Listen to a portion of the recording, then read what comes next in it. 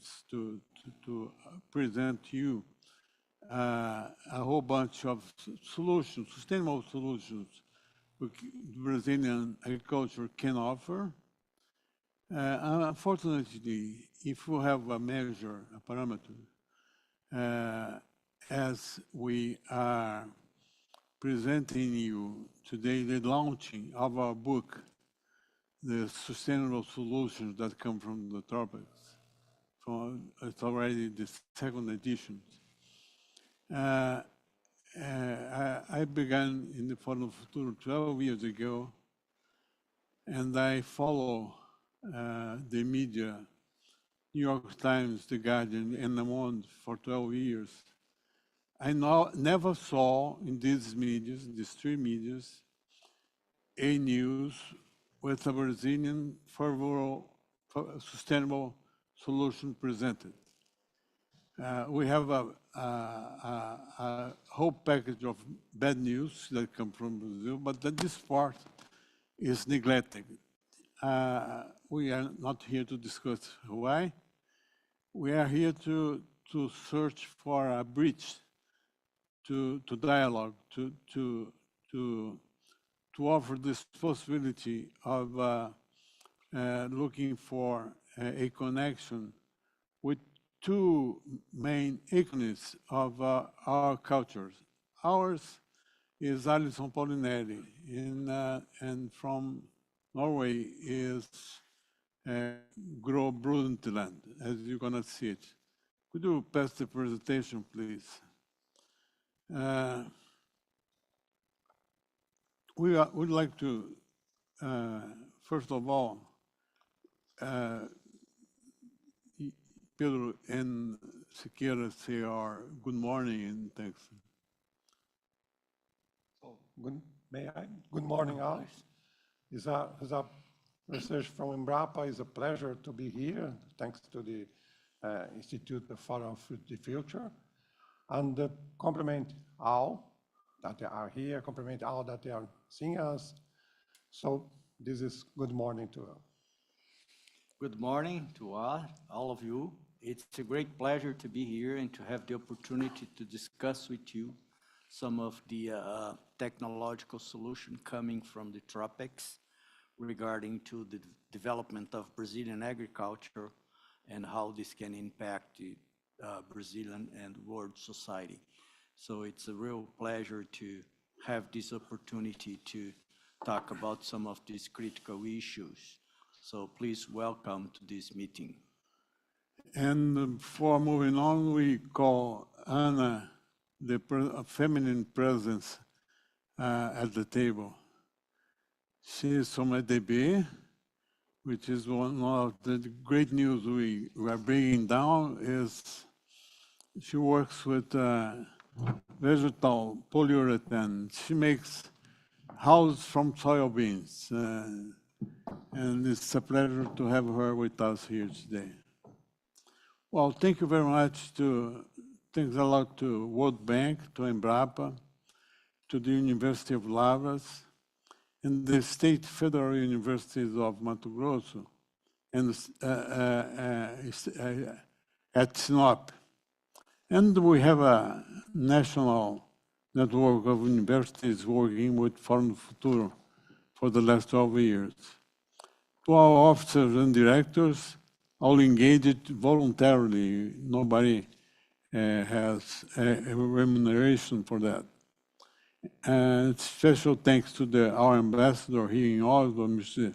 Rodrigo Santos, Dr. Lujain Alcomani from IT Forum, one of the most important institutions on climate change adjustments, and also Manuela Santos and Bruno Rocha, which are our backstage support in Brazil.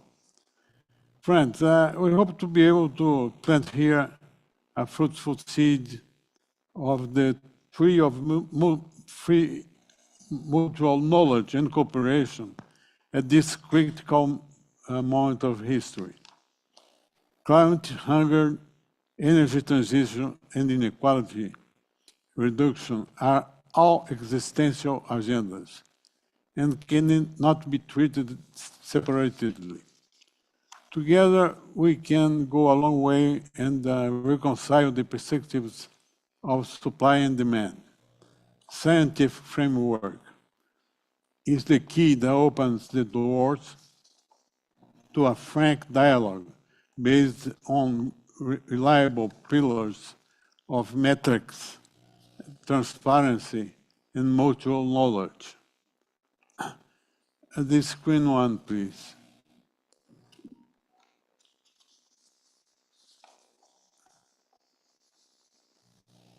Would you show the presentation, please? What science can do for climate, for hunger, for energy transition, for the reduction of social inequality, which is the primary source of the migratory tragedy. Science and facts have lost relevance in the global debate. What to do to get it back? The answer may be obvious in the Scandinavian cultural environment, one of the regions of the world where the result of scientific work comes closest to the reality of the economic, social, and environmental facts. But in the tropical world, the path between the laboratory and society is much longer. And it's not new. A hypothetical dialogue through the ages between the iconic reference Allison and Brundtland helps to light this changing era. In 1987, when coming up with the concept of sustainable development for the UN, the Prime Minister of Norway, Gro Harlem Brundtland, stated in the document, "Our common future.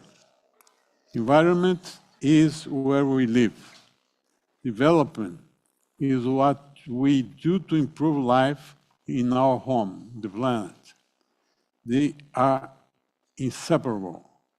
They require coordinated political actions. They require multilateralism." In 2012, the founding speech of the Fórum do Futuro, Alison Paulinelli, creator of tropical agriculture, predicted mega global crisis will only be addressed through the social and technological inclusion of tens of millions of rural producers and companies that has no access to knowledge in Africa and Latin America. But we have good news about the scientific and technological advance. And also many doubts. How to bring together science and society, countryside and city, complexity and lay citizenship. Brazil can already produce energy and 3 crops in the same place through integrated and monitored territory management, carbon negative tropical regenerative agriculture is the new frontier of sustainability. The transformative proposal of digital inclusion, coupled with the model of socio-environmental indicators in the standard required by OECD, a Brazil that is already a global leader in biological pest control. Transgeneration dialogue is a strategic urgency. Advanced biofuels, corn and soil ethanol, the vegetable polyurethane, the soil house, which revolutionized civil construction and circular economy. Space technology for monitoring sustainability and biochemical quality. In an increasing polarized world, making the civilized achievements of science democratic is transcendental. The Fund of Futuro insists on analyzing context and predicting scenarios, considering the results of social sciences, history, sociology, political science, and strategic communication. A new look at the Amazon brings an example. It's extremely rich in research. At the same time, we have 28 million people, inhabitants, in a region which is a record holder of indicators of misery and hunger. How to couple that, that's the problem.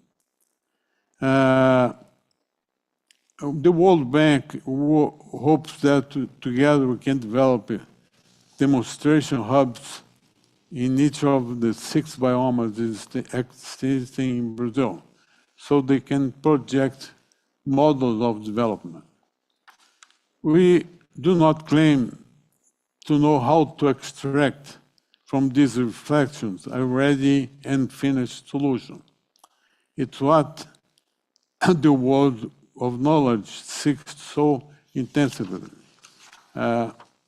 However, Scandinavia already has the path toward what we call the third leap, the alliance between the state, the private sector, and science, which puts knowledge at the service of people and the planet.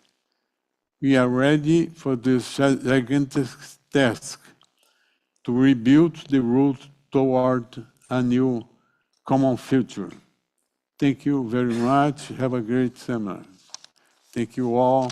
And now we're going to have the words of our president, Mr. Paulo Romano. Please.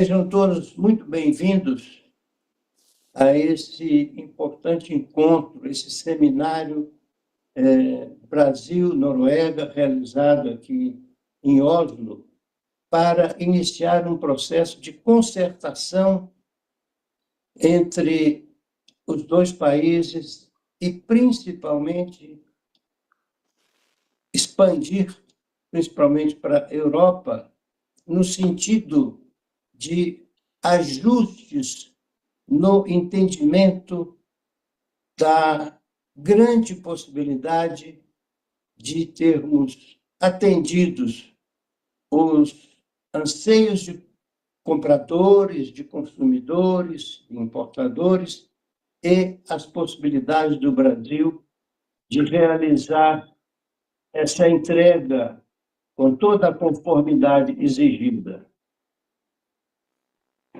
Era o ano de 1974 e o Brasil vivia em segurança alimentar e a Amazônia caminhava para a destruição.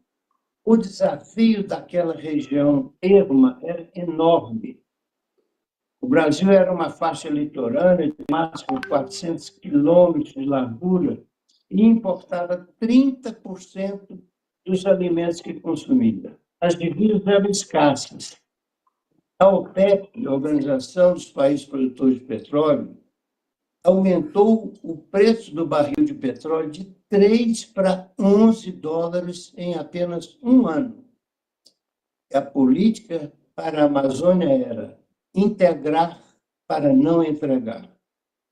Bom, e principalmente faltavam conhecimentos de cientistas que assegurassem a utilização eficiente dos solos, principalmente dos cerrados, bioma que ocupa 22% da área do país, equivalente a 2.036.448 quilômetros quadrados, ou seja, mais de 200 milhões de hectares. A conhecida e respeitada Embrapa, empresa brasileira de pesquisas agropecuárias, criada em 1973, foi implantada na gestão de Alisson Paulinelli no Ministério da Agricultura entre 1974 e 79. Nesse curto período foram enviados 1.530 pesquisadores recém-contratados para aprender ciência nos centros mais avançados do mundo e voltar ao Brasil para desenvolver a sua tecnologia própria para a agricultura. Isso de forma inteiramente articulada com dezenas de instituições de ciência no Brasil e de consultores internacionais. Temos como referência importante Norman Borlaug, o líder da Revolução Verde, que foi o primeiro grande salto no aumento da oferta mundial de alimentos. Assim foi instituído o Sistema Nacional de Pesquisas Agropecuária. Iniciou-se aí a ruptura de séculos de domínio exclusivo do agro temperado no mercado internacional de alimentos. Esse seminário trará um resumo de como o agro tecnológico e sustentável, referenciado em ciência, evoluiu no Brasil. É fundamental entendermos que democratizar o conhecimento através da inclusão social e tecnológica é a bandeira inaugural do Fórum do Futuro, a partir da premissa de Alisson Paulinelli. E vejam bem, quais eram essas premissas? A segurança alimentar e energética, as mudanças climáticas, a redução da desigualdade social e a mitigação do fluxo migratório forçado pela fome e pela pobreza. Só ocorrerão se nós caminharmos para a democratização do conhecimento e para o fim da exclusão. Com sua façanha no aumento da produção de alimentos, o geneticista Norman Borlaug recebeu o Prêmio Nobel da Paz. Alisson Paulinelli recebeu o Prêmio Mundial de Alimentação, equivalente a um Nobel de Alimentação, por ter liderado a construção da atual e potente agricultura brasileira, que consagrou o que nós denominamos o segundo salto na produção de alimentos. Antes de seu falecimento, o nosso patrono, o ex-ministro Alisson Paulinelli, fundador do Fórum do Futuro, deixou em curso o conceito e a mobilização na direção do terceiro salto, a que convidamos a todos a se enganjar. É uma proposta de pactuação entre a oferta tropical, sustentável, social e ambientalmente responsável, com foco em bioenergia e alimentos mais saudáveis, atendendo os padrões e protocolos exigidos pelos consumidores contemporâneos mais exigentes em todas as partes do mundo. Muito obrigado, tenhamos todos um bom evento. Romano was the co-pilot of the Cerrado Revolution. He was the vice minister of Alisson Paulinelli and personally responsible for the colonization. He created himself 30 cities and has potentialized all 200. So it's a live history. And now we're going to hear our CEO, which is a very specific character also. He's a businessman. He's a shareholder of Caramuru, one of our main industry in the business of soy protein. And he's also a very wise investor in sustainable activities. He presides the Institute of Free Soja, free from transgenic, and has created the polyurethane from soybeans, which Ana represents here. So we will listen to him now. Please.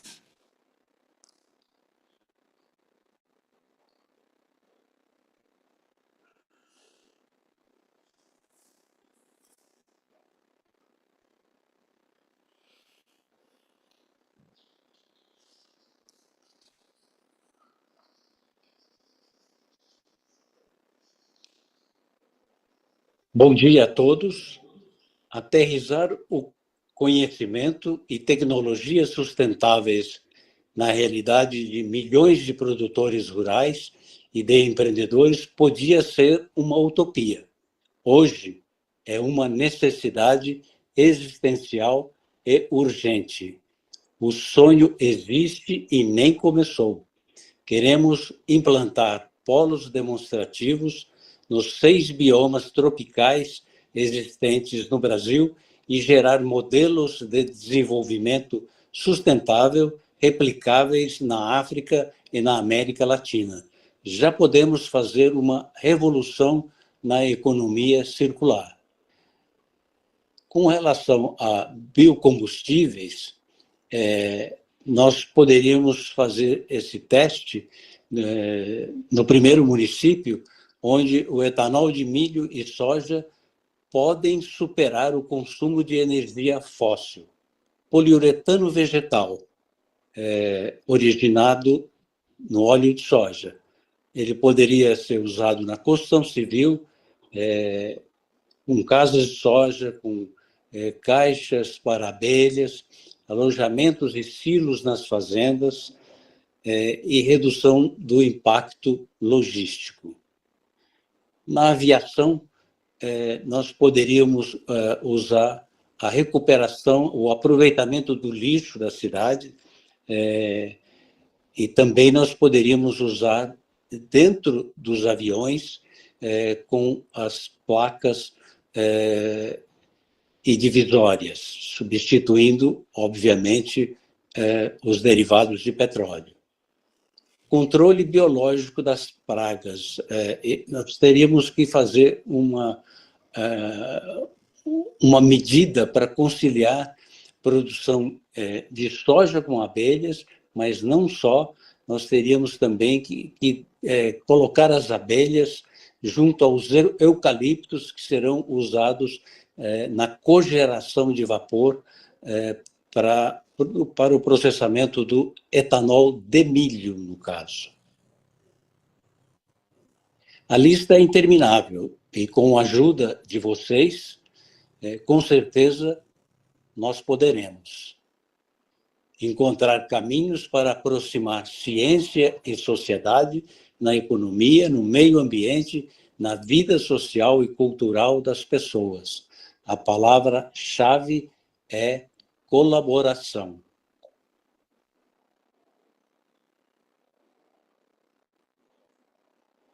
From a very old partner, which is Mr. Diego Arias. He is World Bank Manager for Agriculture in Latin America and Caribbean. He is with us since 2014, the beginning of Ford Futuro. And we have visited Washington through him to talk to the head leaders of Banco Mundial to present what we call the Project Biomas in 2016. So it's a long partnership, and the whole general idea for them is to use sustainable solutions to create jobs, dignity, and sustainable jobs. Now, Mr. Diego, please.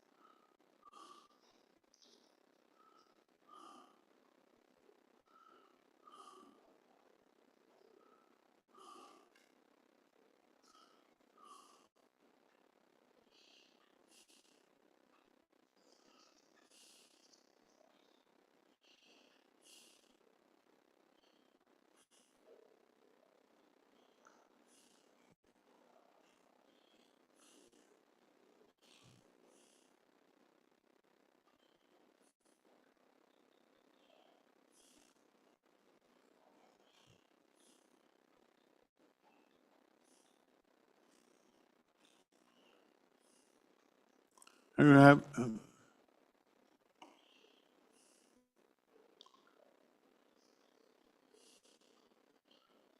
no, that's the presentation. It's Mr. Diego Arias, please.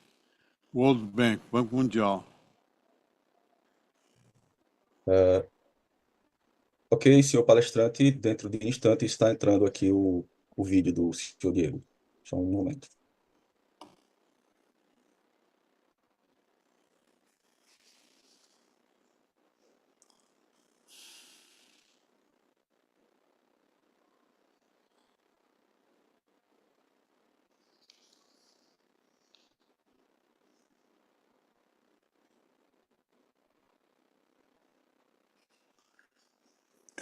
You're going to have at the site of Fórum Futuro all presentations of the seminar and videos at your disposal, okay?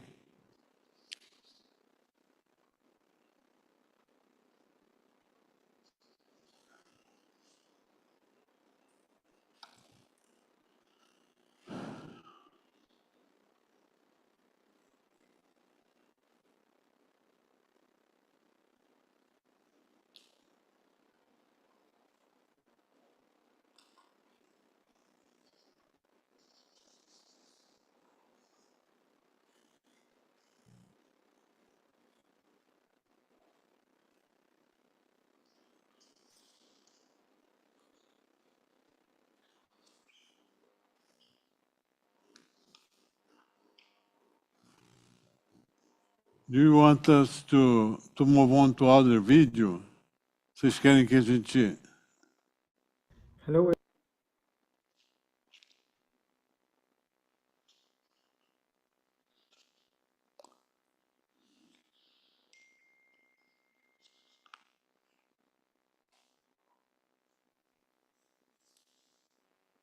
Hello everyone, and thanks for inviting me to give some opening remarks at this very important event. I'm sorry I cannot be there with you in Oslo, but the World Bank is a close partner of Fórum do Futuro. My name is Diego Arias. I'm the manager for the Agriculture and Food Department covering Latin America and the Caribbean. And the work that is going to be presented today and the discussions that you're going to be having on sustainable solutions coming from the tropics is something that at the World Bank we are working very closely with countries like Brazil, like Colombia, in bringing these solutions on making agriculture not only sustainable for these countries that face climate change and biodiversity loss, but also for other countries around the globe where the solutions for the current climate crisis are expected to come from the region. Today there's an increased focus not just on climate change, but on food that is nutritious and that take care of many of the malnutrition problems that the human populations are facing today. We see food insecurity increasing globally.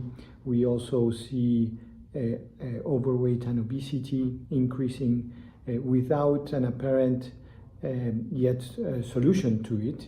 And from the agriculture sector and from the tropics, there is this potential of bringing the solutions to these global climate and health and human health problems. So this is why we're very excited of partnering with Fórum do Futuro for these discussions on how to achieve this frontier in sustainable agriculture and how to make agriculture policies and programs more inclusive and more sustainable. And also we are working on how to change the dialogue and the communications around agriculture and food, because although we know that there are impacts on the environmental and social side from agriculture policies and programs, there are important benefits and solutions. Where the World Bank finished a recent study showing how without climate change mitigation in the agriculture and food sector, we will not reach the climate objectives of reducing greenhouse gases and global temperatures. And these reductions and these solutions on the agriculture and food sector will need to come and will need to be implemented in middle-income countries like Brazil and in ecosystems like the Amazon. All this to say that the World Bank has increased its financing for the agriculture and food sector, but in particular has increased the financing on climate solutions in the sector. There is about $1 trillion today being spent on climate financing, but only 3% go to agriculture and food. While we know the agriculture and food sector is responsible for about 25% of global greenhouse gas emissions. This means that there is no correlation between the money that flows for climate solutions and the importance of the agriculture and food sector in solving the problem. And so we are on a mission to correct that, to increase climate financing for agriculture. And these are the type of initiatives that help identify the solutions that can be implemented and developed in countries like Brazil, but then disseminated globally to make that change at scale in land use and agriculture and food production practices and technologies. It's a pleasure to be with you today virtually. I very much look forward to the results and the outcomes of your discussions, and I wish you a very productive event. Well, we are very pleased to inform you that we're moving on to the second phase of the project with World Bank toward structuring a meta-planning of how to do this. We confess we don't know. We know it's urgent to get closer human and rural perspectives, science and society, and the news today show us it's going to be a huge challenge from now on.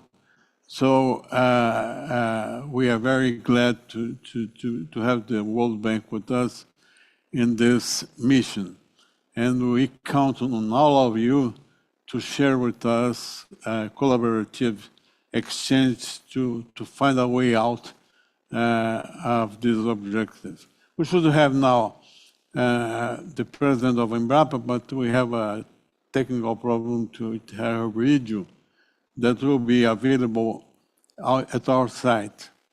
And afterward, we will have the director of business of Embrapa and Aeolia, Mrs. Paula Pecker, which is Embrapa Environment, and we have here Pedro, which holds the ES Agro, which he represents himself, the LabX of Embrapa in Europe, and 5 units of the company.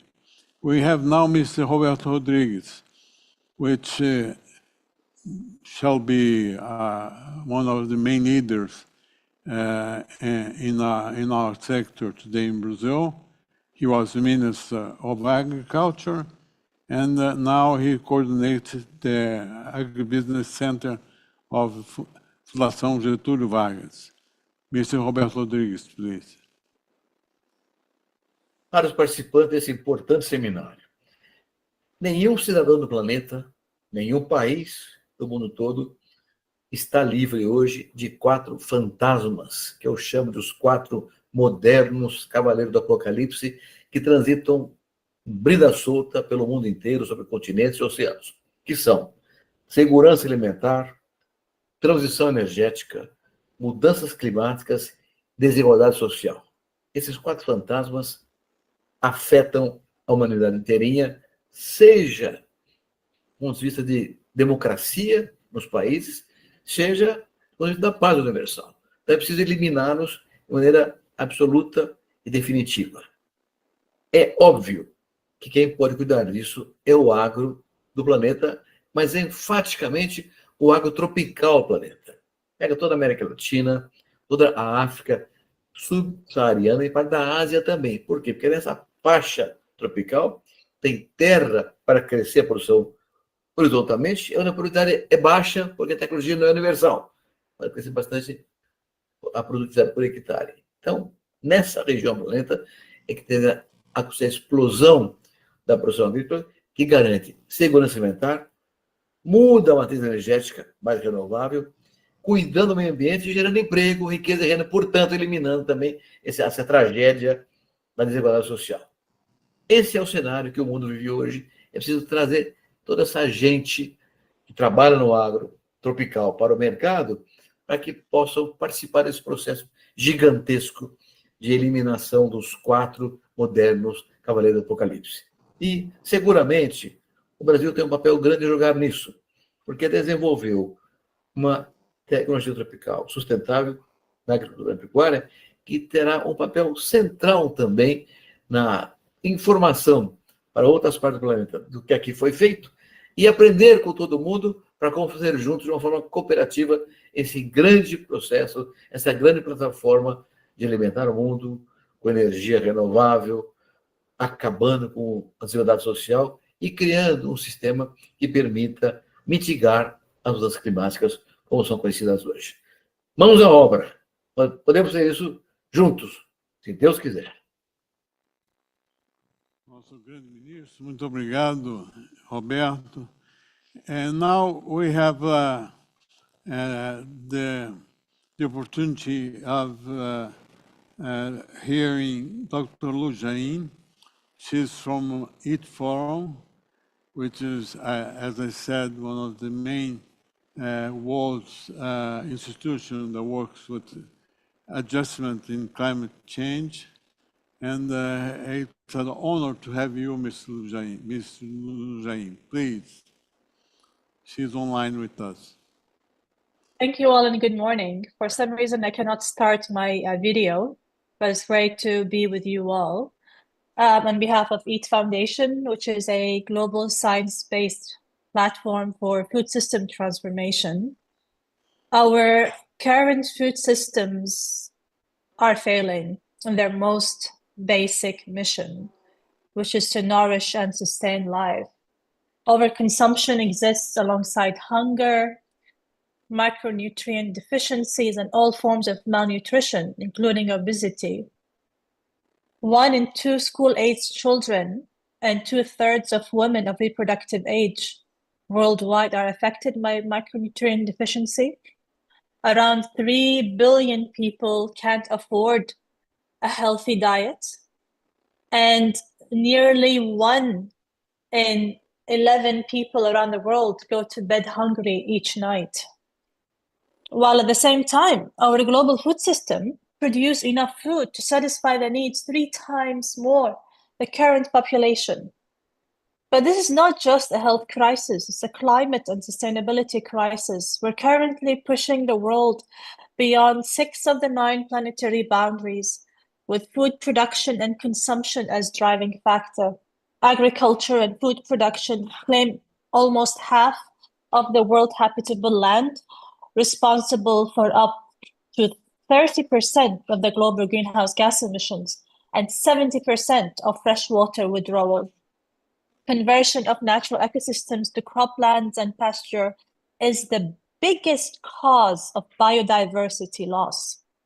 Nearly 40% of the world fish stocks are fished at unsustainable levels, and the rapidly expanding aquaculture sector has negative effects on coastal habitats, freshwater, and terrestrial systems. So we really need to break this vicious cycle and transform our food system to fit its purpose, which is healthy diets for all within the planetary boundaries. We launched earlier in January our Food Systems Economic Commission report that showed that transforming food systems could significantly reduce today's hidden costs and unlock up to $10 trillion in annual benefits. That is equivalent to 8% of the global GDP. So around 70% of that benefit comes from dietary shifts alone. So if we look at the Brazilian food system, the hidden costs of the Brazil food system are estimated at approximately $500 billion annually, primarily driven by unsustainable production practices and greenhouse gas emissions.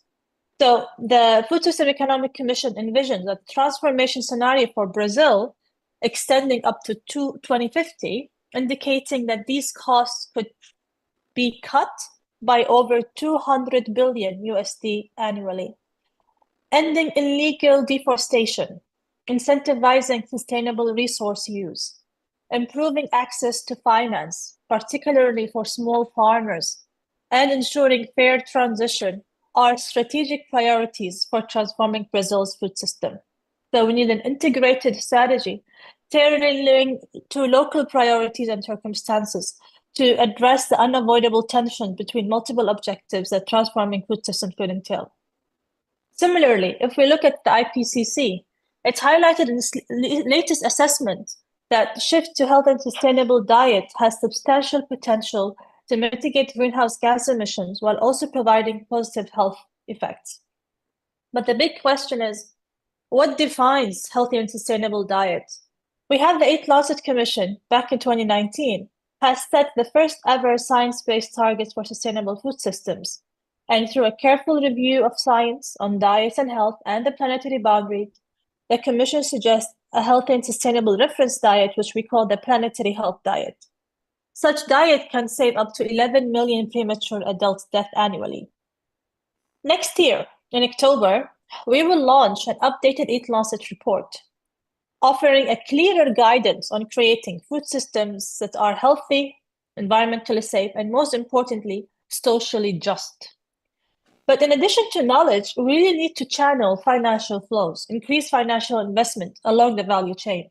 The previous speaker from the World Bank has flagged the very low percentage that food system takes from overall climate investment, and that needs to be changed.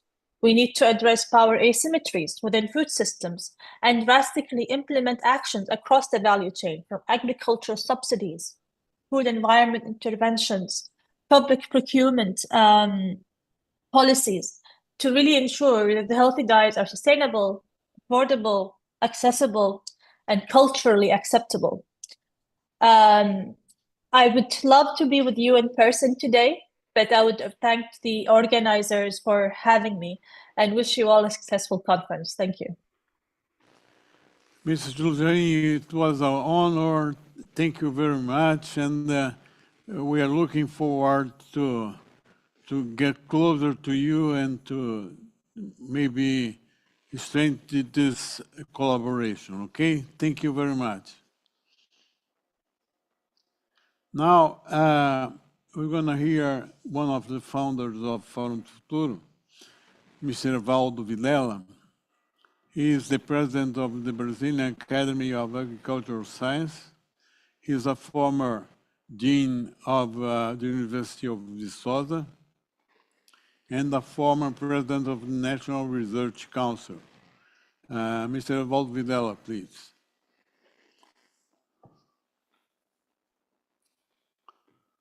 E cumprimentar todos os participantes deste evento. É o Fórum do Futuro, levando as novidades que nós temos na nossa agricultura para todo o mundo. É muito importante esse entendimento entre Brasil, Noruega, Noruega-Brasil, sobre a questão de como produzir alimentos de uma maneira mais sustentável. A ciência brasileira, ela vem já dos anos 70 para cá, criando possibilidades de nós melhorarmos as nossas práticas agrícolas, né?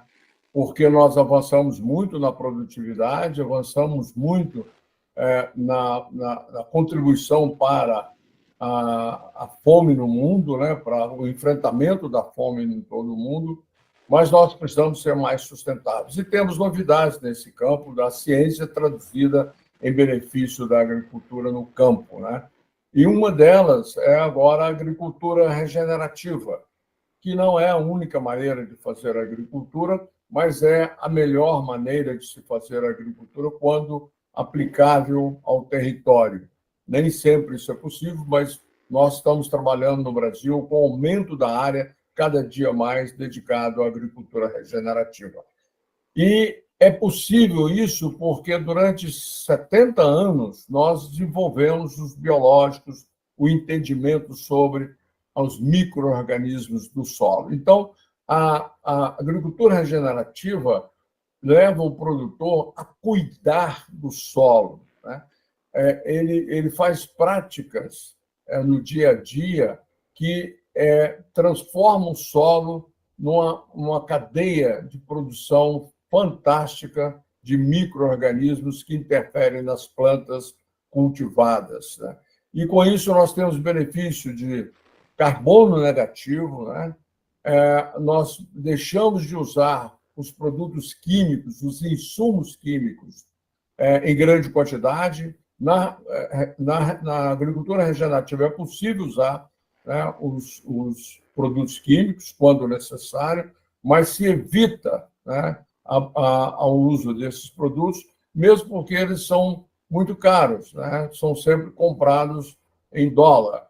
E a agricultura regenerativa traz um benefício para o produtor, inclusive nesse aspecto da lucratividade, porque ele despende dinheiro em regenerativa em reais, na moeda brasileira, ao invés de ter que investir em dólares. Bom, outro benefício muito grande da regenerativa é nós trabalharmos com menos fertilizantes, né? Uso de fertilizante é limitado. Por quê? Porque nós temos os biofertilizantes, nós temos maneiras de fazer a biota do solo, os micro-organismos do solo, produzirem também fertilizantes. Isso é uma prática corriqueira já em várias partes do Brasil. Quando nós visitamos, por exemplo, Paraná e Goiás, que são grandes produtores de soja, nós já vemos isso em grandes fazendas. O agricultor já pratica a agricultura regenerativa e, inclusive, ele consegue hoje produzir os seus insumos, né, na própria fazenda, o chamado on-farm, que está agora com uma legislação muito adequada, de maneira que ele pode produzir os seus bioinsumos, ele só não com qualidade, né? Há que se cuidar com a qualidade, e é para uso próprio. Então, a regenerativa, ela traz um conceito novo de o agricultor prestar mais atenção naquilo que ele está fazendo, com benefícios muito importantes na hora dele calcular os custos da produção e o benefício, né, à diversidade biológica do solo, da parte aérea, e ele ter produtos, né, que são produzidos de uma maneira muito mais sustentável. Por isso, nós estamos cada dia mais levando essas novidades ao mundo todo, para o mundo perceber que aquela agricultura que nós praticamos nos anos 70, ela tem evoluído e muito. Ela tem sido muito atenta às questões de usar melhor os recursos naturais e trabalhar de maneira que nós possamos equilibrar a plantação, a lavoura, né, ao longo do tempo. Porque a agricultura regenerativa, ela trabalha num conceito que, ao longo do tempo, você estabiliza mais. Não é uma estabilização zero, claro, mas é uma estabilização ao longo do tempo, em que cada vez mais você usa os recursos da natureza para fazer a produção de alimentos. Nós, aqui no Brasil, estamos chamando, né, a atenção para uma agricultura mais próxima da natureza. E isso vem no momento em que nós também estamos produzindo, numa outra vertente, os produtos biológicos em fábricas, né? Nós temos hoje tecnologia. O Brasil hoje é o país com maior tecnologia e maior uso de insumos biológicos, micro-organismos, fungos e bactérias, macro-organismos, que são os agentes de controle biológico, que são produzidos hoje em startups, estão produzidos hoje em fábricas, né? Inclusive o Brasil detém a maior fábrica de produtos biológicos de todo o mundo, né? Que tem áreas, grandes áreas de plantações tratadas com produtos biológicos, praticamente só com produtos biológicos, muitas vezes, e isso é que é interessante no nosso conceito aqui no Brasil. Nós estamos procurando fazer uma agricultura sustentável e estamos fazendo uma agricultura mais sustentável ao longo do tempo. Ou seja, nós usamos todos os recursos possíveis, né, desde que eles atendam aos conceitos, né, os conceitos da agricultura regenerativa e dos aspectos mais ambientais, de proteção ambiental. Então, esse é o grande trunfo que nós estamos trazendo e é muito importante que o mundo conheça e reconheça esse trabalho que nós estamos fazendo no Brasil, que é fruto da ciência tropical. Muito desses conhecimentos são gerados em universidades, na pós-graduação no Brasil e na Embrapa, e também nas instituições estaduais de pesquisa. Esse conjunto de trabalho, ele tem revolucionado as nossas práticas e nós podemos dizer que a agricultura tropical, a agricultura praticada no Brasil, hoje, ela tem muitos componentes dos produtos biológicos que faz a grande diferença de todas as agriculturas praticadas em todo o mundo. Muito obrigado a todos vocês. A gente aqui agradece o Evaldo, sempre presente nos nossos trabalhos, e gostaríamos de ouvir agora o Chief Research, I'm sorry, we thank Evaldo, we thank very much Evaldo, and then we're hearing now the Chief Researcher of the Biodiversity and Biotechnology Group of the Valley Technological Institute, which was once presided by Siqueira, which is here. Please, Mr. Guilherme Oliveira.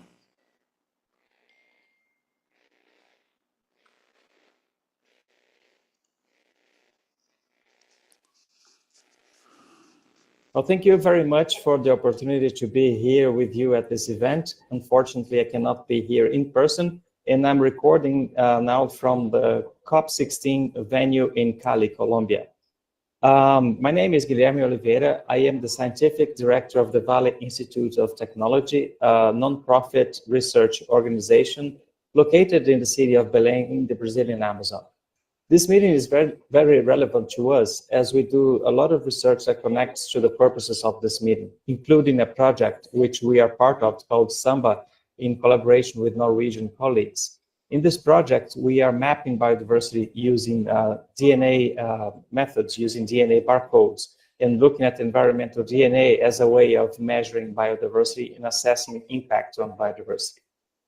Here in Cali, we are launching another project with a Norwegian partner. This is with Hydro. This is a mining company from Norway that operates in Brazil. And in this project, we are measuring impact on biodiversity using the framework of no net loss, in which we measure the impact and what the company is doing to conserve biodiversity and hopefully turn out with a zero or a positive impact on nature. So it is a real pleasure to be here, and I hope that this event we can combine new technologies to foster development and agriculture in a sustainable manner, considering the conservation of biodiversity and its impact on people. Thank you very much for the opportunity to be with you here today. Well, thanks, Mr. Oliveira, and we shall take advantage of the time to start immediately the next panel, so we can decompress the agenda of the afternoon and maybe generate room for debates, okay? So we move on to carbon negative tropical agriculture, the new frontier of sustainability. And this is a very brand new thing for me, although for the scientists it's a very old discussion, but it's a new package, a new approach. I think who never got in touch with it will be surprised for the results it can provide. So we start with the video of Mr. Eduardo Martins, which is the president of a group named the Associated Group for Sustainable Agriculture. They are 3,800 producers in Brazil with this focus, represented here by Mr. Pablo Hardwin. And Eduardo Martins was once member of one of the environmental institutes of government in Brazil. He's a very qualified actor also. Please, Mr. Eduardo Martins.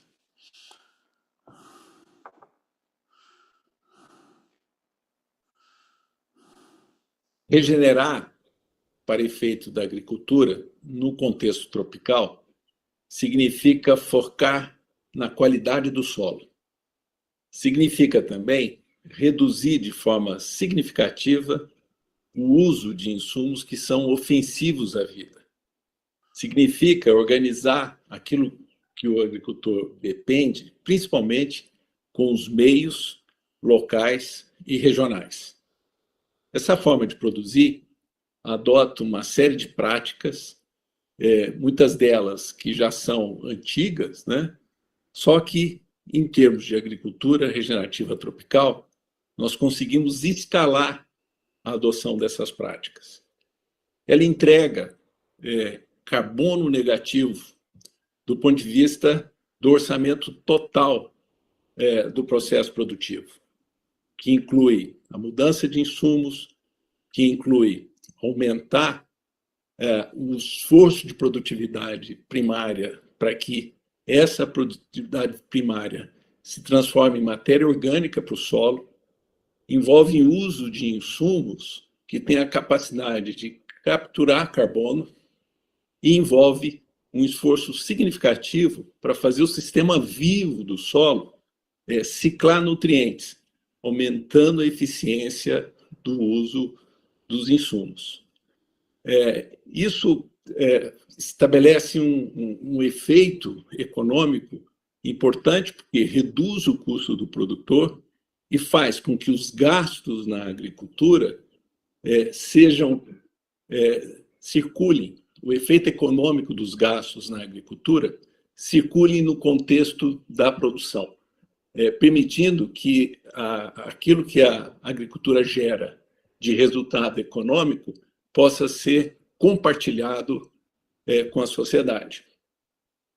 Também envolve uma redução significativa das possibilidades de contaminação de todo o sistema e de todas as pessoas envolvidas no sistema, inclusive na qualidade da produção final. Tudo isso, hoje no Brasil, já é praticado no Brasil inteiro, com uma diversidade muito grande de culturas e com tamanho de áreas que vai de dezenas de hectares até alguns milhares de hectares. Isso tudo nasceu dentro de uma iniciativa de agricultores, que é o Grupo Associado de Agricultura Sustentável, o GAAS, e hoje esse grupo se transformou numa grande rede, onde os agricultores trocam experiência, onde os pesquisadores colaboram para compreender como é que os processos funcionam e como é que eles podem ser melhorados, e técnicos que hoje multiplicam essa forma de produção, oferecendo assistência técnica para o agricultor que quer fazer a transição regenerativa. Isso nas condições tropicais tem uma série de vantagens, porque a velocidade dos processos são mais rápidas, os solos são mais profundos e aumentam muito a possibilidade da gente manter carbono, e a gente consegue ter, ao longo de um ano agrícola, né, em algumas circunstâncias onde a oferta de água é vantajosa ou mais bem distribuída, a gente consegue ter até 3 culturas no mesmo ano agrícola. Isso tem sido feito com maior resiliência, com uma capacidade muito ampliada de resistir à falta de chuva e também solos que são permeáveis para poder lidar com excesso de chuvas. Nós hoje estamos no Brasil inteiro, hoje são mais de 3.000 agricultores que usufruem dessas práticas. Temos estruturado esse nosso grupo em todos os estados brasileiros e a gente acredita que, do ponto de vista de demonstração de forma objetiva e concreta, não falta caminhos e exemplos para a gente ampliar a adoção da agricultura tropical regenerativa.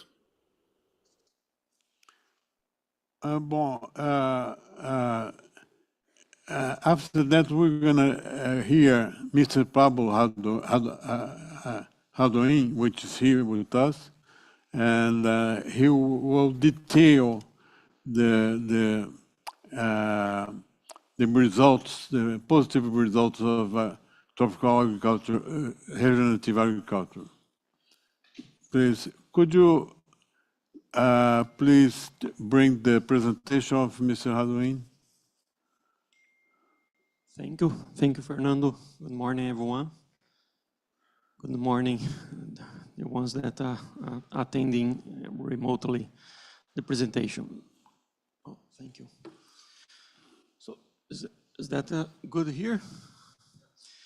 Thank you. So we're just going to show some of the results pointed by Eduardo Martins in the previous talk.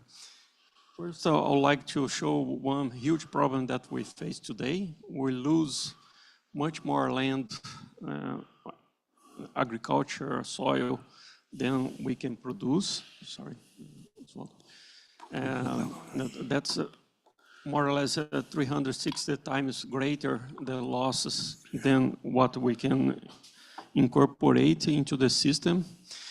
And beside that, we also have more than 50% of the land already with some stage of degradation, which means that it can put the food production in jeopardy. So the group associate of agriculture, sustainable agriculture, it's composed of farmers that decide to look for alternative ways to to produce food. And we, as mentioned by Eduardo Martins, we're distributed around the whole country with more than 3 million hectares, more or less. Some of the practices, not all of the farmers are on the same scope, but some are initial and the other ones are more advanced. And what we're seeing that the ones that are highly advanced, they have more or less 60 to 80% of reduction in pesticide usage and increase or a cost reduction of 30%, 30 to 40%, which means that the lucrativity it's increasing.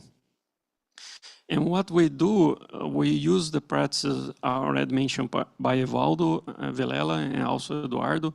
We use the good agriculture practices that was developed by scientific corps, the scientific institutes, Embrapa, universities, and private sectors. And we apply it to improve the soil quality with the use of the biology for the cycling of the nutrients. So as we know, the tropical soils are quite vastly without charge, and is highly wetted.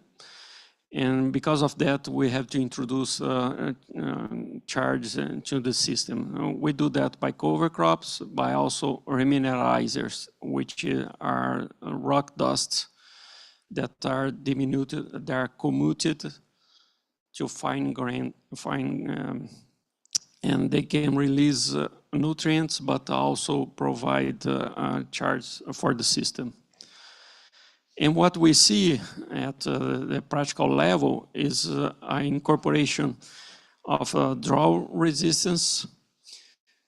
This is one farmer in Brazil, which the pictures on my left hand are the ones that are introduced the system, and on the right hand are the ones that are on the conventional agriculture.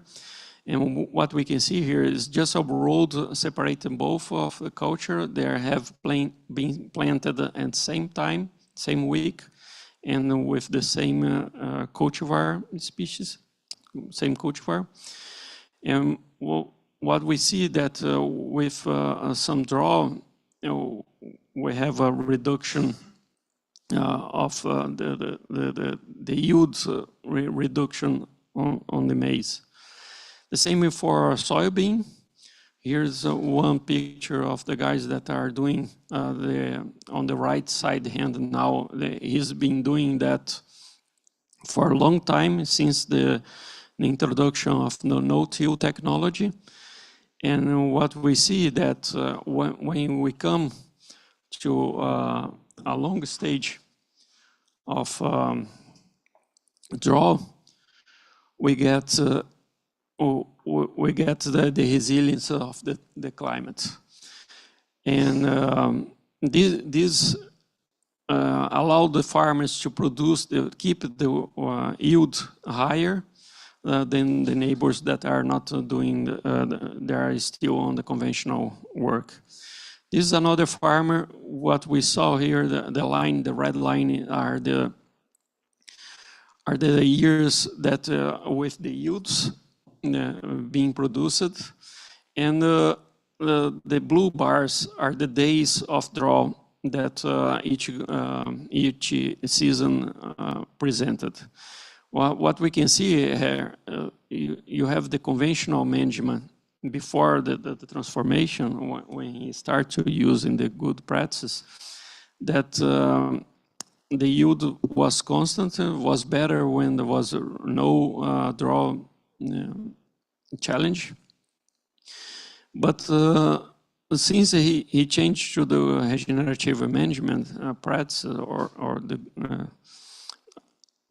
the good practical agriculture, we see that the yield keep the same even with the high numbers of days with drought. And I would like to call your attention, last year was really challenging for the farmers. Many farmers in the Midwest of Brazil suffer with the drought. And what we can see that even on this condition, we get the same results, the same yield when you have a season that was perfect with the conventional management. So which emphasize the resilience of the system when you adopt regenerative agriculture. Here we can see also improvement in SEC, which was introduced by integrating with animal. We have the most sand soil after 3-4 years, introducing remineralizer and also integrated with the animal. We get this dark color soil, which is rich in organic matter. And it's a process of construction, so it's not done in 1 year, but it takes time.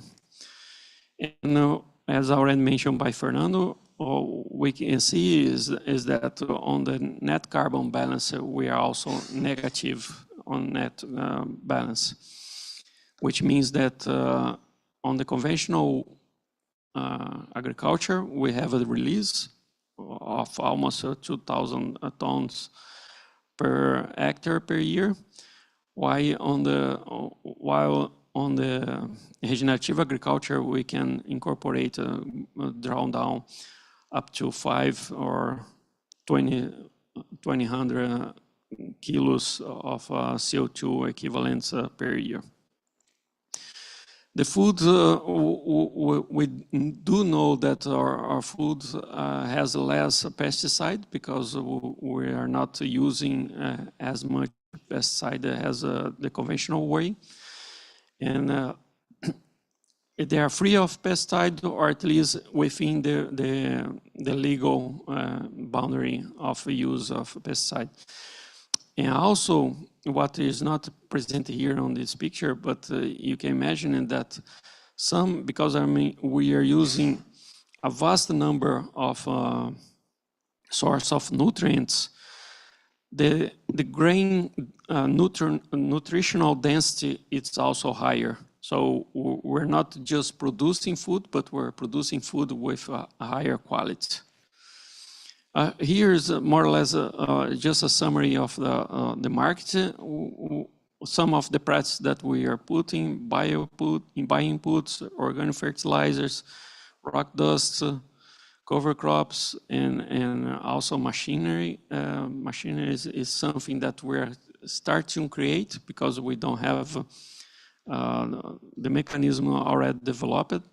But for most of them, you can see it's an increase year by year in the market growth. It was with exception of the rock dust because it's highly affected by the price of the chemical fertilizers. And this data is more recently because of the war between Russia and Ukraine. The price of the fertilizers was really high, and the farmers start to looking for different uses. So they adopted the organic fertilizers, the rock fertilizers.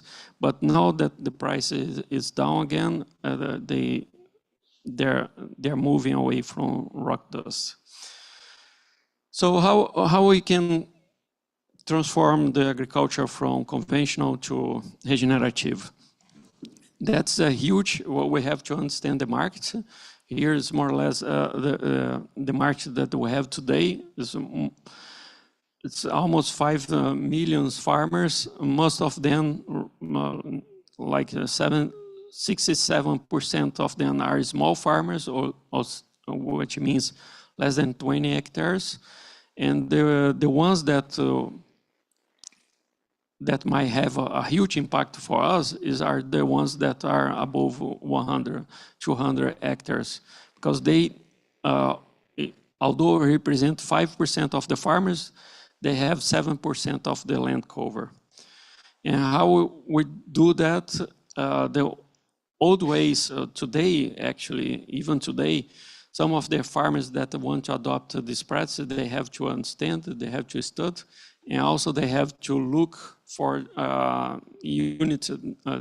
demonstration units outside of the country.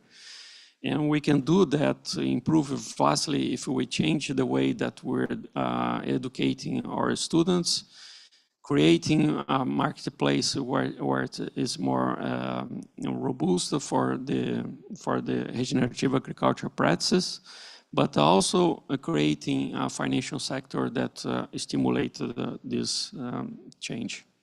So that was my talk. Thank you very much. Tusen tack. Thank you very much. So we now are going to hear again Mr. Valdo Vilela, which brings another very good news about our agriculture. We are global leaders on biological control. And Evaldo is one of our main entomologists, and we will show that to you. Please.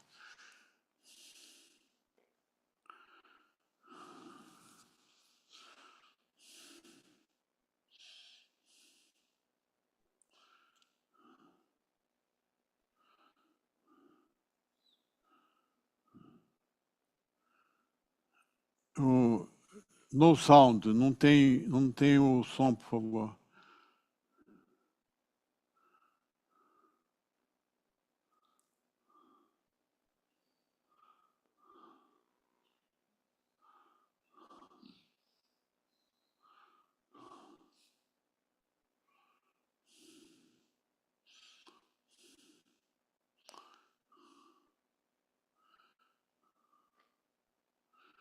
Se vocês tiverem problema, eu posso botar o próximo. Brazil has become the largest producer and consumer of bioinputs for pest control in the world. This happened after 5 decades of research and development in Brazilian universities and Embrapa. Now, Brazil is implementing a biological control model for tropical regions of the world to produce food without pesticides. Nowadays, Brazil leads in research and development in biologicals and also for field applications for large plantations in a way to have an agriculture closer to nature. The use of biocontrol agents in Brazil has grown 30% in 2023. Only Copert, a Brazilian Holland company based in Brazil, applied in 2023 around 20 million hectares in Brazilian agriculture. Now, much of this is due to this company, established 13 years ago, and today is the largest company that took biologicals from Brazilian biodiversity. Let's see in the following video a little bit how this company has industrialized biological control and is now contributing to the sustainability of Brazilian agriculture. Estamos trabalhando para a agricultura em que a produtividade e a sustentabilidade caminham juntas. Somos a Copert América do Sul. A Copert, empresa holandesa, é líder mundial em proteção biológica de cultivos, produzindo tecnologia viva desde 1967. Seguimos em constante expansão, promovendo o controle biológico e a rentabilidade da agricultura na América do Sul. Com unidades de produção de biodefensivos, macrobiológicos e formulações no Brasil, elevamos a qualidade e garantimos a logística assertiva até o produtor rural dos países vizinhos.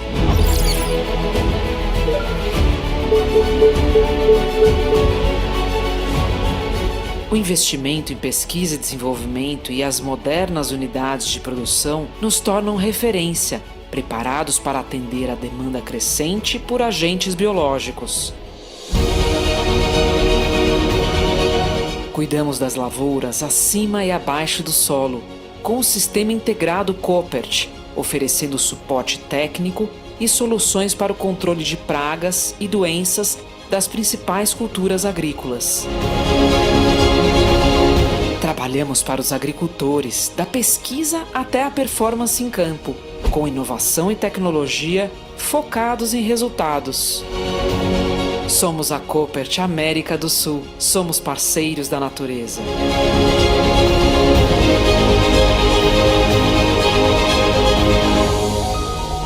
Biológico é Copert. Now, I have the pleasure to introduce you a very unique character. And if I make soccer analogy, he could play as a goalkeeper, in midfield, anywhere, kind of Pelé of our business. And Mr. José Siqueira is at the same time a member of Brazilian Academy of Sciences, where it's it's a very selected team of scientists that can get in it. He has 39 patents worldwide protected. He is a businessman of success.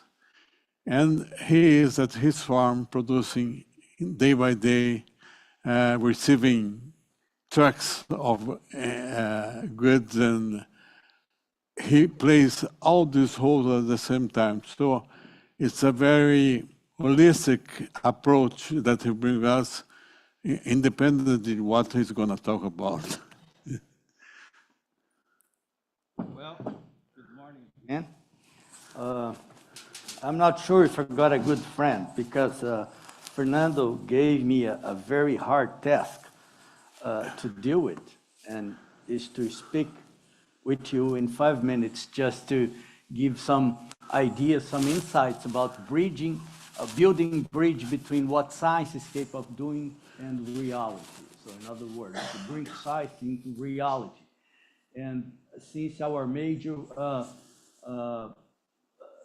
theme of emphasis here is agriculture, Brazilian agriculture, and solutions coming from the tropics, I will try to illustrate this.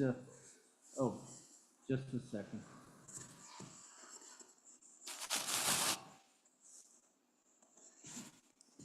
All right, thank you. So I'll try to illustrate this idea of bridging this science with reality with a few examples of our Brazilian agriculture. So we should start with this aspect of science, technology, and innovation matter. And that's matter because it is important for us to build knowledge. So that's the first and most important thing in order to understand ourselves, to understand nature, and to understand the universe. And so that's one of the reasons why science matter. And also to allow us to develop new discovery inventions and make development of that new discoveries, to promote innovation. And the reason for that is to generate wealth, to solve problems, and allow us to make informed decision, and with that transform our lives. And so these are some basic aspects that we have to consider with. So the key thing is how to convert knowledge into wealth and development. And this is not a linear process. This is very complicated and complex, and is slow. And the decisions to use or not new development or new technology depends upon our vision of the future, the vision of entrepreneurship, and also the resources we have. So the fact is that the real value of science for society is in the final results and not in the research or discovered process itself. So that's something that we got to keep in mind seriously. And so how to make science to work? And science by itself is not too useful.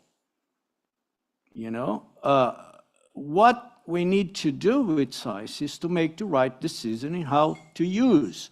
And so for that, we need to bridge, to construct, build between science and data and policy and decision. And so with that, we come up with a very interesting concept that I like a lot, which is science to policy. And science to policy is nothing but scientific evidence, political will, and social infrastructure. So these are important aspects. And to deal with this aspect, we need to have good strategy. We need to prospect the needs, demands, And we need to analyze critically trends and the purpose. So why science, okay? And how to put science together with policy or to construct effective science. And this decision has to be made on facts, value, knowledge, policy, and what results do we expect from using science or science and technology. So we need good planning, executive projects, and what we expected from that. And so innovation is nothing but the materialization of the science benefits. And innovation is what is possible with technology, what is desirable to users, and what is viable in the marketplace. So these are three important aspects governing the success of innovation projects. And at Fórum do Futuro, we are using to promote this innovation-based agri-development, adopting the technological poles or technopoles, the polos tecnológicos. And they are inspired by real demand and challenges, focus on demonstration and strategic communication, and engagement of research, business, and stakeholders. And so these are the basic aspects. And so Sinop AgriPole is one of the example of how do we construct and make a plan of action to reach what we want. And so Brazilian agriculture is a good example of these things, of real science, science benefiting society. So we move from a subsistence extractive farming system, as we have illustrated there, to one of the most industrial farming, large-scale operation farming in tropical world, as illustrated here. I'll not spend much time on that because I don't have this time. But specifically, two crops, it's a good evidence for that. This cotton, the way that we used to do, and we evolved to this large-scale operation system. The same thing with coffee. I brought coffee because I know Norway is a good importer of coffee from Brazil. So we moved from this labor-intensive operations to large-scale production, certified, even regenerative farms system like we saw before. So we reinvented tropical agriculture using the ultimate technology and to become world reference, okay? So this is basically what we have been evolving through and what we ended up. In addition to the grain, the large grain production, we can also produce meat and a variety of vegetable, fruits, and cultivated wood and biomass. So we are not only grains, we produce a lot of different things in a very competitive and safe from the environmental standpoint way. Just to give you some example. And the Cerrado cultivation was a great achievement, like mentioned before. So we moved from unsuitable land management that was done with fire to the most advanced crop and technology management systems in Cerrado. Cerrado was not adequate for cropping, and today is born of the world, I would say. Okay, and so that's happened because very bright mind of managers and scientists and people who has very good insight. And right before his death, Paulinelli said us in a very clear way that the Cerrado needs a new revolution. So we moved a lot, we made a lot in the Cerrado soils, but we need a new revolution, and we are doing that. Ratan Lau, another Nobel Prize, says Brazil will be the global model for positive agriculture, positive in the broad sense, for nature and for people and for the environment, I would say. And so we were pioneer in several different technologies and strategy of management, starting from the Cerrado, which I just mentioned, to the no-till cropping system.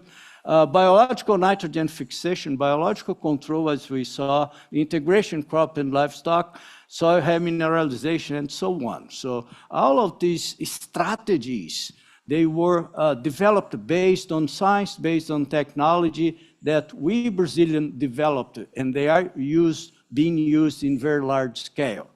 And so all of this gain in productivity that we have, so we moved from 25 to 27 million tons in the 60s to more than 300,000 today. And most of this gain was due to the technology and continued innovation. That's to save land, that's to generate richness, wealth, and so on. And what's more important is that we became this giant of agriculture production, and yet preserving 2/3 of our native vegetation, okay? So that should be made very clear. And adoption of appropriate technology has been important to reduce the footprint and to increase sustainability. So we are moving from our latest great wave of development, which was the Green Revolution, to a greener revolution, which will come up with what that is. So we face serious problem because of high temperature and moisture year-round, and this multiple cropping system that we have, and that's a big challenge that we have to face, and we are dealing quite well with this using these biological tools, bio inputs, which Evaldo just showed us. This is, I would say, a great invention of Brazil. We did not discover the biological nitrogen fixation, but we developed biological nitrogen fixation in such a way that this has a great economic and environmental value by replacing nitrogen fixation or nitrogen fertilization in soybean crop. That is equivalent to $15 billion a year in spending of nitrogen fertilizer. This is being capable of avoiding 183 million tons of CO2 equivalent in emissions of GEE, and a value of 5 billion euros in carbon credits. So that's just to give you value, the importance of this biological type. And that's a nodule. So this is that's my expertise. I spent 45 years studying soil microbiology and biochemistry, and that's a nodule. It's a very elaborated, complicated organ that was evolved by Mother Nature, and we learn how to use. So the input is a cultivated bacteria that you put on the seeds, and you got these results. And so that's what Brazilian agriculture is about. But we need to transform our food system, as we saw in one of the previous speakers here. And the question is, where do we go from here? The reasons we know are there: climate crisis, food insecurity, biodiversity loss, and so on. And so the next wave of our agriculture has to focus on risks, reduced impact, and on legacy. There is no sense in speaking about sustainability without speaking about legacy. And agriculture, especially in this Cerrado, has a great legacy in building new cities, infrastructure, and schools, and so on. A bold vision of our future is a new green revolution for a nature-positive agriculture. And for that, we need a new mindset. We need technology and innovation in a constant, continued way. And that's basically we have to do to reduce GE emission, deforestation, enhance soil quality, decarbonize this system, and decrease the resilience and social benefits for agri-food system. And so the major emphasis from now is not on technology and productivity itself, but to ecological footprint, conservation and natural resource and environment. And how do you, that's the way to where we have to move on. I'm not saying that we don't need more technology, of course we do, but new type of technology, new type of approach, and new innovation. And a transition has to be more conservative, more sustainable, regenerative, and more resilient system. And in order to protect all agri-assets, so we're talking about soils, forest, people, and that's what we have to protect. And what we need to move on is to regenerative agriculture, which has been already explained. And so I'll not cover that, but just to say that we need to enhance environmental and social performance in a progressive way. That's the strategy of regenerative, of this transition that we have to make. And so we have to minimize the negative impacts of agriculture, and at the same time to improve, to optimize the positive impacts in order to establish a net positive. And so the final message is that Brazilian agriculture in a steady state of transition to regenerative agriculture, as Pablo showed us with good numbers and evidence. We have enough knowledge, we have practices, and we have the engagement. And we are in the process of scaling up this new mode, new way of producing agriculture products, not only food, but other things that are equally important, like cotton and so on. So we are almost there. So it's not a thing that's going to be difficult to achieve, to get, because we are almost there. It's just a matter of final adjustment in certain concepts, and we don't need big changes. We need change in mindset of the consumers and of the farmers, and of course the people who care, who plan, who think strategically this sector or this part of the economy. So I'll stop here. And thank you for the moment. Thank you very much, Siqueira.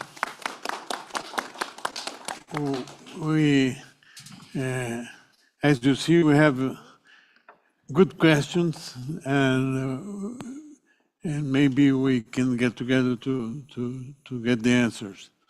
Now, another soccer analogy. Every goal needs a midfielder, someone who distributes the game. And this is Pedro. Pedro is another one of these pieces, strategic positioning to distribute the ball from many points of approach, diverse approach. Please give us your here's, as I said at the beginning, ahead of ES Agro. ES Agro was built by the Minister of Agriculture using Embrapa to answer ECG about social and environmental indicators. Please. Thank you very much. So let me take it. So I feel more like a ball picker than like you said. But see, good morning. And well, how did that was told here by Siqueira, the Minister of Agriculture felt that it was the time to measure this and to get these indicators, to put them on field, to put them and pick up all the science capacity that we had. And this is because the Minister of Agriculture called us from Embrapa, and we get the partnership of Geological Brazilian Enterprise.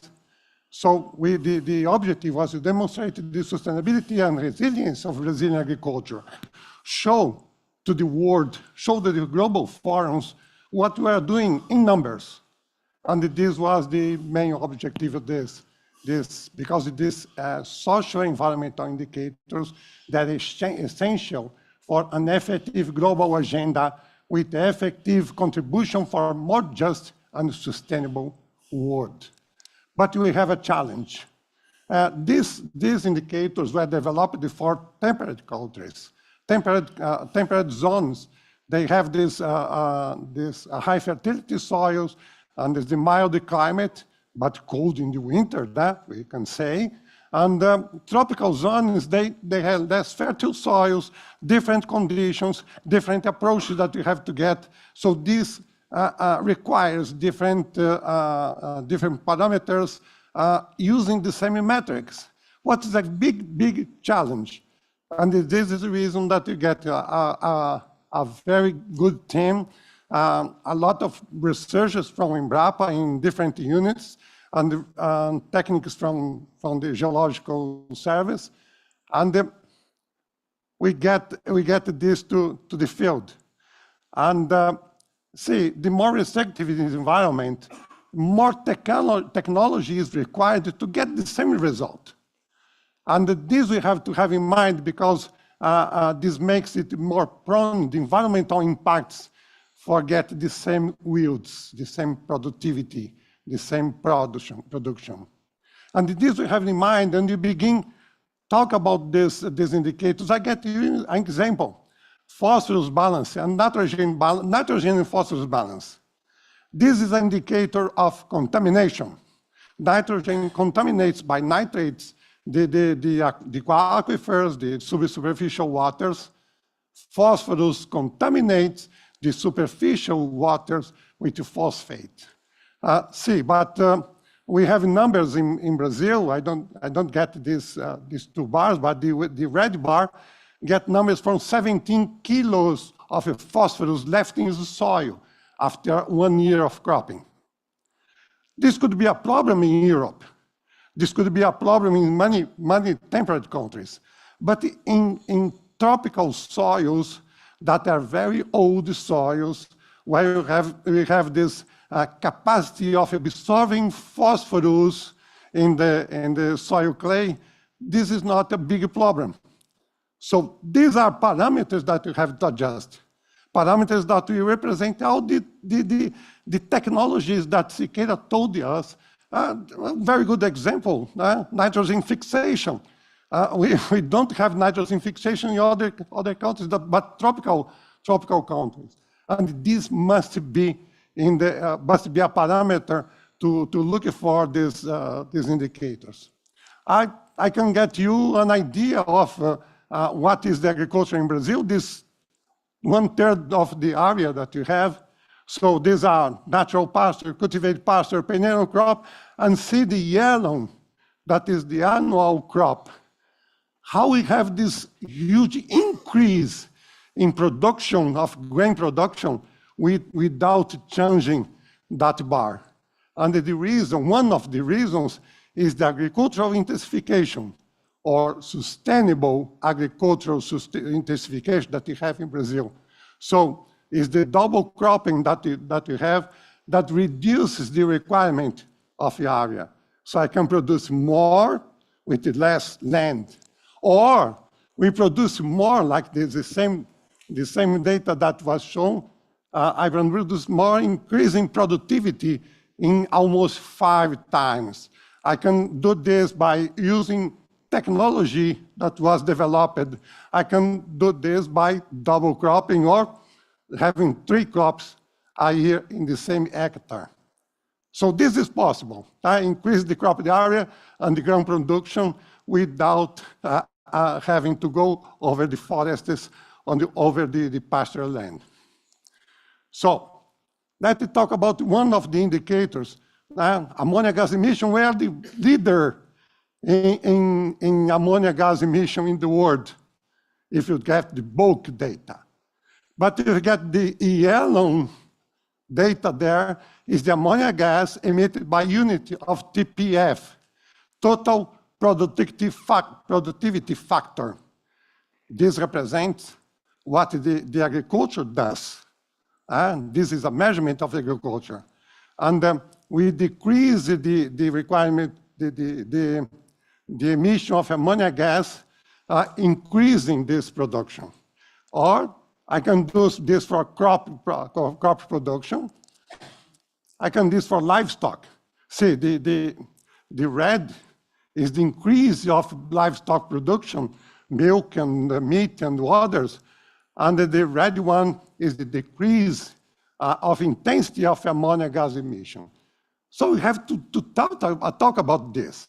This is the efficiency of Brazilian agriculture, is the efficiency that Brazilian farmers has get in putting the technology and in putting the science in the field. Talk about gas emission is the same thing. We have a TPF increase of 4% a year, but you have a relative greenhouse gas emission of 1.5 a year. The difference is efficiency. We get less pollution with more production with less pollution.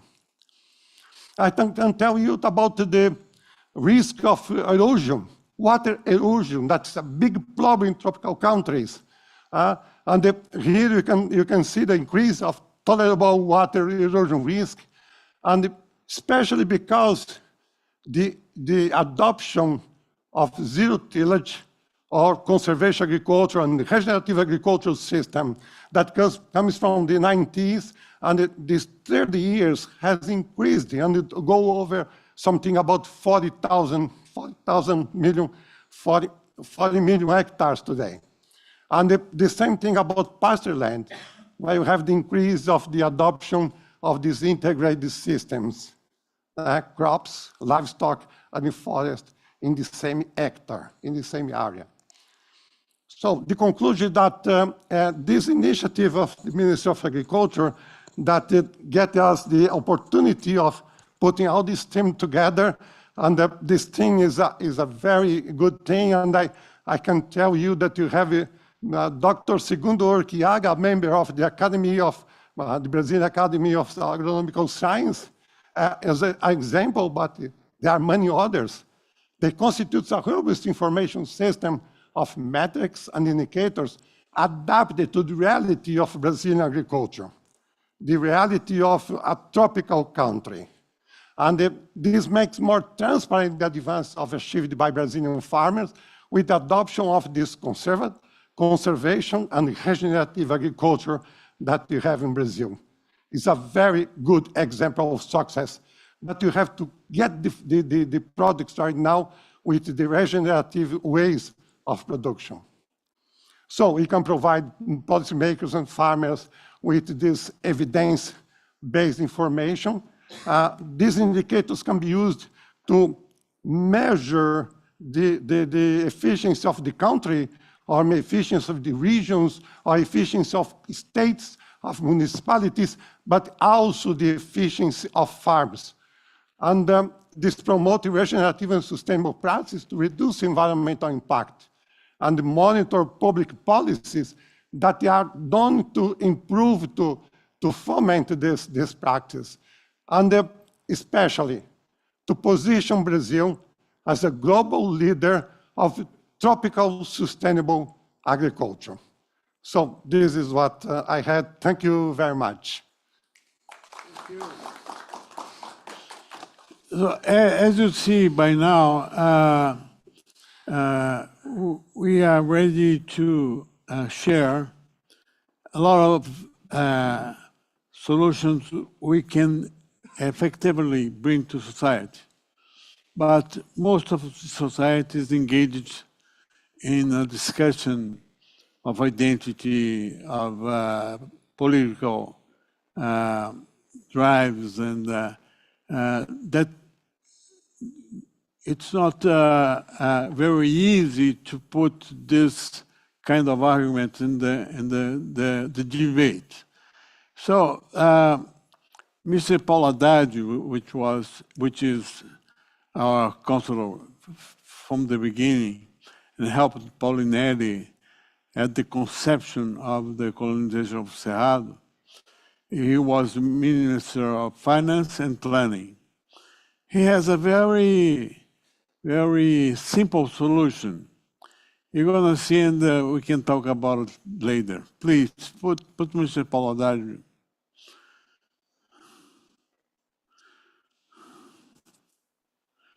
A agricultura brasileira passou por 3 fases importantes na produção de alimentos, da produção de proteína animal e proteína vegetal. No período colonial, a agricultura era tradicional, produzia com desmatamento, inclusive desrespeitando a legislação social, no ambiente de semi-escravidão. A partir dos anos 60, com a quebra do controle de preços agrícolas no combate à inflação, a agricultura deu um salto. Mas, finalmente, o salto definitivo aconteceu nos anos 70, a partir da Revolução dos Cerrados. O Cerrado ocupa 60% do território brasileiro e não entrava na capacidade produtiva brasileira porque não havia conhecimento científico e tecnológico para aumentar a produtividade do cerrado e o aproveitamento econômico.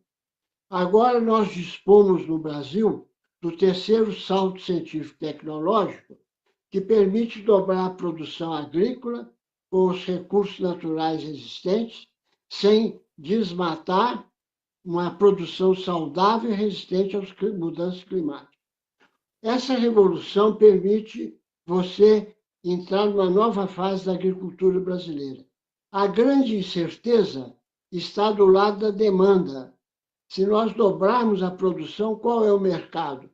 Para isso, então, neste seminário, eu sugiro que se combine uma proposta em que o Brasil seria o produtor, os países escandinavos os financiadores e o mercado seria colocado pelo Programa Mundial da Alimentação.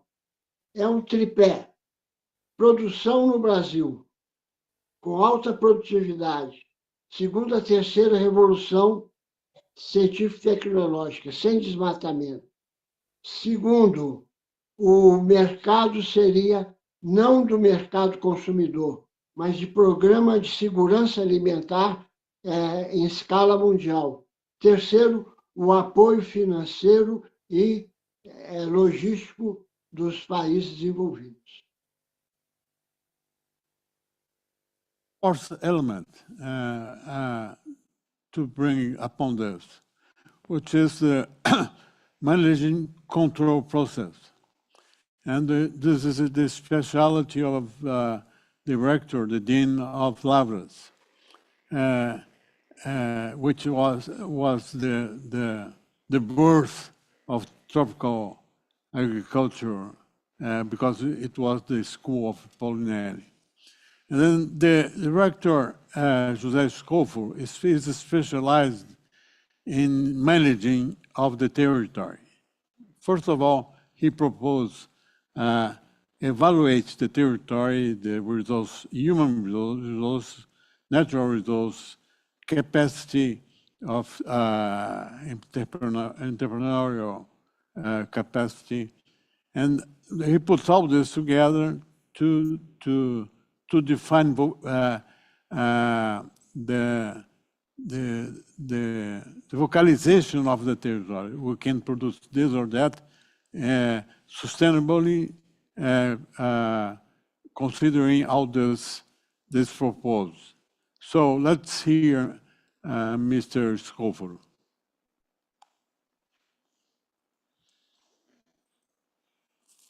Just a moment, please.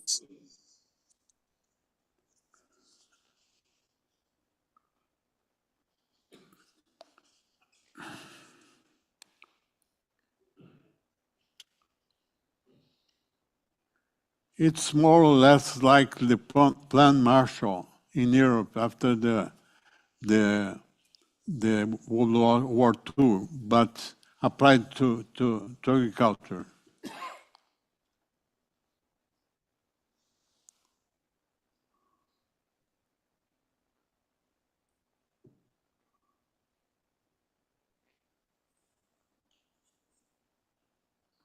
1 minute.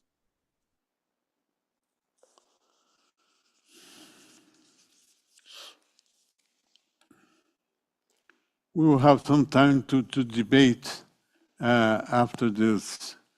We want to finish with Paulo Romano looking from the institutional point of view, the whole package. And so after that, we can share some ideas between us.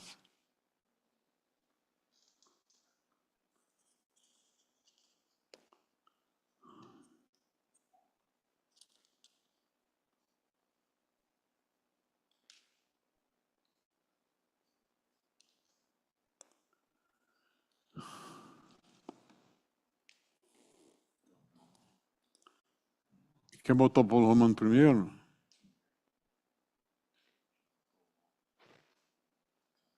O do Paulo Romano já está no jeito. Então, Mas let's hear Paulo já tá Romano concluindo. first. Ok.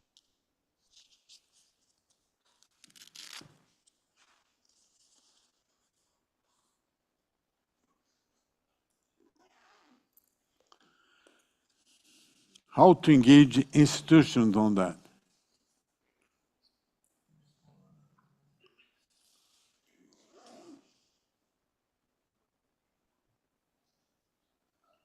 Bom dia. Inicialmente, o meu sincero agradecimento a todos que contribuíram para o êxito deste seminário do Fórum do Futuro aqui na Noruega. Temos pela frente vários desafios. Um deles é a institucionalização do processo prático do desenvolvimento sustentável. Ora, as Nações Unidas, quando criaram os Objetivos de Desenvolvimento Sustentável, com toda a sua autoridade, não conseguiram efetividade naquilo que eram os propósitos daquela medida. Imaginem que agora nós estamos tratando de um tema novo, riquíssimo, absolutamente complexo, universal, quando, por exemplo, estamos falando de uma nova perspectiva da agricultura tropical brasileira, a agricultura regenerativa. Nós estamos falando de interações dentro da natureza, em processo produtivo, com pessoas, e vamos fazer uma proposta que lida com milhões de pessoas. Nesse sentido, alguns parâmetros precisam ser bem claramente definidos. E não são apenas os cientistas que farão isso. É preciso de ter a integração entre os cientistas, os produtores, os empresários, para nós lograrmos efeito. A agricultura brasileira está aqui na Noruega fazendo um diálogo com o mundo a partir de uma nação cuja sociedade é extremamente exigente, principalmente quanto ao quesito ou aos quesitos ambientais dentro dos processos produtivos. A complexidade do tema desenvolvimento sustentável, ou especificamente uma proposta de sistemas de produção complexos, pela sua natureza e também por estarem no clima tropical, nos dá uma garantia de que essa mesma complexidade vai ser atrativo para jovens cientistas do Brasil e de fora do Brasil. Como começamos a agricultura com a liderança de Alisson Paulinelli na década de 70, e demos um salto, e hoje o Brasil, com isso, já alimenta quase 1 bilhão de pessoas mundo afora. Esse é um desafio que nós propomos realizar através do diálogo. Now, we have Mr. Escoforo.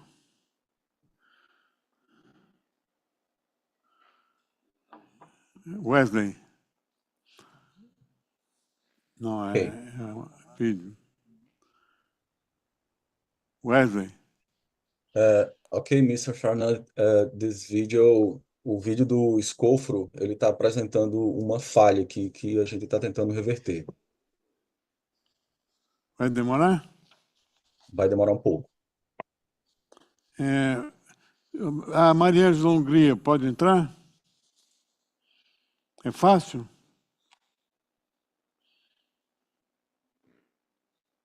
Só um momento. Qual a palestrante? É do próximo painel.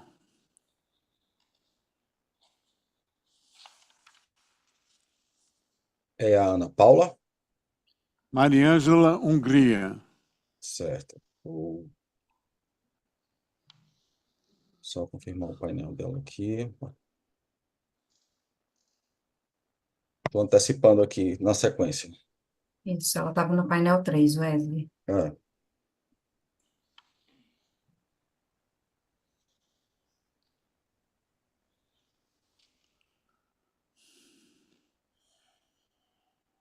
Estou refazendo a programação. 40 segundos. Maria Ângela Hungria is also from the Brazilian Academy of Science, in partner of Siqueira, in a project which is what science can do for hunger, that you're going to be presented in the afternoon. Pode ser agora ou não? 10 segundos. Está só movendo aqui para o ambiente de transmissão.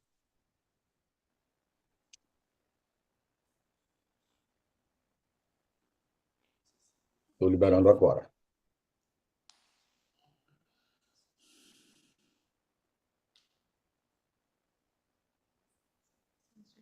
We have a huge paradox in Brazil because we are a major food producer, but we have people with severe food insecurity in the country. So the Brazilian Academy of Science worked on a book where we try to solve the problem and to show some solutions. So first, we learned that there's not just one cause for hunger, and therefore we need all sciences to try to solve the problem. Like political things, we have to delineate public policies and programs, because those that are with hunger, they cannot come into the society. The government has to help to rescue them so that they can come back to the society. And we need science, data, and information to know where these people are and how is their situation. So otherwise, we cannot offer to the government proper numbers to solve the problem. And also, we have learned that food and nutritional security is very complex, and we need to innovate in science, like to do a citizen science, to listen to the population and to build with them the new strategies. The role of women is extremely important because they have a more impact in food and nutritional security than men. They have many actions of domestication, of food preservation, of food and knowing traditional ways of doing the food. Agricultural science is key. We were importers of food in the 1960s, and today we are major exporters. This because we invest lots of money in research in agriculture, but this money is going down, so we have to recover that because we have new challenges. For example, the major is climate change. So we need a new agriculture in this new view of climate change. And climate change also affects the population, mainly the poor, in issues of health, environmental drought, floods.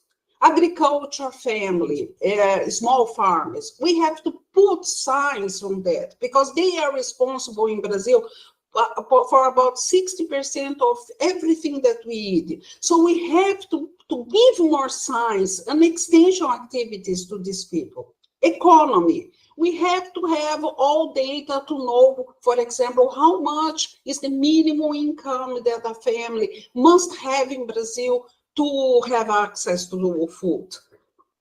And Amazon biodiversity, everybody talks about that, but we know nothing. We have to apply science to valorize regional food chains, to build this science respecting local communities.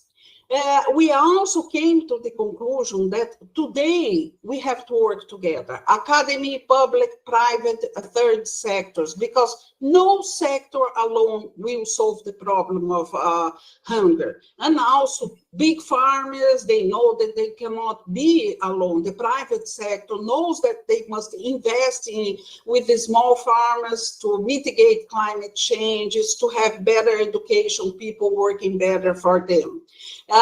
We also have to change nutritional values. We have to eat more fruits, vegetables, legumes. And this is mainly through education, because with education, only with education, we will be able to build a new generation with nutritional values. And finally, we have to invest lots of science in communication, because we are not knowing how to communicate with this new generation. Why do they believe many times more in fake news than in science? So we have to invest in science and to know more about that. Everything is in the book that will be available in English. And I can say that science, the Brazilian science, is prepared to help to fight in these hunger and nutritional problems in the country.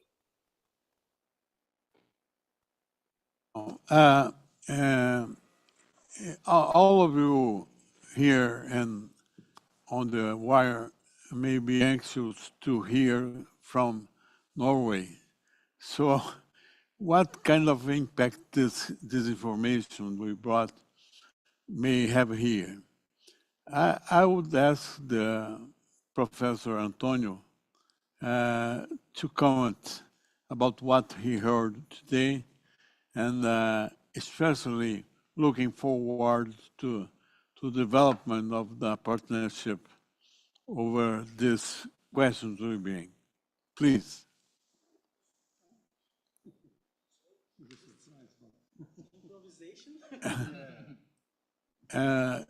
Explain, please, the University of Science of Life you've been working with. So thank you for coming. And so it's a surprise that I was invited to have a talk here. But anyway, just to bring more the perspective from the Norwegian agriculture, so you are right when you mentioned that it's important to bring these ideas from the Forum of the Future to Norway, because the customer here, they are very, let's say, they demand a lot, and if we have to follow a lot of rules, protocols, and in Norway, let's say, even the amount of sugar in the strawberries are important, right? Because in Norway, you have strawberries for jellies, strawberries for prepare cakes. So different perspectives in fruits. So it's a very demanding, let's say, country in terms of sustainability.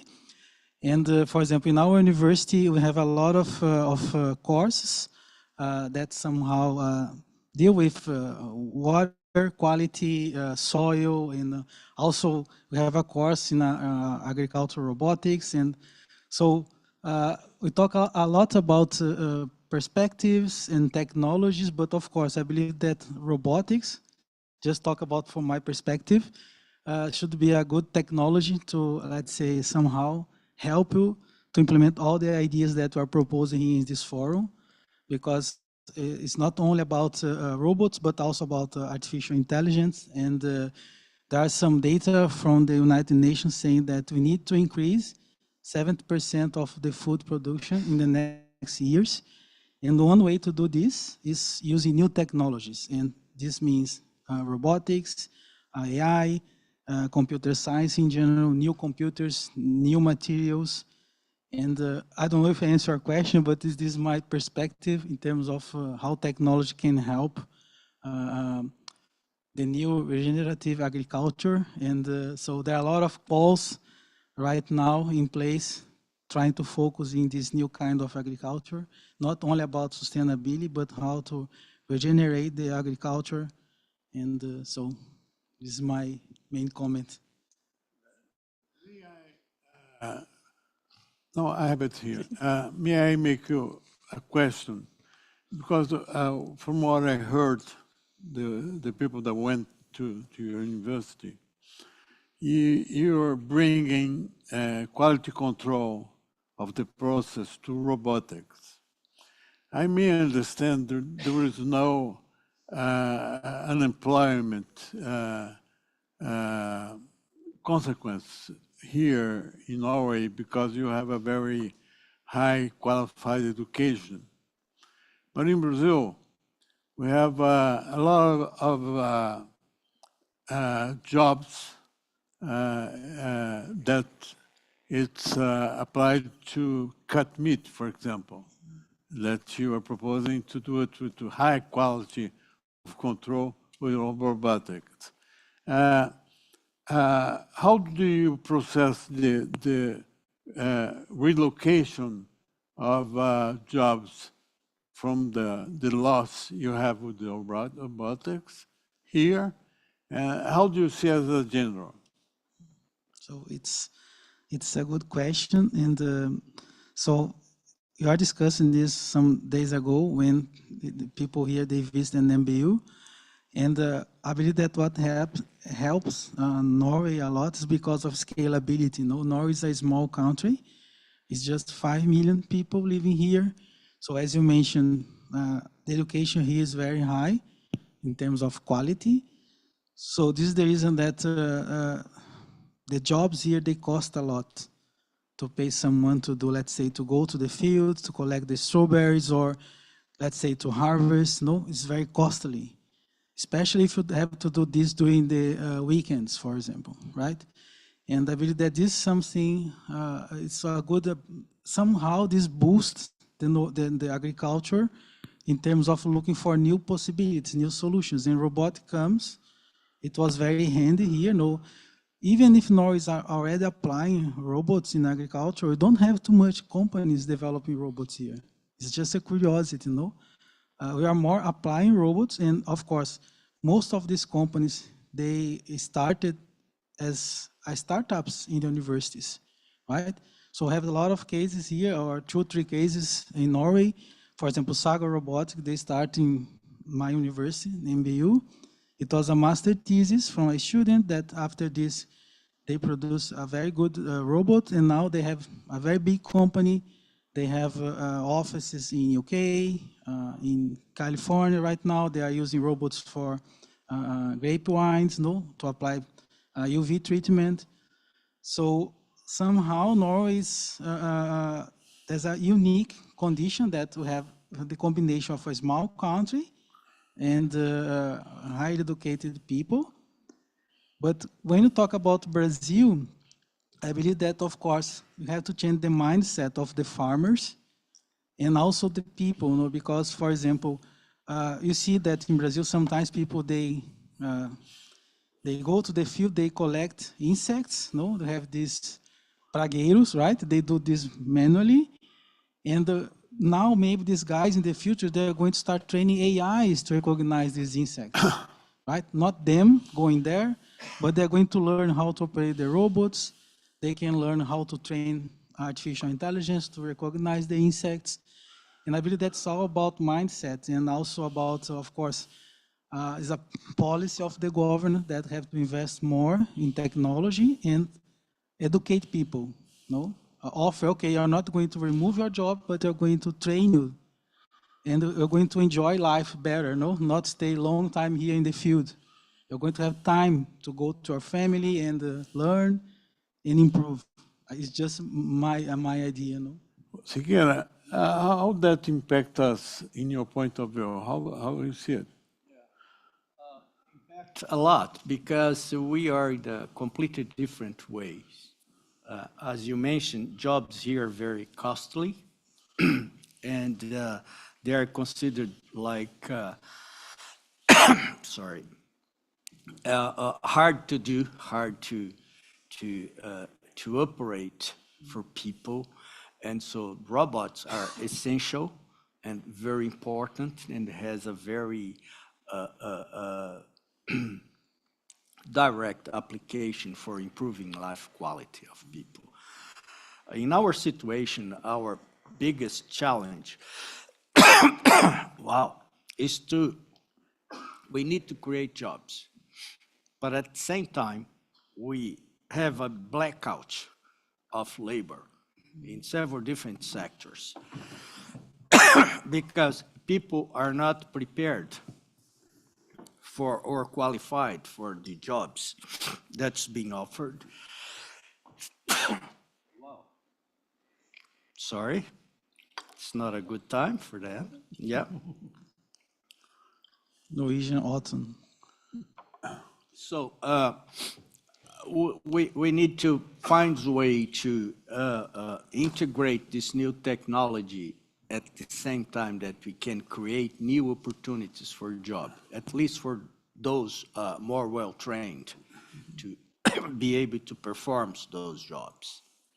But anyway, we have several good examples because when you put someone in a better job quality like the ones you need to operate or to fix, to maintain these robotics, they may make enough money to guarantee good quality, a good life quality for the whole family. So that's part of the problem that we need to deal with. But at the first glance, every time we do this kind of automation, the opportunity for job just decline. And that's causes a very big challenge because how are we gonna deal with that? But we have some other examples of the past, like the bank automation. Even in agricultural sector, several of the plants, industrial plants in the field like sugarcane and several others that's being automated. And the impact is not that big in terms of social impact because at the same time that you reduce number of jobs, you increase the job quality and the income, then you have a compensation. But it's a completely different situation. But the main point is that we have to decide, and that's the reason why science and knowledge is important for us to decide. We want to be conservative and keep the way we're doing, just being worried about the social aspect of creating jobs. But the question is, those people who are jobless, do they want to work? And that's something that is happening. It's not a generalized type thing, but it's happening in many situations and places in Brazil. So you need people to work, but those people don't want to do that kind of work. Either to decide if you're going to be conservative and keep this way, or if you want to change and have a bold view of our future and to incorporate all of this possible technology in the process and believe that will be for the better, not for the worse. I would like to ask you in connection with this matter. As you might know, Professor, we have 50 million neither, if I may translate it like that.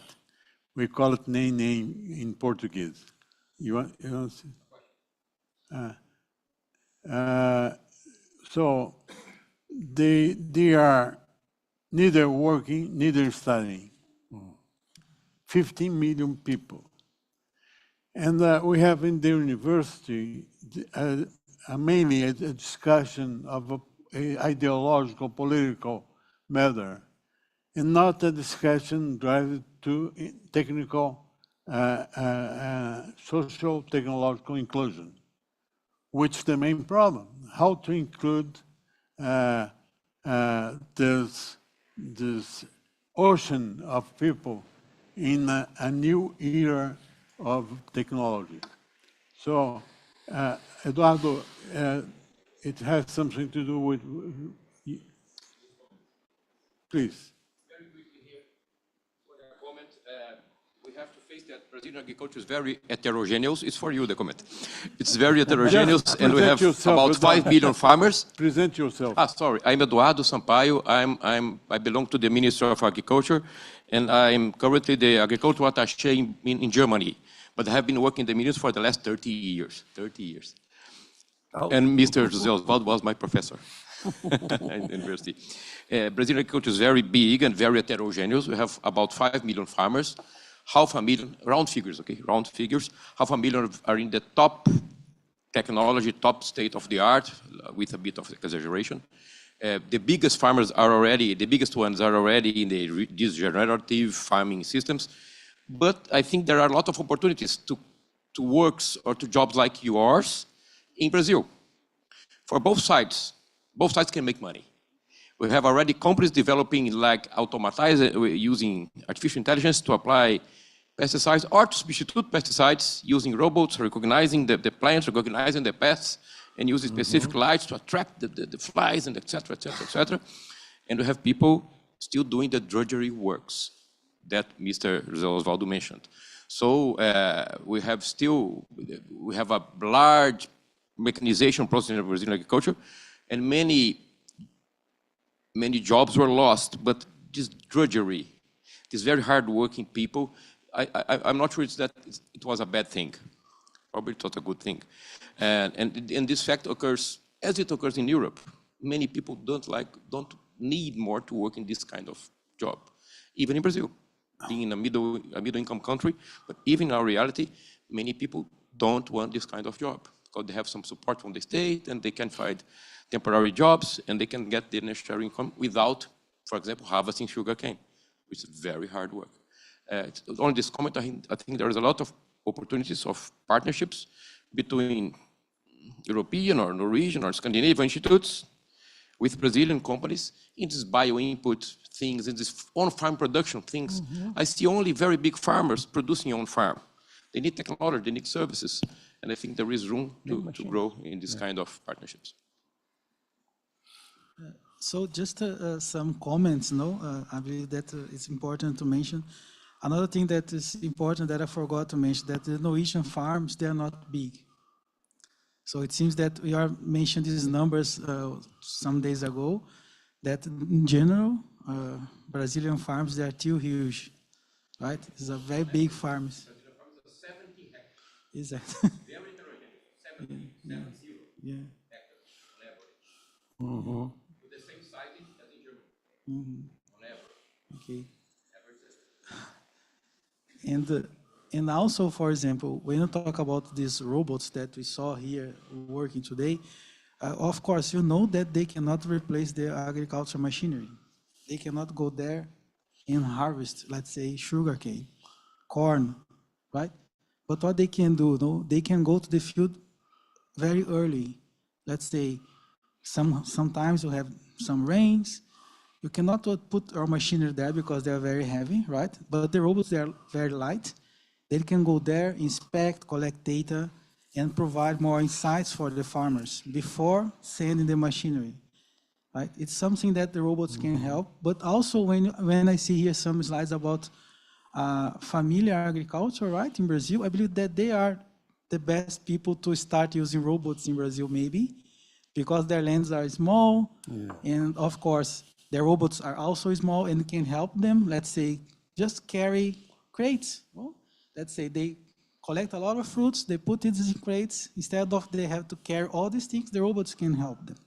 So I believe that the one point that you could focus in the future, okay, why not, let's say, Embrapa, universities, somehow foster the use or promote the use of small robots for these farmers, these small farmers.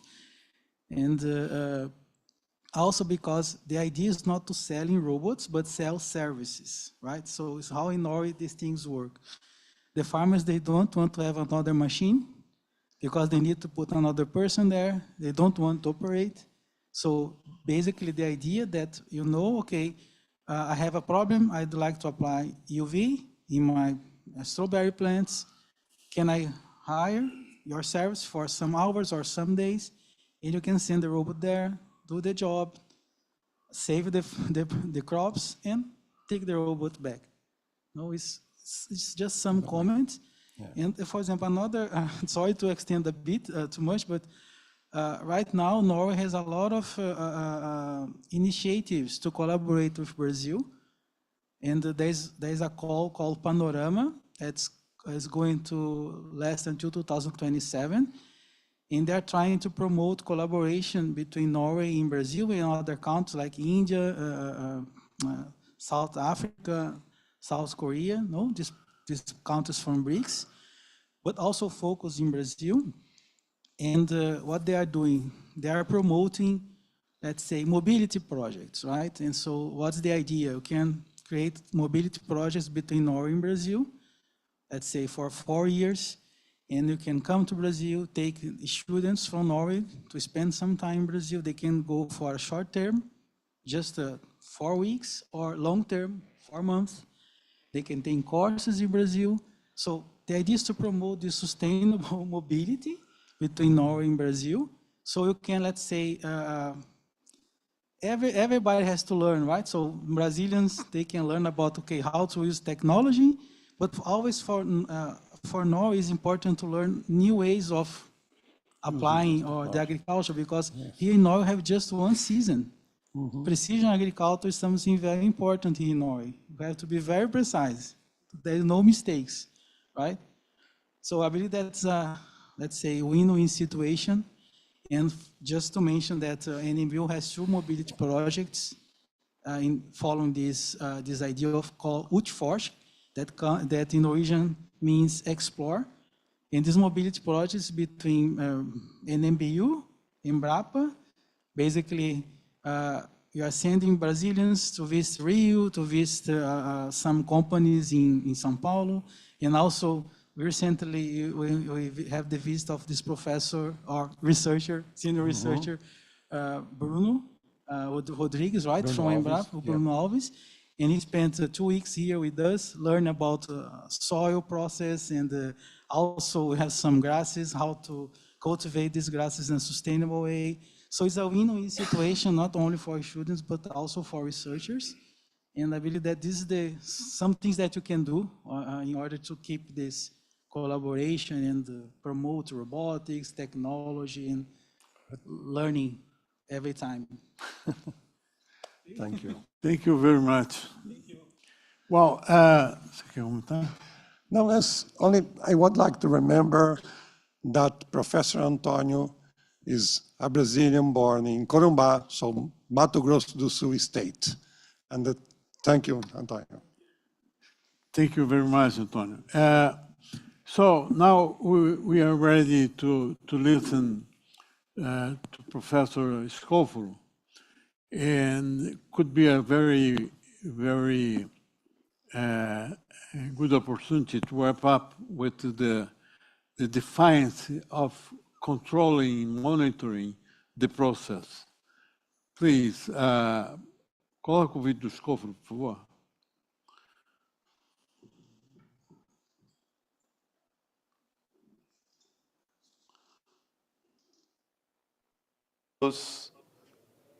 Por parte do Fórum do Futuro e da Universidade Federal de Lavras.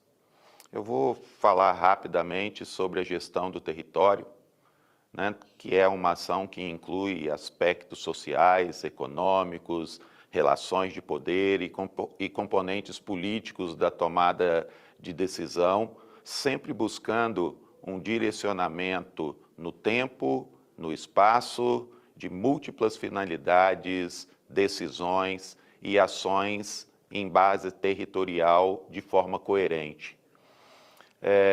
A gestão do território compreende também a forma de interação entre o homem e o espaço natural, considerando a utilização e aproveitamento, assegurando que sejam preservados os recursos do ambiente.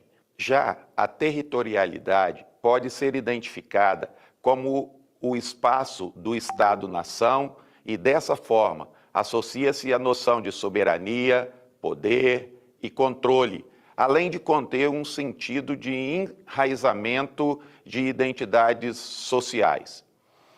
Bom, o que nós vamos fazer é uma abordagem da gestão do território, e essa abordagem ela deve englobar os espaços urbanos, né, em especial nos países com menor estágio de desenvolvimento, para propiciar mais dignidade ao ser humano, mais preservação ambiental, redução das áreas de riscos, mais qualidade de vida e, certamente, um planejamento contínuo de todo o território urbano com benefícios para toda a sociedade.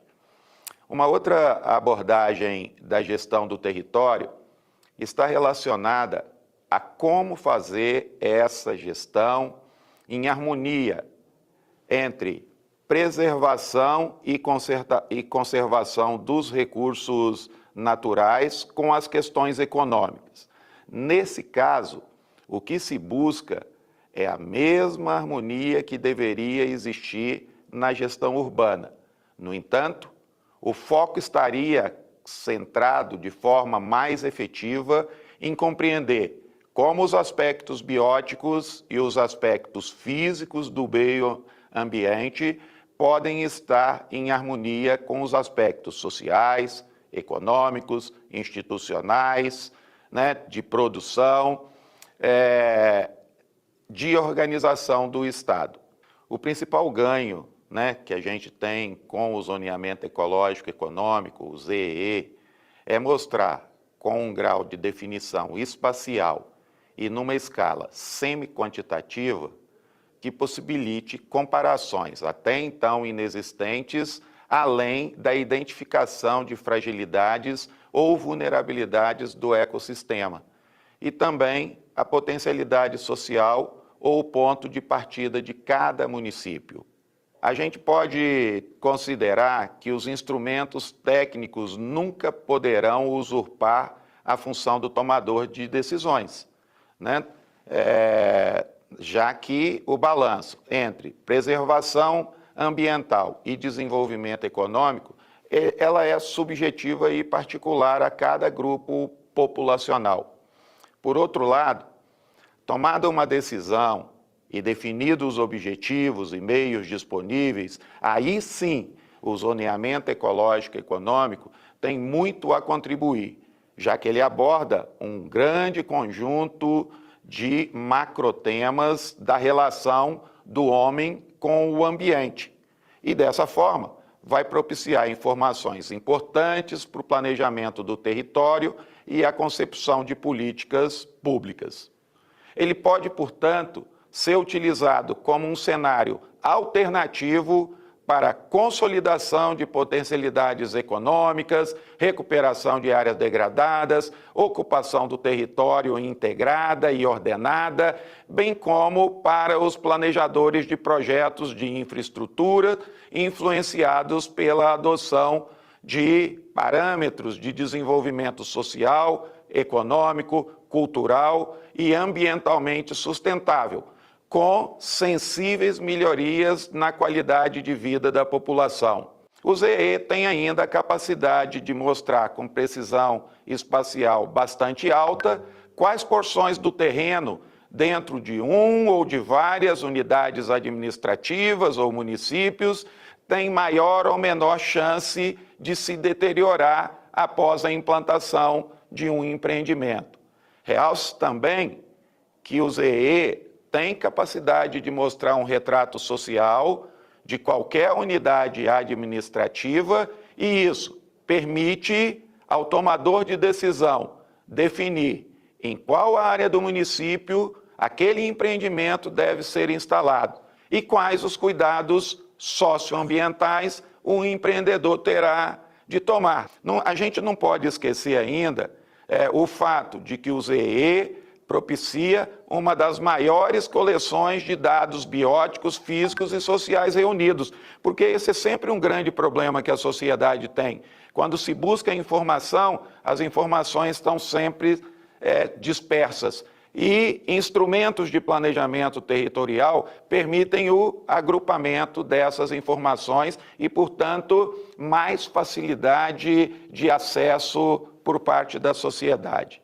Por fim, nós entendemos que qualquer país que deseja alcançar índices de desenvolvimento econômicos e sociais elevados devem necessariamente construir suas políticas de desenvolvimento urbano e rurais amparados em sólidos resultados de métodos que possibilitem elementos para uma gestão do território em bases sustentáveis. Bom, gente, é isso que eu gostaria de apresentar, né, um pouco sobre a gestão do território e de como uma gestão amparada, né, em elementos do meio físico, do meio biótico, do meio social, do meio econômico, do meio institucional, podem, em conjunto, né, levar a possibilidades de verdadeiramente se implementar práticas políticas de desenvolvimento lastreadas em desenvolvimento sustentável. Muito obrigado.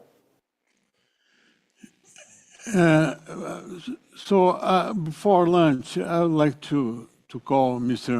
André Menezes to help us in a discussion we were having from yesterday. Fórum do Futuro is a very special place. First of all, André is a specialist in mind planning, in projects involving the building of the future for companies. Then our challenge is to, as you see today, we have all the means technological, the purpose, especially the purpose of doing correctly a better food to quality, to social footprint, environmental footprint. We all have that. We have the possibility of controlling it. But we cannot be abducted by the political discussion that the society does already. It's done, it's there. And we can, as Fórum do Futuro, we cannot contribute with this discussion. We need planning, we need work in a collaborative network globally, but we cannot drive to the common sense of political debate that is down there. How do we work that, André?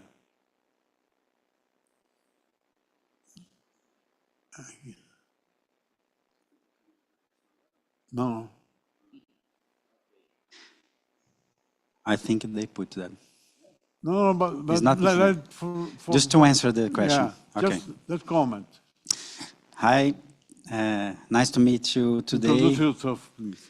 My name is André. I'm an electrical engineer for 17 years in Brazil. I was an electrical engineer for 17 years in Brazil. And 10 years ago, I started Banco. It's my company to measure and management impact. How you can develop impact strategies for companies, also organizations, and then territories. We are making a job with Evaldo Vilela in Exalc and starts to try to improve this impact measuring in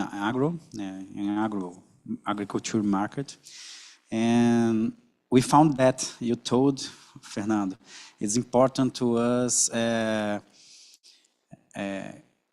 broke barriers and look for examples in another market that improve the impact measure better than agro in the, nowadays, and how we can become learning with these cases that happens in the past in Brazil. So it's important to bring one thing I learned about in these 10 years, it's so important the technical measure and how you can bring indicators to measure, but also important how we can told this history. It's important to develop a storytelling that the people understand. So to don't stay only in the scientific places, technical places, talking about impact and how we can draw this. The most developed organizations is starting to talk about negative impacts like 20 years ago, 10, 20 years ago. How we can talk in transparent form about our negative impacts and how we can draw a planning to mitigate this. Reduce, not all impacts could be mitigated. So how we can reduce or mitigate this impact, negative impacts. And also how we can learn with the good cases of positive impact. And is this what I talk about a little bit in the today? Okay, thank you very much. Anybody else? Anna? No, that's okay. Just like to make an additional comment, is that we desperately need new developments.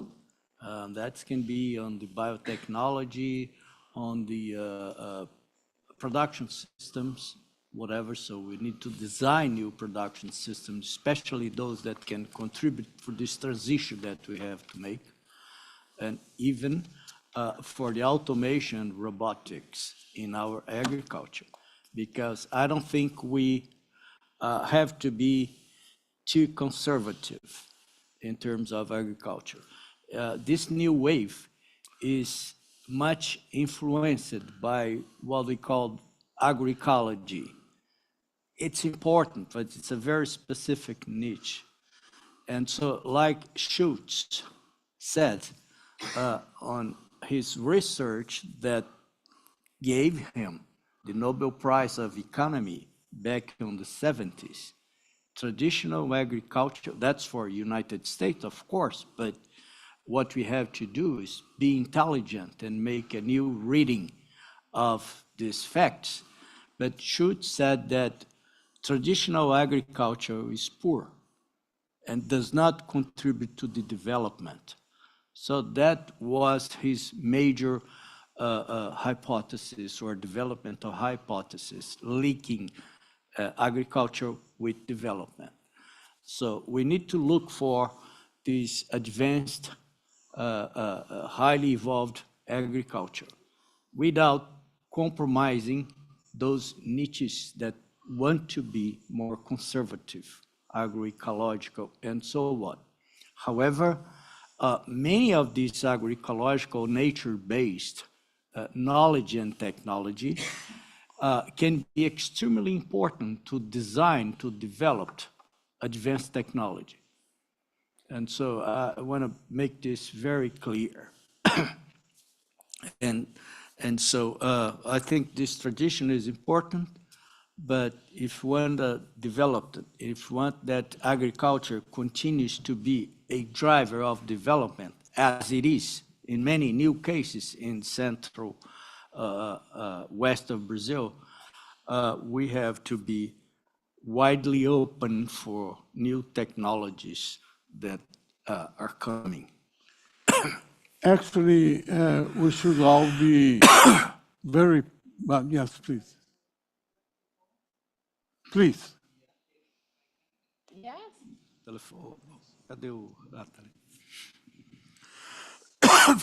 I can sit down and comment from there. Yeah. I mean, I was listening to this impact assessment. Introduce yourself, please. Yeah. Introduce yourself. Okay. My name is Sailendra Singh. I'm associate professor in... That's okay. Yeah. I'm associate professor in mechanical engineering. I'm colleague of Antonio at NMBU. So I was listening to the discussion on the impact assessment, labor type of issues. And I think some of the learnings from other industry, for example, electrical, mechanical, can be very relevant for agriculture. Because in Norway, nowadays there are some regulations. If somebody is selling a laptop or a notebook or a screen, they have to declare what is the environmental impact. So some of the indicators, for example, how much energy was consumed in making it, how much CO2 was released. So that everybody has to declare. And when you go to a website, if you go to a Norwegian website, local electronics store, they will write it, the CO2 release was this much. And slowly it is coming into more and more products. Raw material, how much is the impact on the environment? That has to be declared.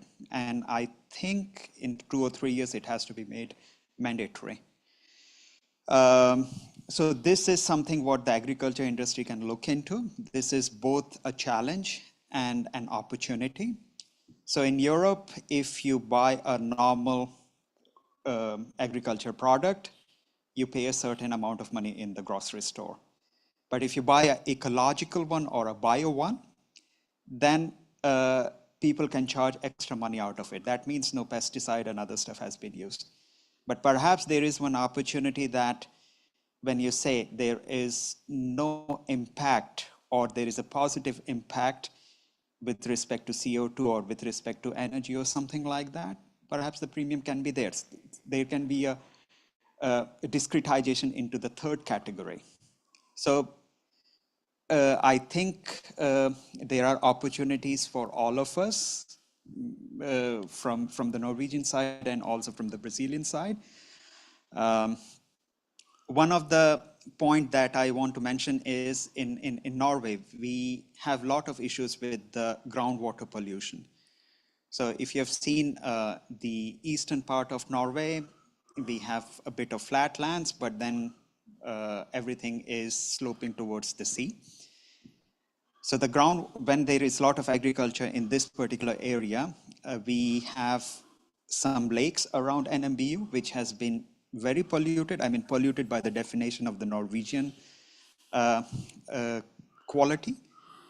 So the lake next to NMBU has been polluted by all the phosphates and the nitrates. So still the fishes are there, people go there for boating, but it's not fit for swimming.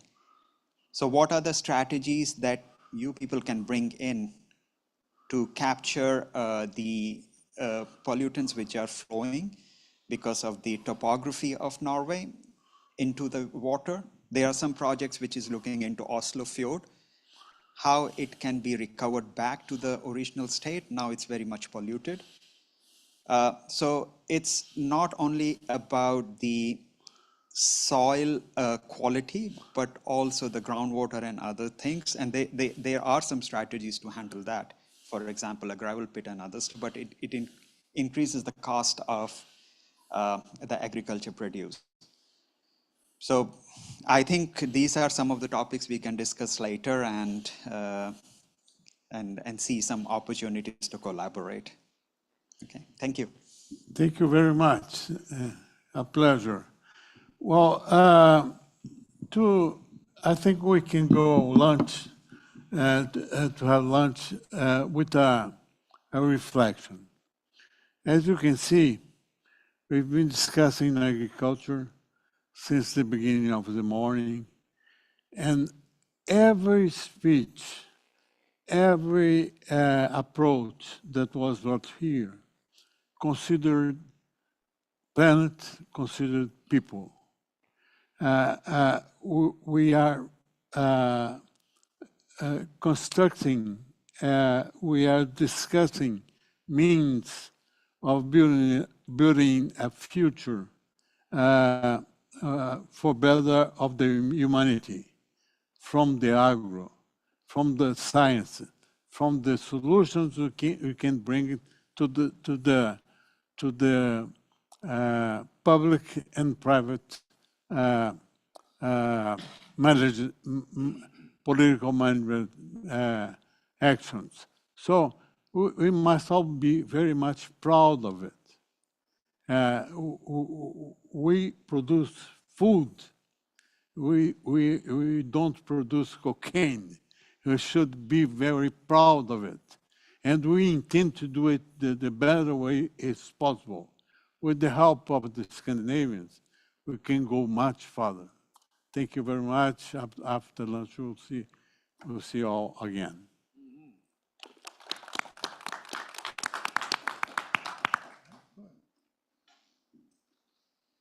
Bom, né?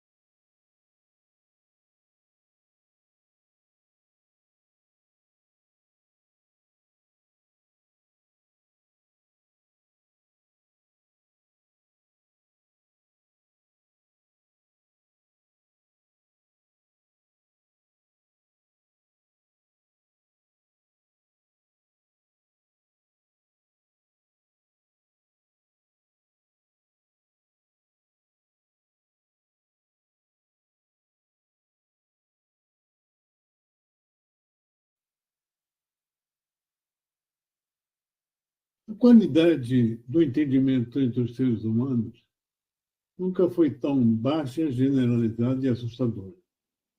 E os desafios tão gigantescos, igualmente, fome, mudanças climáticas, transição energética, aumento da desigualdade social. Esses temas estão em rotas de colisão e são engolidos por sociedades polarizadas. Enquanto isso, vão desaparecendo instituições e referências de governança baseadas na arte da convivência entre diferentes, bem conhecida como fazer política com P maiúsculo. E nesse contexto que a evidência científica perde espaço para a crença em velocidade apavorante. A guerra cultural real é a resposta mais fácil. Ganha quem atira primeiro. É exatamente neste momento que a inteligência artificial chega para anunciar uma nova era na comunicação entre os seres humanos. A prensa de Gutenberg massificou o conhecimento. A inteligência artificial tem a capacidade exponencial de influenciar e gerir o comportamento das pessoas, positivo ou negativamente. Existe luz no fim desse túnel? Alguma chance de negar a filhos e netos caminhos alternativos que minimizem conflitos, que harmonizem a visão do futuro? Só nos resta sonhar alto, ousar, uma utopia, digamos, pragmática. Como é que a gente pode fazer isso? A ameaça existencial é sem precedentes, mas nem parece que a tragédia do Rio Grande do Sul foi aqui. O debate climático não chegou nas agendas práticas da cidadania. O relato sobre a razão de ser de secas, luvas e incêndio continua complexo e inacessível para a grande maioria. É a deixa perfeita para que as narrativas ideológicas ocupem o espaço. Uns simplesmente negam tudo. Outros acham que é possível resolver meio ambiente sem combater fome e miséria, sem construir empregos dignos e sustentáveis para as pessoas. As soluções de desenvolvimento sustentável, fundadas em ciência, podem destravar esse debate. No seminário Fórum do Futuro Noruega, fomos buscar parcerias para promover a reinvenção do mindset global. O Brasil é dono de conhecimentos e tecnologias tropicais que permitem o uso responsável e sustentável dos recursos naturais, ao mesmo tempo em que geram emprego e renda. Na Amazônia, por exemplo, o abismo entre o que a gente sabe e o que a gente faz é profundo. E em jogo está a sorte de 28 milhões de habitantes da região hoje, que são espectadores de uma luta entre os que querem manter a região intocada e os que querem destruí-la. Uma energia que poderia estar sendo usada para organizar as cadeias produtivas locais, respeitando os recursos naturais. Hoje, nem conseguimos colocar o tambaqui no mercado de São Paulo em condições de segurança e preço competitivas.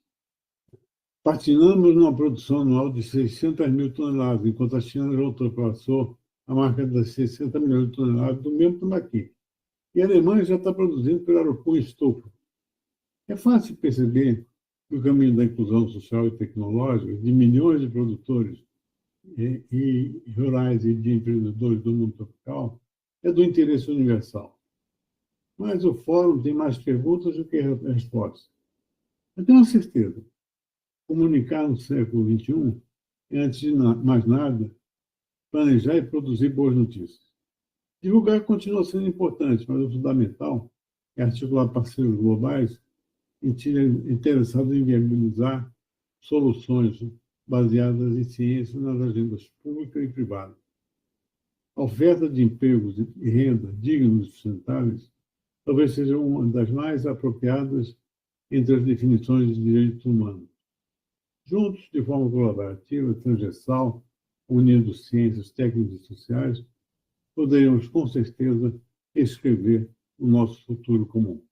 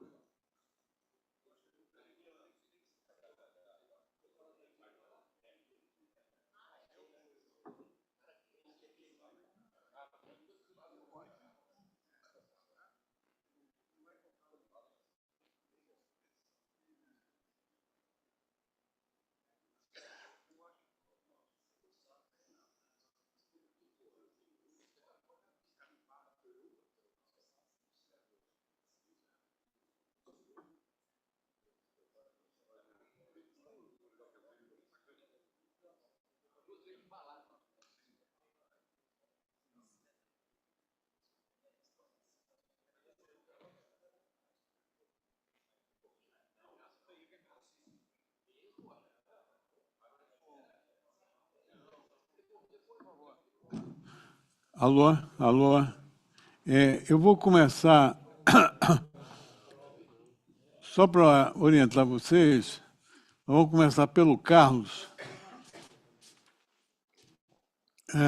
depois o Eduardo, depois do André, tá? Para dar uma lógica no debate, o Carlos vai fazer a provocação, aí o Eduardo vem em cima e depois o André diz como é que a gente organiza, tá bom? 4 minutinhos. Ô, Ana, cadê você? Por favor. Não, daqui mesmo. Você é a prova de que nós somos diversos.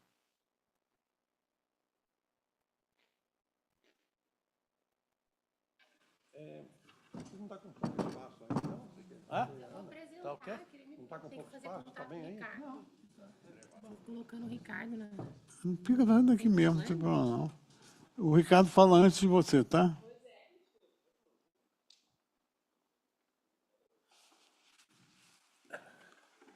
Eu fico aqui segurando a vela. Começando pontualmente às 2 horas, ok? Não, é você, o adaptador seu. Ah, esse, né? Mas isso aí eu não sei o que é esse. Esse foi você que colocou, não foi?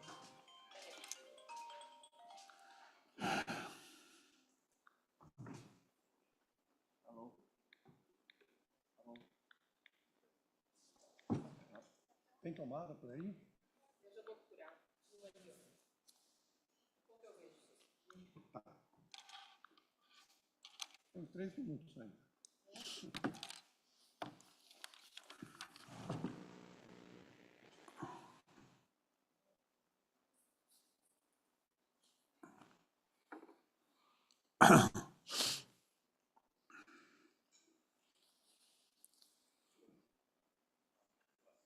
São óculos diferentes, né?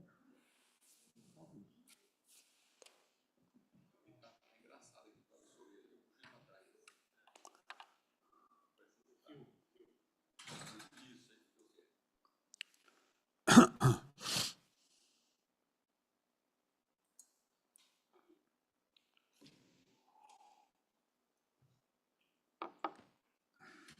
Aí, sim.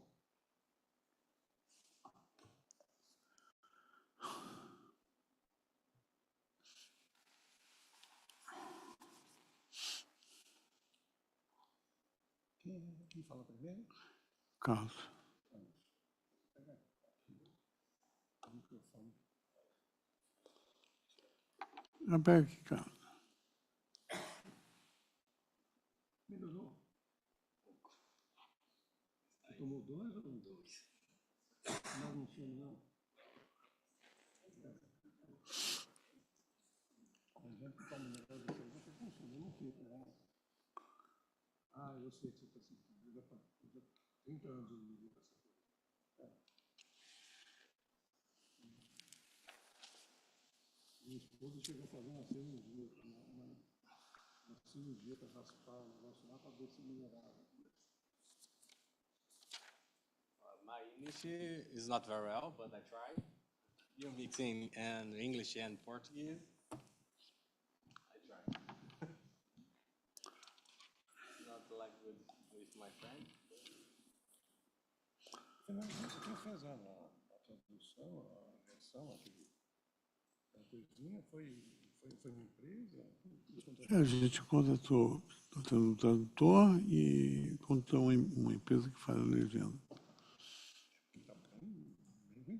É? Nossa,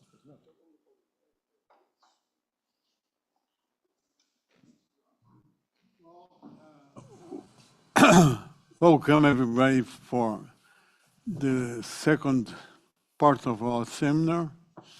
We'll have the pleasure to start with Professor Carlos Eduardo from Sinop.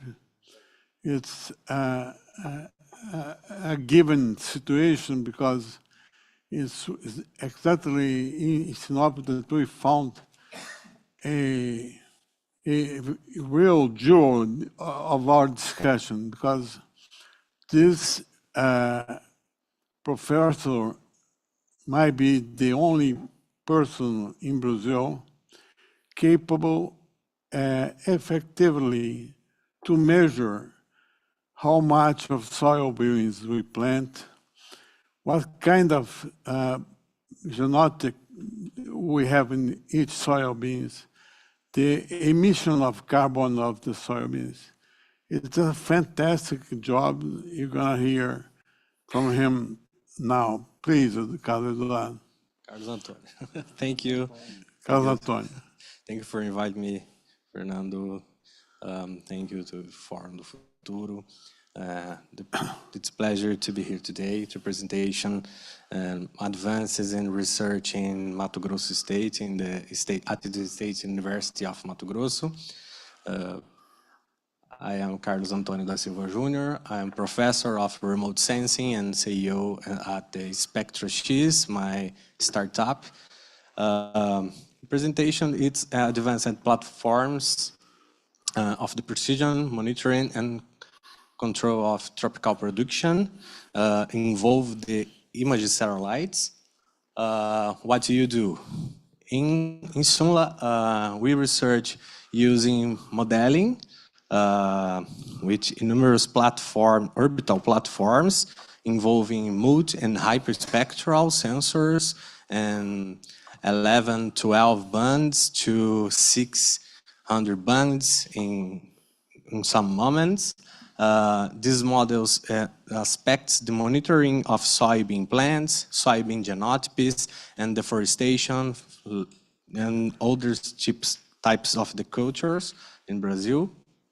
Our solutions in this case, the ESG in our platforms, the monitoring and compliance, environmental compliance, and offer the API and integrate the data output in our platforms, monitoring and soybean areas around the Brazil, north and south, left and west. Well, we have monitoring cities, including bricks and bytes technologies, using diversas imagens de satélite no sentido como todo, na utilização dos nossos algoritmos. We development and publishing in scientific papers. Essas são algumas das nossas também, de alguns reports internationals que nós somos citados, principalmente na questão da rastreabilidade, traceability and transparency, citado pela FAO. E esses nossos algoritmos já foram utilizados em alguns momentos para mostrar que a nossa solução de monitoramento, em tempo quase real, ela traz uma confiabilidade para o mercado no sentido da produção sustentável agropecuária brasileira, né? Então, a gente acaba mostrando que em alguns desses momentos, a nossa solução mostra efetivamente quais são as áreas, de forma assertiva, que elas estão sendo cultivadas em cada canto do nosso país. This is soy planting in Brazil, largest area em Mato Grosso, né? Nós temos mais aí de 13 milhões de hectares apenas no estado de Mato Grosso. Então, cada uma dessas áreas nós conseguimos monitorar a latitude, a longitude, conhecer quem é o produtor com cruzamento de dados de informações públicas. Só que esses são modelos espectrais que nós mesmos construímos dentro do laboratório e acabamos publicando isso em alguns papers internacionais. Com esse monitoramento, a gente acaba conhecendo que o Brasil chega perto aí de 47 milhões de hectares cultivados. A gente tem os 5 maiores produtores, entre eles o Rio Grande do Sul, Paraná, Goiás e Mato Grosso do Sul, que concentram a maior parte de soja, principalmente no que diz respeito ao sul e centro-oeste do Brasil. Isso só é possível porque a gente consegue, então, monitorar em tempo quase real onde estão essas áreas. Isso favorece a gente mostrar qual é o compliance de cada uma dessas áreas, né? Como que a gente é sustentável realmente na prática, como que a gente consegue detectar onde estão feitas essas práticas. Então, a partir do monitoramento das áreas de soja, utilizando data mining e outras inteligências artificiais, deep learning, machine learning, com série temporal e o mapeamento da perturbação florestal, a gente consegue ver, então, ano a ano, como que é a evolução, principalmente aqui, ó. Se nós olharmos esse exemplo de caso, Alta Floresta, que fica no norte do Mato Grosso, teve um aumento nos 3 últimos anos safra de mais de 500% na sua área. Então, é uma significativa área de aumento, saímos de 20 mil hectares para 81 mil hectares, somente nesse município, e a partir disso a gente consegue ver como que se comporta. Porque é uma área que a gente acaba mostrando que é da sustentabilidade brasileira, ela está inserida na Amazônia, e todo esse aumento de mais de 500%, ela não está em área desmatada. São apenas em áreas que são de pastagem totalmente degradada ou não degradada. Se nós pegarmos, por exemplo, aqui uma análise que alguns órgãos têm ele como oficial, que é o PRODES, né, do desmatamento, ainda assim a gente precisa tomar alguns cuidados, porque o PRODES ele pode também, por algumas vezes, monitorar de forma equivocada, assim como toda análise objetiva ela pode ocorrer. Então, a nossa análise, para ter uma ideia, se a gente buscar aqui o PRODES, em 29 de julho, olhou uma área lá em Alta Floresta e disse, olha, em 2021 essa área foi desmatada. E aí, como a gente começa a confrontar essas áreas com imagens orbitais atualizadas, a gente via que não tinha, já não existia essa mata ali. E aí a gente vai atrás, então, de secretarias estaduais e ali tinha uma autorização de limpeza de pastagem. Ou seja, essa limpeza de pastagem autorizada entrou para um banco de dados e agora esse tipo de agricultor ele não consegue mais financiamento. Tá? Então ele fica retido por conta disso, porque os bancos eles acabam por fazer esse tipo de consulta prévia e básica e acaba que esse agricultor fica prejudicado. E aí é onde começa toda a nossa retórica deturpada, principalmente no âmbito internacional. Porque o nosso monitoramento e as pessoas com quem a gente deveria alcançar têm dados que são precarizados em alguns momentos, e aí não tem essa separação do que é e do que não é sustentável na prática, né? Okay? Então, como a gente já tinha monitorado a Alta Floresta, um estudo de caso nosso, a gente verificou todas as áreas de pastagem, monitoramos onde tinha degradação de pasto, onde não tinha essa degradação de pasto, e verificamos que, ao longo dos anos, dos últimos 3, 4 anos safras, as áreas de soja lá entravam primeiramente em áreas degradadas e agora começou a entrar em áreas que estavam aptas a entrar uma grande quantidade de cabeças de gado, aquelas áreas de pastagem boa. Então essa conversão e toda essa validação de dados que a gente está falando, a gente consegue mostrar isso e validar esse tipo de mensuração que nós fazemos, inclusive das emissões, das absorções, dos aspectos de carbono, o fluxo de CO2 de cada uma dessas áreas. Nós validamos isso em artigos científicos, validamos a campo, validamos em casa de vegetação. Então, isso tudo que a gente acaba mostrando aqui já tem uma validade. Esse aqui é um outro tipo de experimento que nós fizemos com uma aeronave, com um sensor aerotransportado e validação a campo do fluxo de CO2 para cada um dos usos de ocupação do solo da Amazônia, Mata Atlântica, Cerrado e Pantanal. Depois disso, a gente acaba que joga esses modelos matemáticos, né, de algum modo, que nós realizamos com Machine Learning, para plataformas orbitais. Então, agora a gente começa a ter a visão sinóptica do que acontece com cada uma das nossas áreas de soja, ou de qualquer outra área agricultável que nós tenhamos no país. E um produto interessante que a gente acaba colocando no mercado é sobre o quanto está sendo absorvido e emitido e as remoções líquidas do CO2 para cada uma dessas áreas. E isso é plotado diretamente nos nossos relatórios socioambientais para qualquer uma das 7 milhões de áreas do país, com validação em tempo real também dos cadastros ambientais rurais. E aí todo esse relatório é tirado em tempo real, com as imagens de satélites atualizadas do local de escolha, seca, as remoções, tudo que acontece de uma forma de inteligência territorial daquela área que você deseja. Para isso também, outro tipo de produto, porque a gente não pode desassociar centros urbanos, cidades da agricultura. Hoje uma cidade moderna, ela também acompanha essa agricultura moderna, porque afinal de contas, hoje a maioria dos agricultores eles também estão morando nos centros urbanos, e nós precisamos monitorar, inclusive, como que está sendo o cuidado desse centro urbano. Então, a partir disso, a inteligência territorial para cidades, que nós estamos chamando de CIT Spectra X, ele vai monitorar todas as construções, os avanços e as áreas verdes que os centros urbanos também possuem, e a sua conservação. Um dos pontos centrais é a nossa validação para cada uma das culturas. Não ficamos só na soja, a gente já validou inclusive cacau, clones de eucalipto, soja, algodão, e agora nós estamos em feijão e entrando em pastagem. Então, cada uma delas nós mensuramos o modelo hiperespectral, com o fluxo de CO2 e depois a gente coloca isso para os satélites. Um experimento recente que a gente finalizou há pouco é sobre a emissão e a absorção do material de soja convencional e transgênica, né? Então, a gente agora consegue não só separar quem são as sojas, mas também por genótipo e ver qual é a qualidade da absorção e da emissão do carbono e transparecer isso tudo para satélite. Esse aqui é só um vídeo curto para mostrar um pouco das nossas soluções para vocês.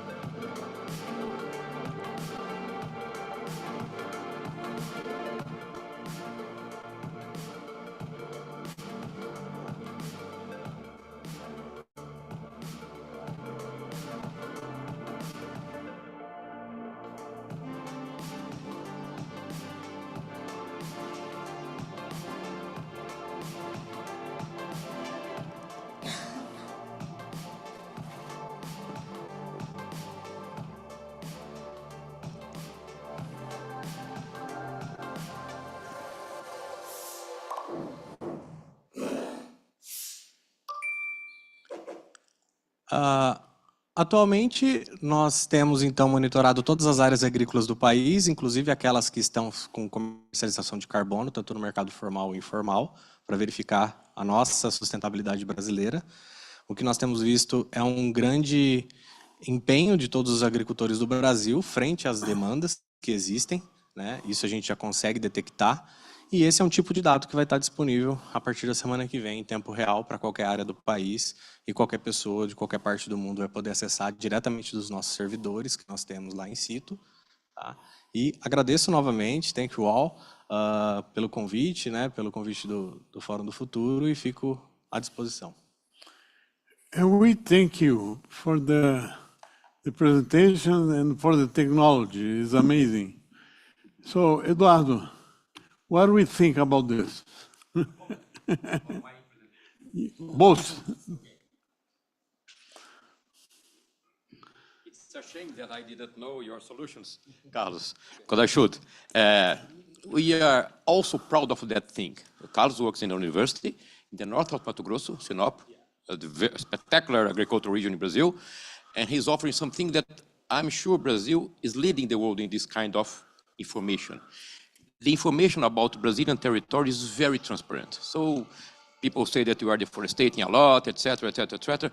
Please look at the data. Be objective. You can hire Carlos. You can hire Carlos, but you have other platforms as well to check this. Please do that instead of trusting in misinformation that is abundant all around. That's my comment, Carlos. Congratulations for your solution. Okay. Can I go on? So again, I'm Eduardo. My name is Eduardo Sampaio. I work at the Ministry of Agriculture for the last almost 30 years, and nowadays I'm the current agricultural attaché in Berlin, Germany. Unfortunately, I didn't bring a PowerPoint presentation. I'll try to stick to my 5 minutes here. Fernando, please interrupt me whenever you want. We are always very proud to talk about Brazilian agriculture, very proud to talk about Brazilian agricultural science, very proud to talk about Embrapa, Pedro. Pedro, I'm talking about you. Very, very proud to talk about Embrapa. You are very proud to talk about these issues. It's a history of success in Brazil. Brazil is a middle-income country, but in agriculture, we are a powerhouse. Okay, we are in the last 30 years, with the help of people like Professor José Osvaldo here, who was my professor when I was young, with the help of people like, and you see, he's still here and he's a young guy. But his generation was the one responsible for developing the knowledge we have today about Brazilian tropical soils. We didn't know how to deal with the soils in the last 40 years or 30 years.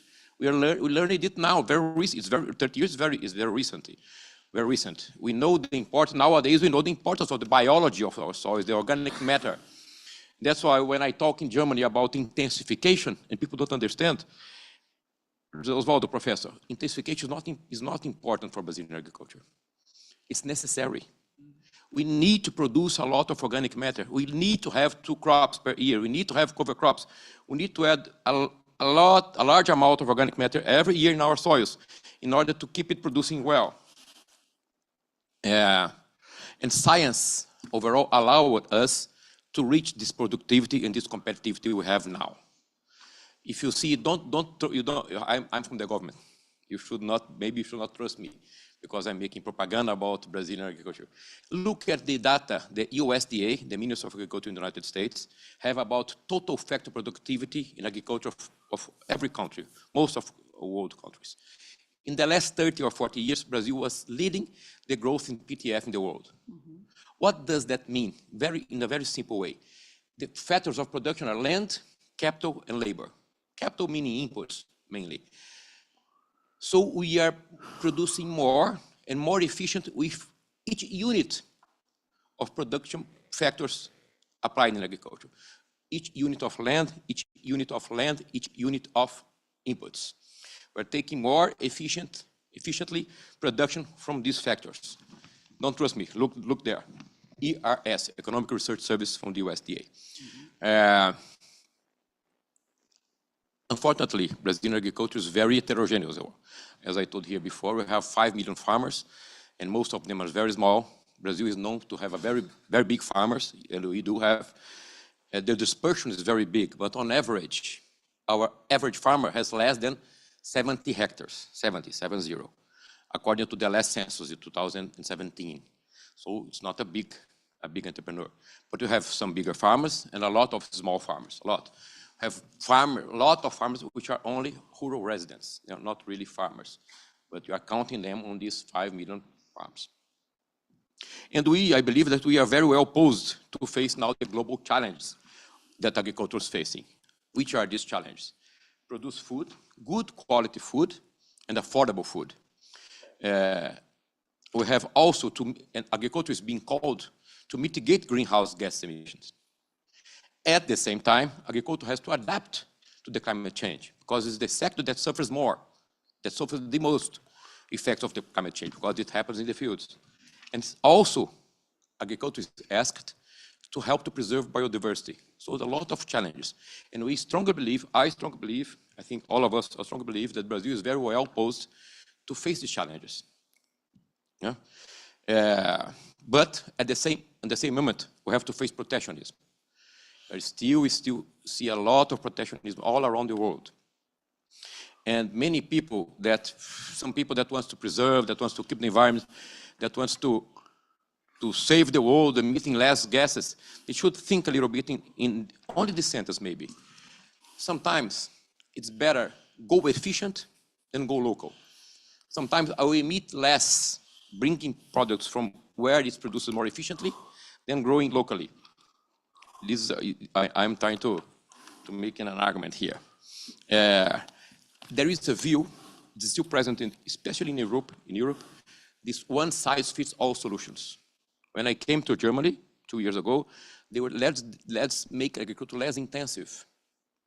Come on, we are in the world, still today, have more than 700 million people in chronic hunger. 700 million people, twice European population almost, undernourished. How can you go less efficient, less intensive? How can you produce less? And we also have to face this kind of unilateral solutions. Like, I'll give one example, EUDR, European Union Deforestation Regulation. There's a rule, discussed, almost in closed doors. This rule is impossible to comply with, almost impossible to comply with. The intention is very good. Let's not deforestate anymore, okay? But how to? You have to call people to discuss. They have to call all the players and to make a rule that is compliable to. Europe is pushing Brazil to Asia. And we don't need to be pushed. China is already attractive enough, but Europe is pushing us day after day. 2 more minutes, Fernando. Also, one thing that we have to face is the question of biofuels. It is very polemic here in Europe as a whole. We strongly believe that it should be considered as a valid alternative to energy transition. I cannot go further than here, but we have lots of examples in Brazil, that has to do with this discussion that food versus fuel. We have examples that we only have food and fuel because we only have food and feed because we have fuel. It's the other way around. We can discuss it later if you are interested on that. And the world could really evaluate the green products. I think Brazil would be benefited a lot if the market all around really evaluated the green products, but really in a truly way. Green market, green finances.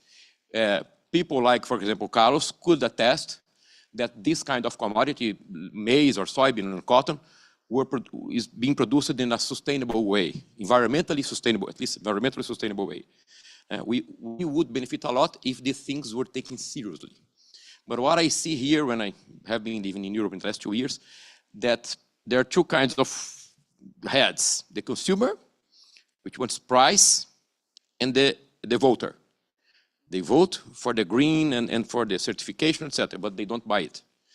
The best example was in Germany when they began the war between Ukraine and Russia, the invasion of Ukraine by Russia, and the market for organic products dropped because the prices grew up a little bit.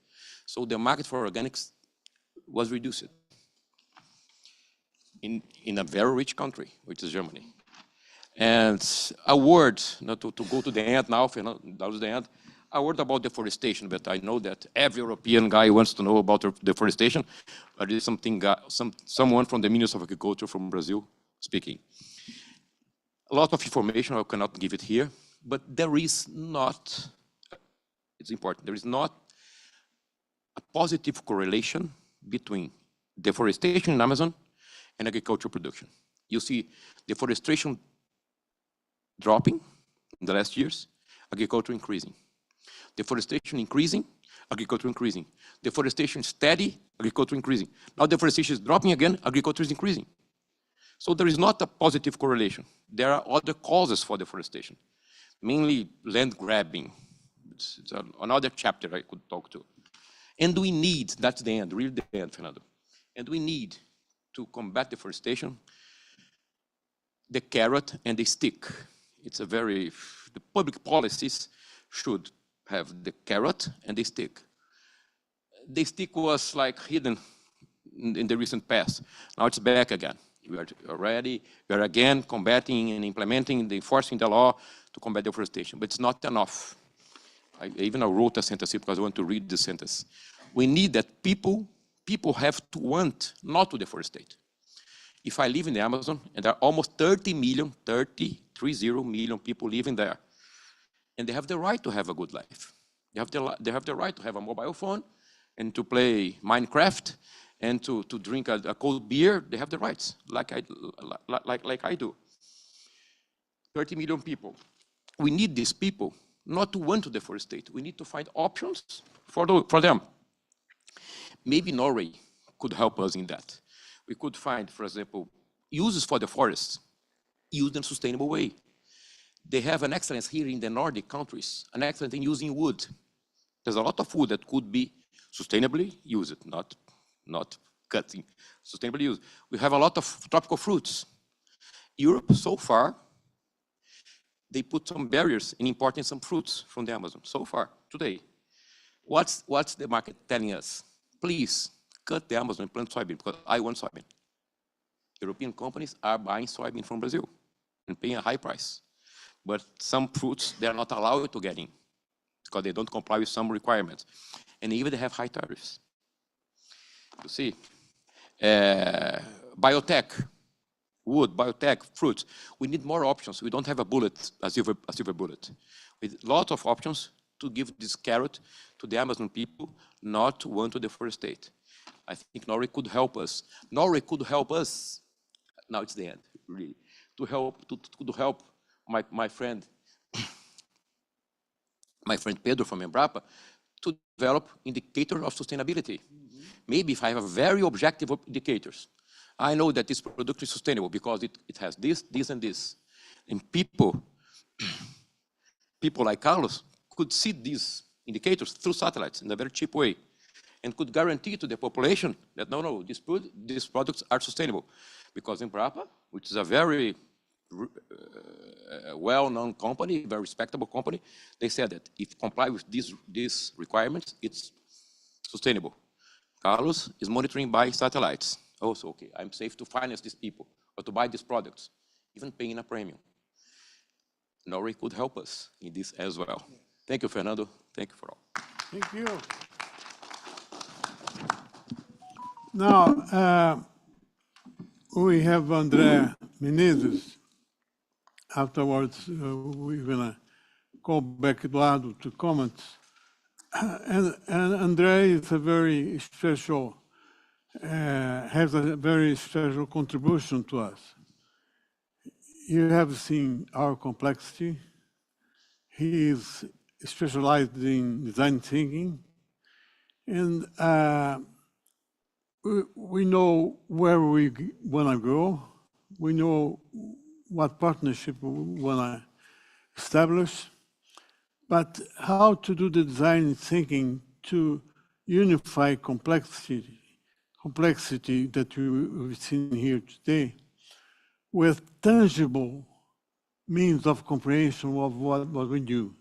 Society understands things tangible, things measurable. In their social way of perception, you have to work with their kind of cognitive perception, not with ours. How to do that in there? I think normally the challenge to make happens is put the people together that think different in the different way, but showing this how to do. It's easier to find organizations that saying, I know how to do. But if you don't bring the people that will be impacted by this solution, you can't execute. I think design thinking brings some tips and some methodologies to make this happen together. We need to put Carlos, Embrapa, and university here from Norway together to think about it, to think how you can build something. But it's important to be inside this room, the producers, the rural producers who really put their hand and make this, the agriculture happen in Brazil, in Norway, in all the world. I think design thinking show us how to do this in this way. And is a little bit of I bring to show you my presentation. This is the slider. Can you put mine? Okay. Okay. So, Fernando, thanks for enjoying me here, to invite me here to talk about the measure impact. I think this is the biggest challenge I'm hearing about in agriculture market. But just remember that measure is one of steps. After measure, you need to management. And after management, you need to make a good governance. If you don't bring this way together, you cannot reach your goals. So we'll talk a little bit about that challenge in agriculture that we started 2 years ago to study and talk about this with Evaldo and other players like José Osvaldo is a partner in this project together. So starting about Banco, my company, who we are, we start 10 years ago talking in this place of collaborative and creative economy, understanding that you can have the best solution, but if you don't involve all the players together, you can't reach good results with the solution. So it's important to take the data, but so important that you measure and you take these indicators in these data, you need to write a good, great stories. The storytelling matters so much like the technical data. I think Fernando is communication guy. Mario, we will talk with together about communications. We use it to hear about that communication is not send one mail. You need to send the message. You need to guarantee that the other part receives this message. And also you need to try to find if the other part understands the message like you. This is communication. Communication is a process, not some point. I think build big, good and great stories communicates better with all people. If you want to talk with producers, rural producers, you need to understand how to communicate with them. You can't communicate with them like you communicate like United Nations. It's a different way to communicate. Together with this, we understand impact and innovation like one thing that need to work together. Innovation, we understand innovation like one type of impact. If you found a solution in a science lab in university, but you don't put this in practice, it doesn't make an impact. I think I like the numbers of Carlos. The impact is how all these researches is using your platform. If your platform make the result, but nobody is using, it's not generating impact. This is the way we think. And we made this with a design to create human-centered solutions. We believe that this transformation only will happen through the entrepreneurship.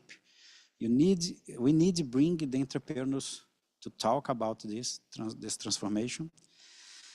And we have an alphabet soup. We have a lot of acronyms like SDG, IRIS, GIN, the Global Impact Investing Network.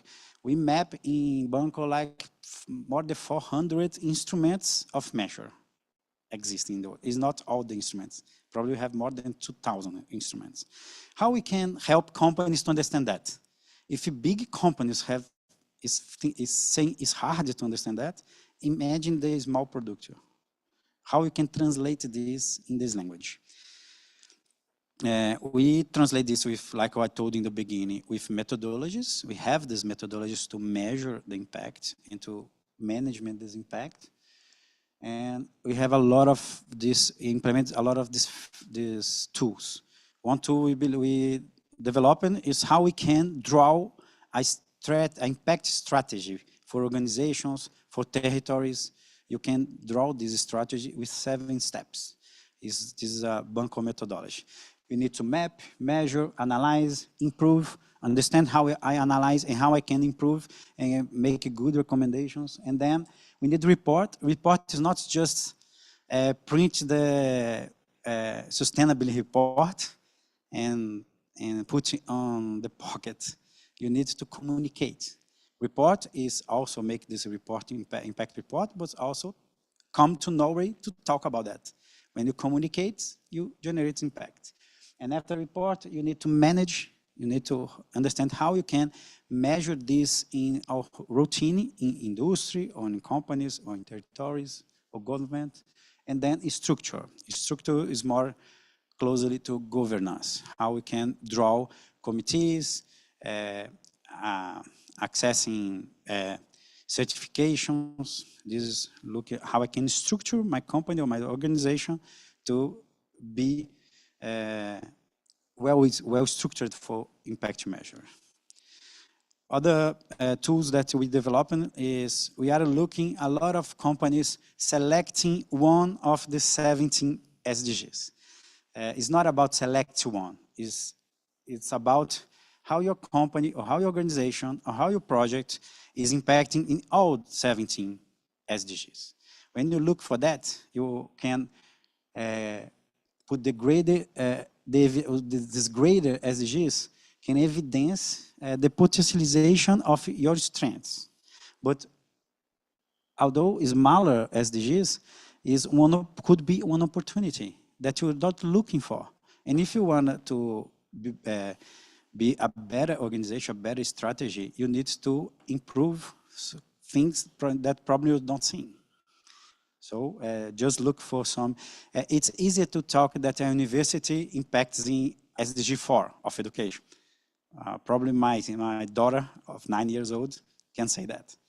But how how a university is working the 17 SDGs.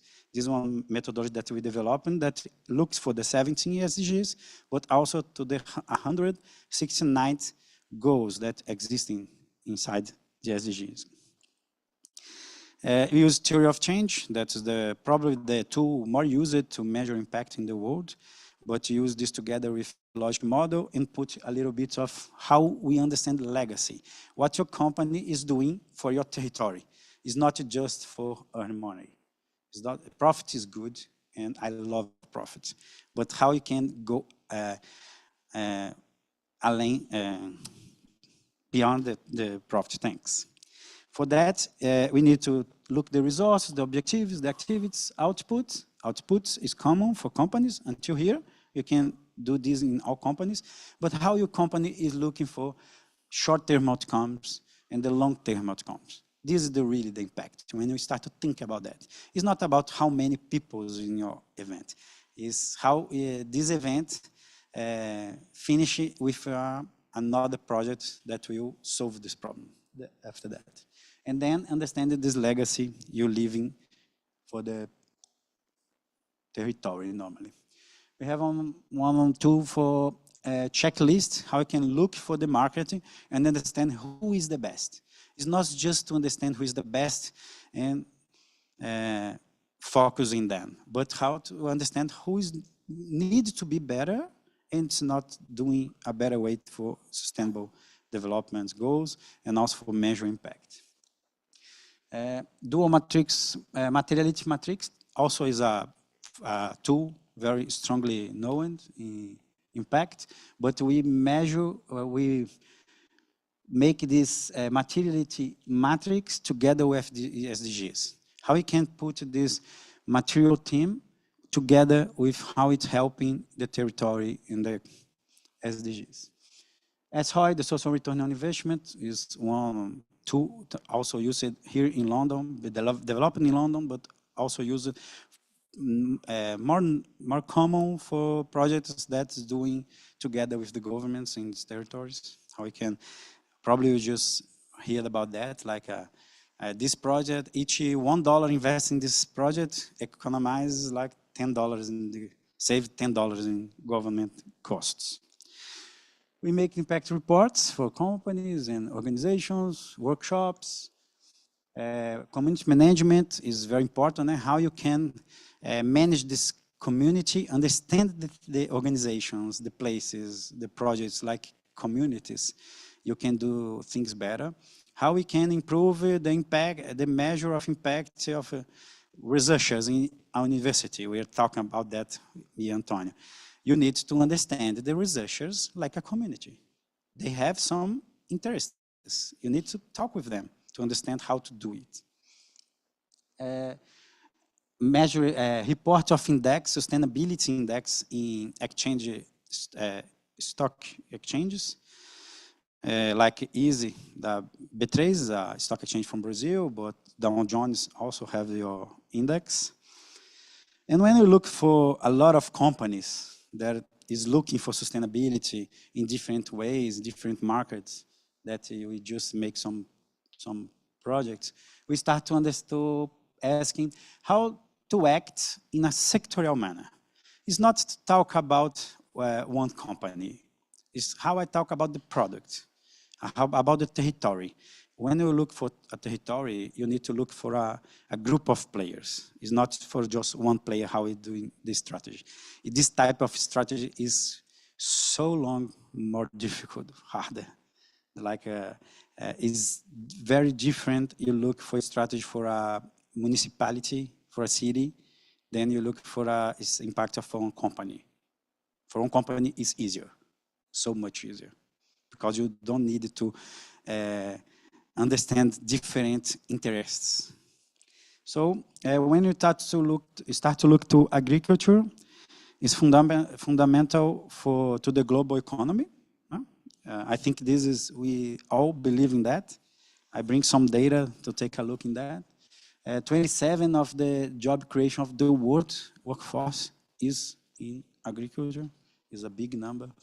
8% of the consumed globally comes from small families, farmers, and we have 70% of the water used in the world in agriculture, saying the fresh water. 20% could be saved just by tools that we just know, just use a long time ago. How we can do that happens. Preservation of biodiversity. When you talk about agroecological and agroforestry, we can save 20 or 30%, like Gas said for us here before. Emissions sequester up to 3 billion tons of CO2. There's a lot of data. When you look to Brazil, it's quite the same. You have 77% the production comes from animal productions. Technical assistance. Only 20% of the producers have access to information, to ask for help. It's hard to think about that.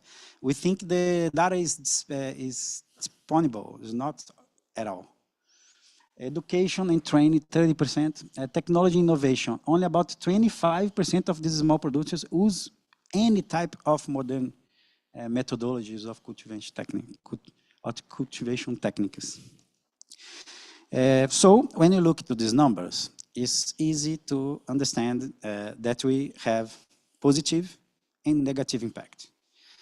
I like to talk that every act we do, any act we do, generates impact, positive and negative. If you understand that and open to deep more in this understanding, you also can mitigate or reduce the negative impact and also promoting more positive impacts. Let's take it, but we know, but we don't measure that. We just know how with this positive impact in agriculture, like productivity, food security. It's easy to hear about food security in agro and how agro developments in the past achieves better numbers, much better numbers than 20 years ago, like this. Job creation, innovation, and technological development. But we also know the negatives. It's easier you go to an agro event in Brazil, an agriculture event in Brazil, and hear about the deforestation, biodiversity loss, the greenhouse gas emissions, the pesticide, and the relation between pesticide and human health. It's easier to find some researches about that, some people talking about that. And when we start to understand and put this both together, understand that everybody generates positive and negative impact, it's easier to take the alliance out and deep in the information and build solutions for that. The solutions also exist in another market, just use the solutions. When you look to SDGs, SDGs is a solution. You can like or you can don't like that, but nobody will make better put together 193 countries to think together what's the global goals. This was made. How we can use this information to promote.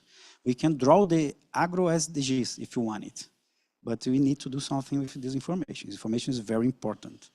Government policies, Brazil is one reference in government policies. Tropical agriculture, that we talked before, use of inputs and biologicals, we're talking this a lot in Brazil. Brazil is one of the countries that most grow in use of biologicals and inputs in agro. And bio inputs is strictly impact, directly. It's one thing that you put in a farm and generate impact, positive impact. Sustainable certifications. In Brazil, you also know the solutions, just use in another markets, and we are referencing biodiversity and natural resource. We made agro better. Pioneer in tropical agriculture. Brazil is every year is growing faster in this way to invest more in tropical agriculture, in syntropic agriculture also. Technology innovation, and put together all these players, large companies together with organizations, together with government, together with startups, together with the producers, local producers, rural products, small companies, research centers, universities, how we can put this all players together to think about impact. So the adoption of sustainable practices combined with the use of technology and innovation, can not only transform these challenges into opportunities, but also promote a more balanced and prosperous future for the sector and society. And how we can do this together, I think this is what is discussing in future forum here. The path to sustainable agriculture lies in the integration of these innovative practices and the conscious management of natural resources. We need to combine these both. I look a lot of companies looking for one. Company wanna profit, and we look just for one because this one give more profit. The paper of the government and the forums like that is just to equilibrate that. What's the organizations we need to start now to help Brazil and the world to achieve these goals? Now it's turn of agro, and to do that, Banco, I think a lot of people here understand that the solution is start a new science. It's a business-oriented science. We need to start this, how we can take this science that is found in the solutions and scale them, building new SpectraX in the future. We need to build more solutions, business-oriented.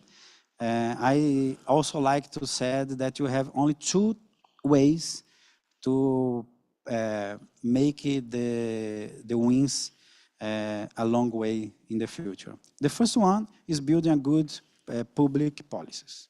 If you good public policy and implement them, you can achieve the real positive impact. The other way, most used in the world, is business modeling. You need to find a solution and understand how you can build a business model in this, because if you build it, this business will sell, and every time this business sell, you generate more impact. Every time SpectraX sell, one player is generating more impact. Understand the problems that this company is generating. And the differentials to think in a planning business-oriented is you can make a facilitation. These players normally don't talk between them, needs a facilitation. Government have this paper, but I think some organizations like Future Forum also have this goal. Researchers, we need to make researchers, accountability results. The data is disponible, like we saw today. How we can use this data better than to think in positive way.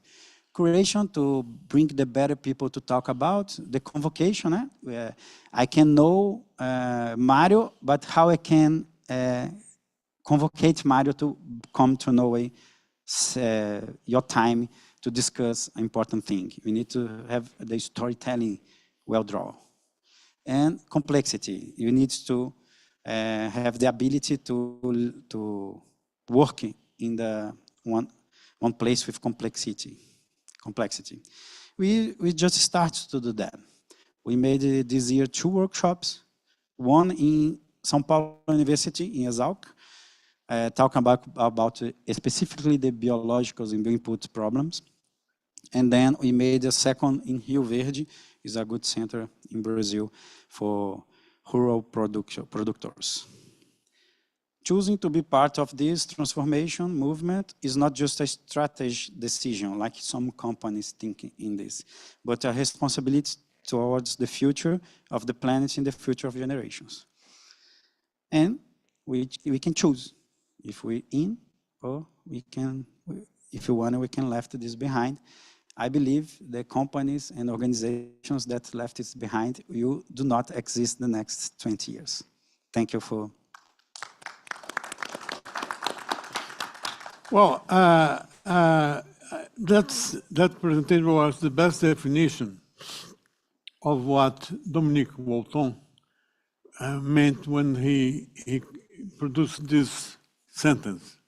He's a sociologist he's director of National Institute of Research of France. And he says, communicate is not to informate, is to negotiate. That's it. All the paths of negotiation we have to do to get there. And that's why it's complex, and that's why we're here. Thank you very much, André. Thank you, Fernando. So we are going to a very special part of our seminar. The name of the panel is the Amazon Paradox, but goes beyond that. The original idea was brought by Siqueira in the beginning of the forum, where he showed the abyss, the gap between the amount of knowledge that we have in Amazon and the reality in the other side, or the reality of producers, of the society. Amazon is the Brazilian champion of misery and hunger. And while we have research from Brazil, from all over the world, at a very high level. So we start with Judson Valentin, which is a partner of Siqueira. He works in Embrapa Acre. He's still there. It's a very small video, but very assertive.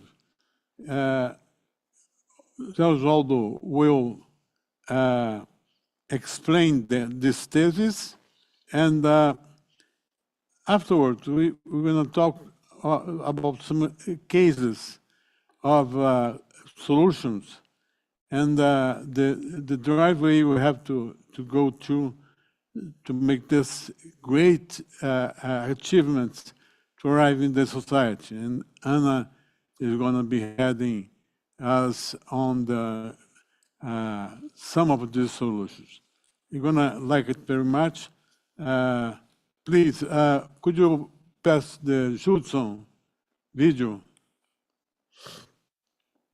Estado no foco do debate nacional e internacional como uma preocupação do ponto de vista ambiental, mas também do ponto de vista socioeconômico.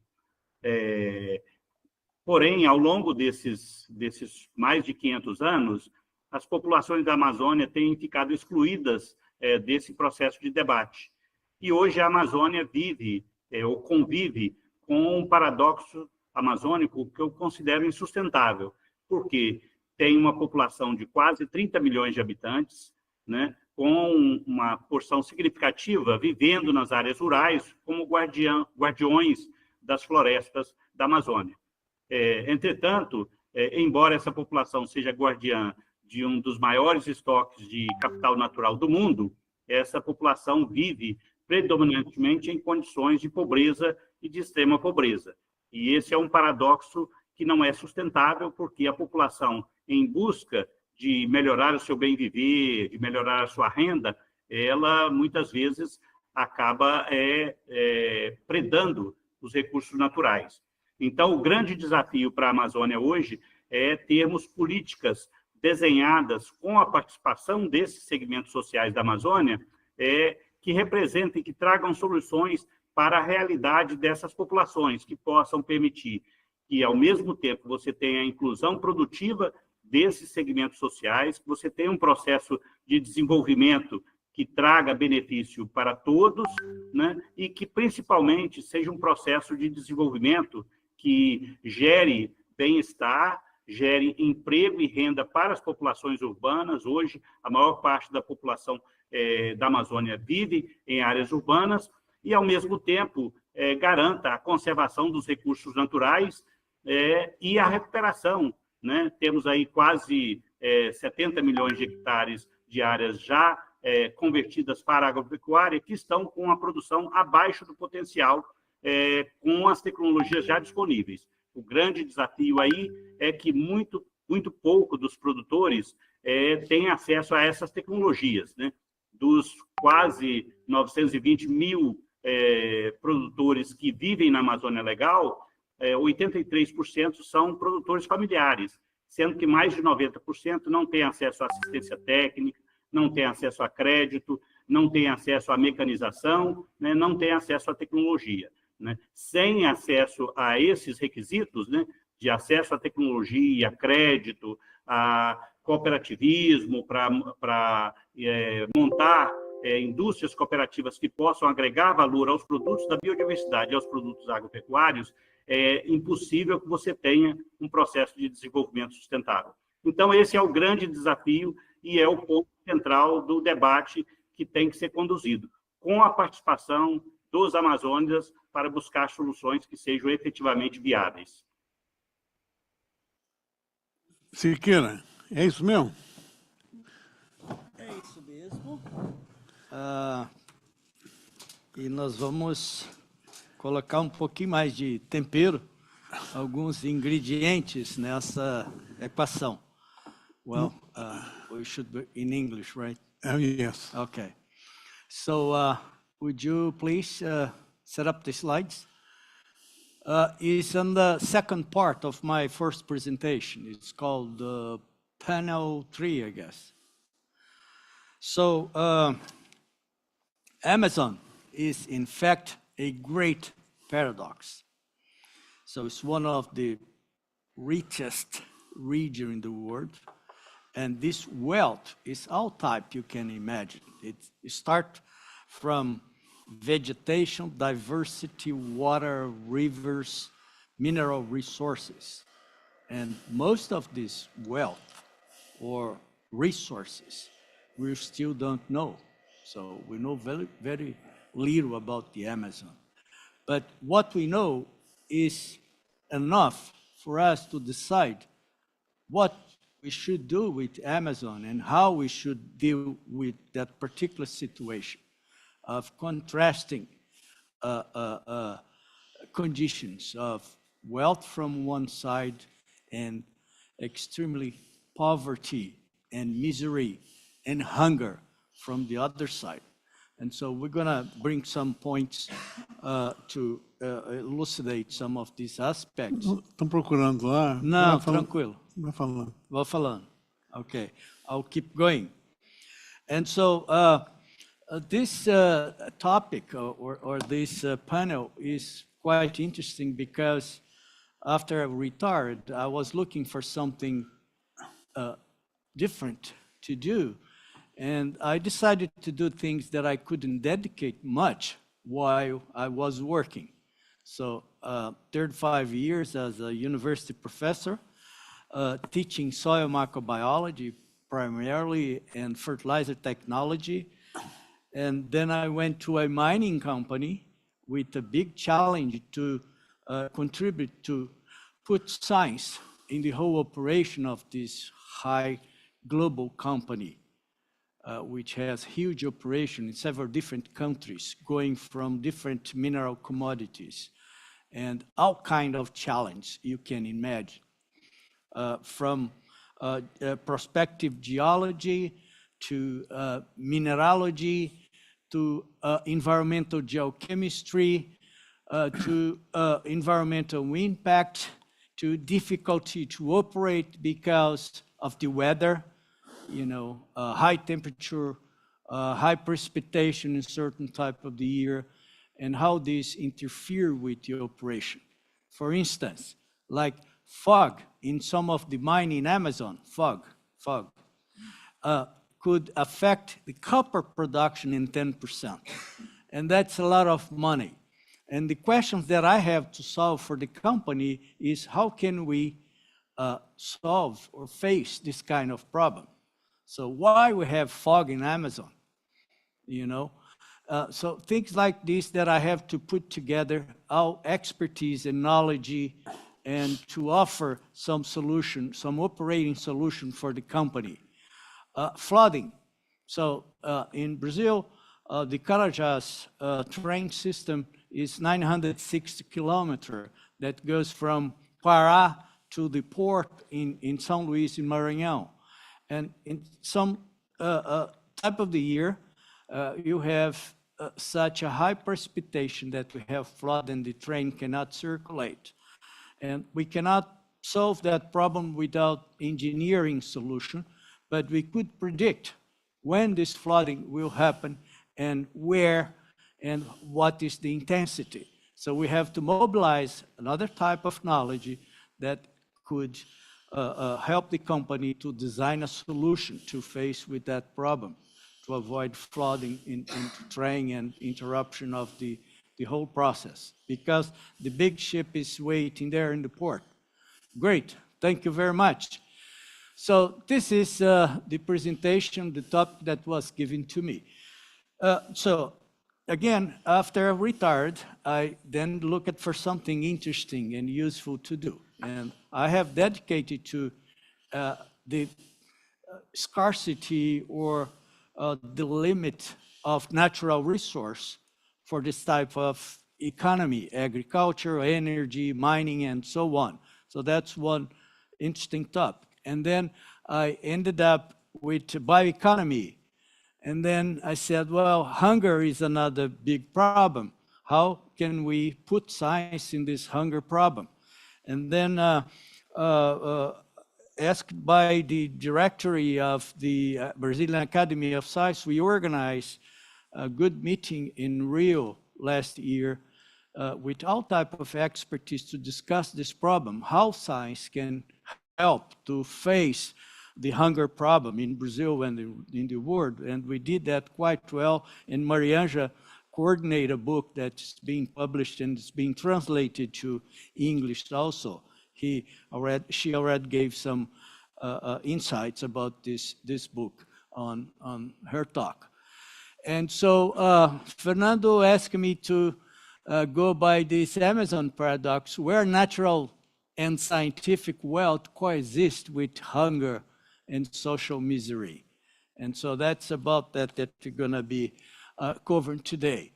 So, of course, in addition, in these original topics that I was mentioning, Amazon is on the top of this a big challenge that Brazil and the whole world has to face, how to develop Amazon. And Judson made a very good short presentation on bringing up some of these aspects. It will just give some overall contextualization of this scenario. So, as we know, it's the largest tropical forest in the world, covering half of the Brazilian territory. But it is important to say that even though there is this big propaganda that Brazil is destroying its forest, there is still 82% of the forest is still well preserved. So we deforestate, that's true, but there is still a lot. And is that good enough to conserve, to protect, to preserve? The answer is yes. Because all the studies we have so far, all the science can tell us at this point is that if we preserve 30% of the original vegetation, of the original ecosystem, we are in a good pace in terms of development. And so the case of Amazon, we are far beyond that. A huge stock of carbon, biodiverse freshwater reservoir. Wood is the largest wood stock in the world. And wood is money, wood is carbon, wood is wealth. Biodiversity, fresh water, and mineral resources. And I have developed several research with my team when I was at ITV, and we show that mining could be a good way to generate wealth to face this poverty and misery in Amazon with a little impact, because all of the impact that mining causes can be very well reversed or can be rehabilitated, mitigated, and so on. So we have a variety of strategy. And what I generate in mining in very small area that is impacted, I may need it 10 to 15 times more land doing cattle ranching or agriculture to generate the same value. But environmentalists don't accept this kind of approach. And that's one thing that we need to clarify. So close to 30 million inhabitants, and the vast majority very poor and living in urban, precarious condition. And that's the reality. So people only think about the forest, the fish, and the animals, but they forget about these people. that has nothing practically. It is under high pressure and experience the most dynamic land use change in the world. But remember, we are talking about the ultimate global frontier for sustainable development. So we need to look at all of that in a very careful way. Plays a dynamic role in global conservation and climate change, even for Brazil. And so Amazon, together with Antarctica, is responsible to regulate precipitation, temperature, to regulate the weather in Brazil, especially in central west and east, southeast of Brazil. And so that's what Amazon is really important. I would say, just to mention the flying rivers that what regulate precipitation in most of this production area in the central west of Brazil. And so it is under predatory exploitation process, not exploration, the right is exploitation. And so the way we're doing with Amazon is non-sustainable, okay? So great potential to develop based on a strategy for conservation, but several attempts, several policies to generate wealth based only upon conservation did not work. Did not work because so far we didn't find enough money or strategy to pay for the environmental ecosystemic services. If you find a way to pay for that, maybe this strategy would function. But we could develop industry, even the extractivist type of activity, we could call a modern bioeconomy, could be important, has a great potential, but other type of industry. So we've got to be open for all of these activities, including services. Health services is very poor, education is very poor, infrastructure is almost zero, so people have no sewage system and drinkable water, and all of these things. So to develop Amazon, we have to consider all of that, okay? So that's part of this overall contextualization. So the great paradox is then this great abundant resource and wealth and this underdeveloped and poverty on the other side, and how we deal with this situation. So the great challenge is how to move from this extractive, predatory economy to a science-based bioeconomy and aggregate other economic activities that could balance and generate enough wealth. The only way we can combat poverty is generating wealth, is with health, with richness, money. So someone give this money or we have to generate this money there. So forest products are low value chain. So a lot of people, intellectuals from office says we have to live on this forest product chain. We export about 64 different products, but Eduardo mentioned that Europeans don't want to buy forest products, from the Amazon. They're not interested in that. And in fact, they are low value. It's just a survival strategy, subsistence strategy. And that's what is happening. And population is increasing and the income generation is very low, and then this results in degradation. Severe social vulnerability and poverty and high food insecurity, hunger. Hunger in Amazon is several times greater, bigger than the other part of Brazil. So that's go together with misery. Hunger is not a thing that's happened by accident, it's a consequence. So how to generate sufficient wealth to promote development while preserving the forest, rivers, biodiversity, and the local culture? That's a big challenge, and we have to find this way. And we're talking about the half of a country, a big country like Brazil.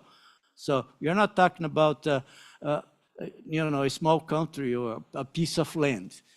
We have to join natural capital, with knowledge to establish a new virtual cycle.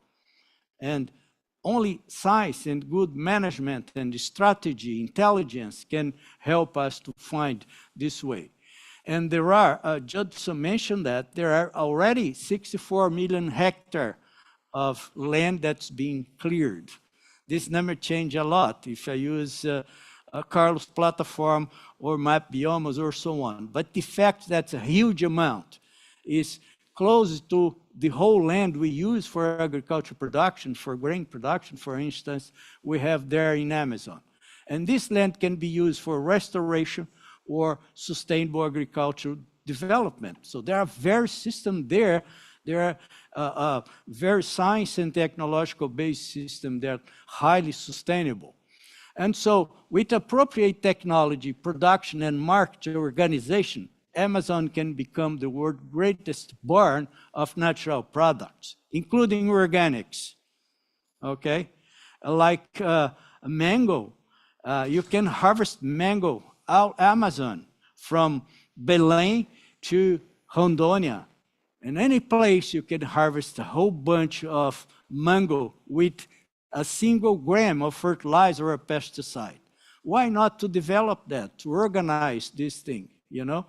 Like other fruits, like pineapple. The best pineapple that I ever ate is from part of Pará, Tocantins, and so on. And so I'll not mention açaí or cupuaçu or the nuts and this kind of thing. So the fact is that this product has a potential of $200 billion a year, but it's 1 or 2% of that in reality, because this market is not organized. So moving to this problem of food insecurity in Amazon. So it's important. It's important to understand this, what we call the food system. So it's production, processing, distribution, and consumption. We've got to understand the whole chain.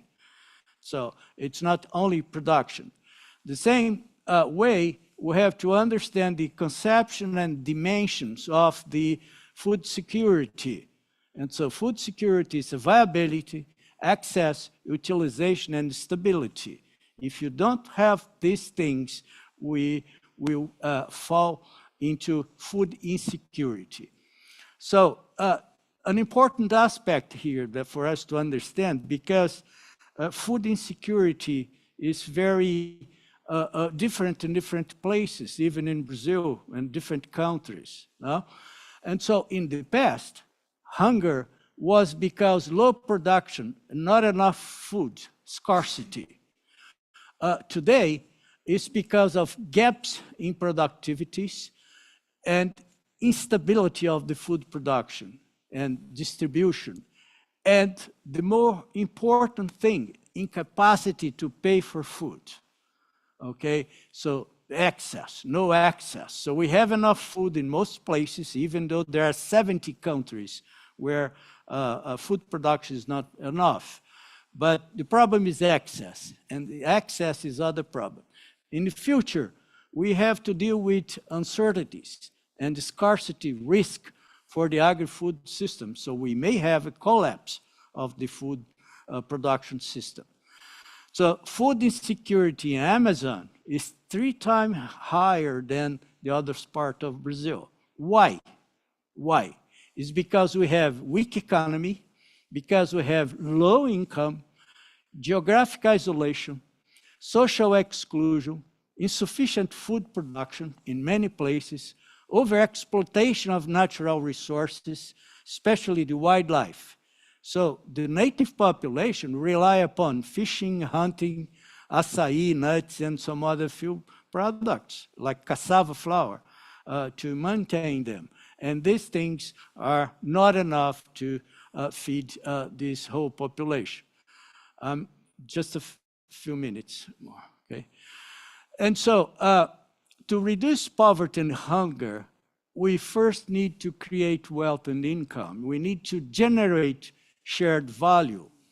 And that's the big challenge, how to generate value from this exploitation or this economic chain that will be better distributed to the whole population. So how can science help to do that? So I will start with agriculture science. It's the knowledge that feed the world. I'm not saying Brazil, I'm saying the knowledge, wherever it is. And we need right policy, okay? So the big challenge is producing enough food will be easy, but doing that at an acceptable cost to the planet will depend on research into high-tech seeds to the low-tech farms practices. This is a note from Nature editor. And it's been clear, Eduardo mentioned that, Judson mentioned that, and many others. The big problem is the exclusion that we have with 4 and 5 billion small farms in Brazil. And so we developed this science framework to face this problem. And it starts with agricultural science, because supply of food is the most important aspect. So production and supply, so agricultural science. And this depends on the natural resource and climate. On the other side, we have the economic science and development.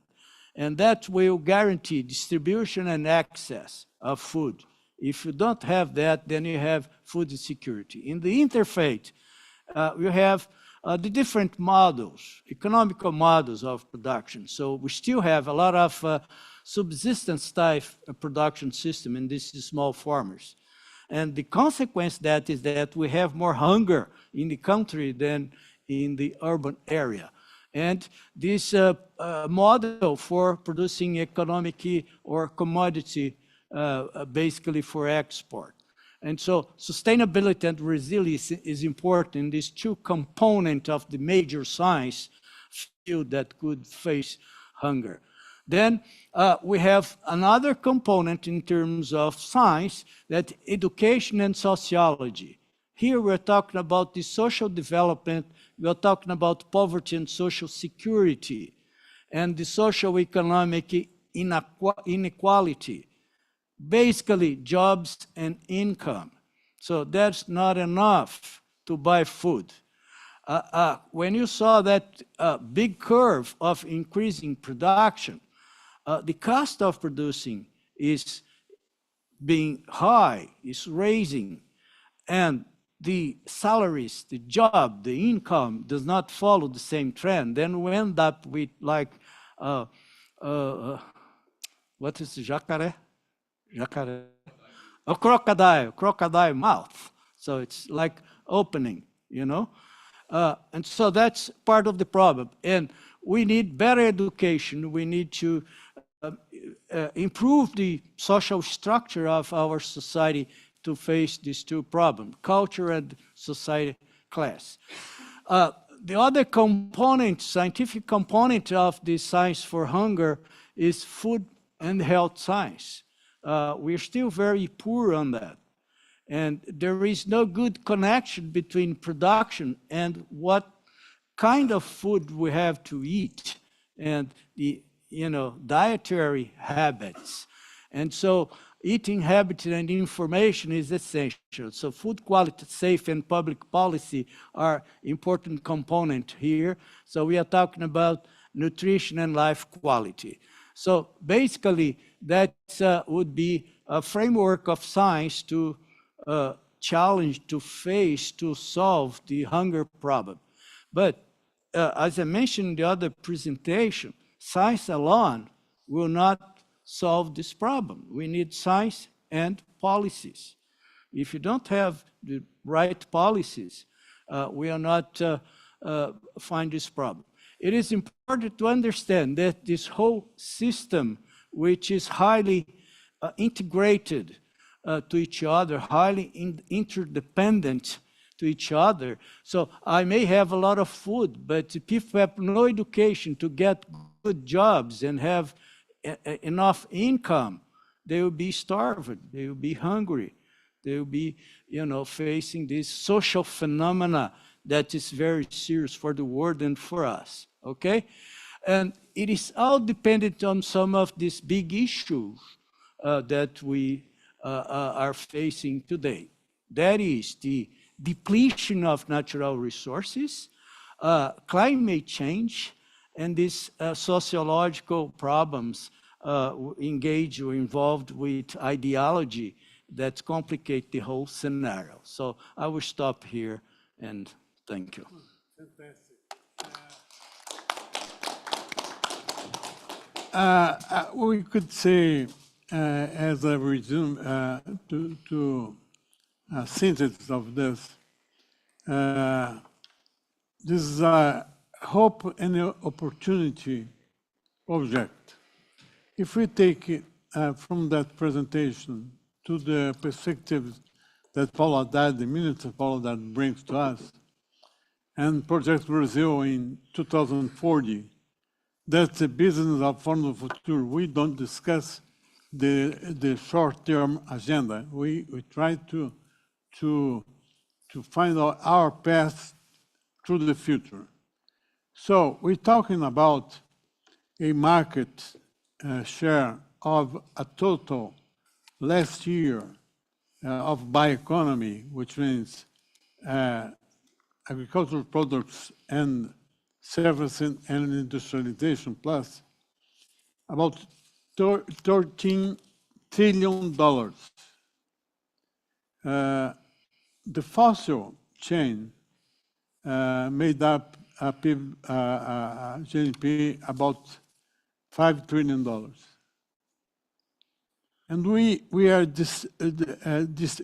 if we have ever come to have, like Siqueira said, management of science policies that could arrive in the territory, like Scofro suggests, we could be leaders of the world in a market of $13 trillion. That's the point. Together, we hope André can design the pathway to put this strategic intelligence we have here together, because the way to is very difficult, but it's very challenging, and it's very hopeful. Now we go to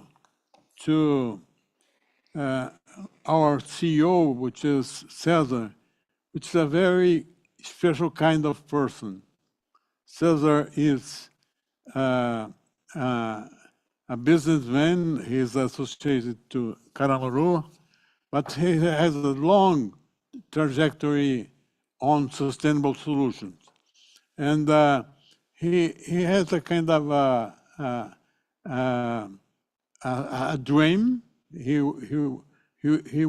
would land this dream at Sinop, for instance, and the idea is to project what could be a county that could get together all these possibilities we're discussing here. Then I'll move the word to Ana. After Cesar, she will present Ricardo, who is the CEO of ADB, the company of Ana, and then the presentation of Ana. Ana, please, let's see first of all the video of Cesar. Nós estamos diante de uma possibilidade inesgotável de oportunidades. Vejam só, quanto à economia circular, hoje já é processado na fábrica vizinha de Sinop, em Sorriso, já é processado o etanol da soja. E esse etanol da soja ele é usado no próprio processo industrial para se produzir proteína concentrada de soja, cujo destino é a própria Noruega, o país de vocês, para complementar a alimentação de salmão.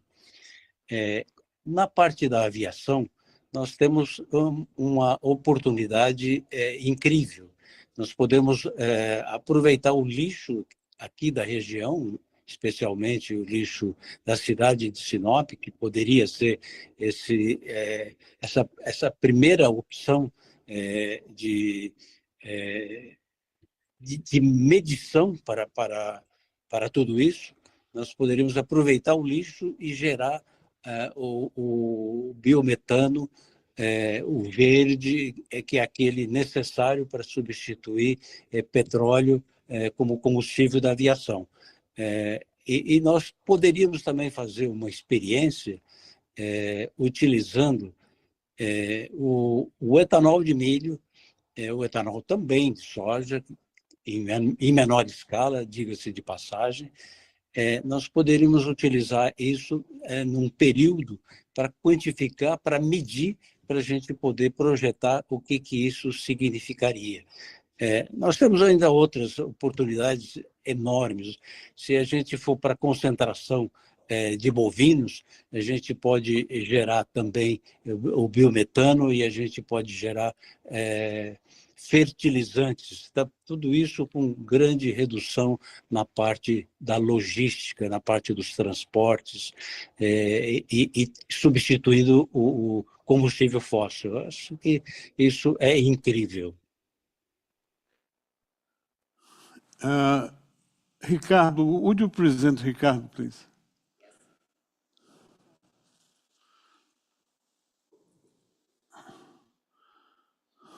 Ricardo is online, isn't it? No? It's not here. Ricardo is not here. No, but he's online. No. No? No. Okay. That's okay. Now? Please, okay. por favor. Hello, my name is Ana Paula, and I have been working in EDB, and now I would like to present for them the project of Sinop, okay? The title is Greenhouses, a Civil Construction the Panels, the Sustainable Technology and Human Design, Potential of Vegetable and Human Dignity, Potential in Vegetable Polyethylene, and the Circular Economy Soil House, a new concept of contemporary urbanism, okay? That's EDB and the construction system. We have developed a construction system based and vegetable and all the needs segment with less waste and intelligent and sustainable use. And this EDB is located in Curitiba and Paraná state. And now there's other EDB in São José dos Campos and São Paulo state, okay? And then there is a pilot from the EDB. There is the great news for them. There's like a thermal insulation, and then the sound insulation, that's no flammable material, and no weather is needed during construction, okay? And then, and the ace of work, and the low maintenance cost, and prepared electrical system, and the 35% reduction in the projected costs, okay? And then now with the bid, they have two projects. The first of all is a plate of Curitiba, and there are two partners. The first of all, and Embrapi, and together and Unifesp, okay? And the second one, these are represent now. Like, okay, now we have to, I think that everybody knows that the largest turbine and the project is starting in Brazil and Sinop, okay? And Mato Grosso state in the location doing Alagamazana Rio. Necessity of adopting technology that can reduce environment impact, potential of using soybean and the construction material, okay? That, like, it's a project, proposed project. There are a lot of meetings about university UFMT. And then now it's a project. Actor 2 proposal aims to provide a sustainable and affordable housing solution for the low-income families. The 42 meters and twin units in the factory soybean and polio panning. And the panels will be evacuated through mechanical compression in the flux testing, and propose and evaluate the thermal performance of the building FMCRI. Environment variables had flowed through the walls, the thermal comfort indices. Assess the cost performance by considering an urban noise, wind salinity, and internal and external vertical walls. And identify the construction requirement in terms of execution, the system line, and workability, and the costs, and the constraint region reference. Creating user and operation, like maintenance manuals for the innovation construction system, like that's so easy to identify a lot of. There is a project, okay? And there was the video. I think so it's easy to put down, okay? There is my friends from Sinop before. Yes, Adriana Garcia de Amaral and Eduardo Alves de Almeida, Eduardo Shine, and Resolene Maria Shine, okay? There's Universidade Federal do Mato Grosso. Put the video, please. It's simple to identify a lot of characteristics from actor systems. There's the panel and off of the project, and then a lot of the wind and all of the house, okay? There is identified some characteristics from the people, from Mato Grosso, and now that's the 42 meters and EDB items. Thank you very much. And after that, if you had any doubts to talking about, because in 5 minutes, it's so difficult to talk about, okay? That is so important I like to say thank you to EDB team, and then Cesar and Ricardo, because they are investing a lot of time and money in this project, okay? And I say thank you to the confidence of me and about responsibility to all the projects. Thank you. Thank you. Now, we are going to hear from Joaquim. Joaquim is a professor at University of Lavras, and he's specialized in transition energy. Please, Joaquim.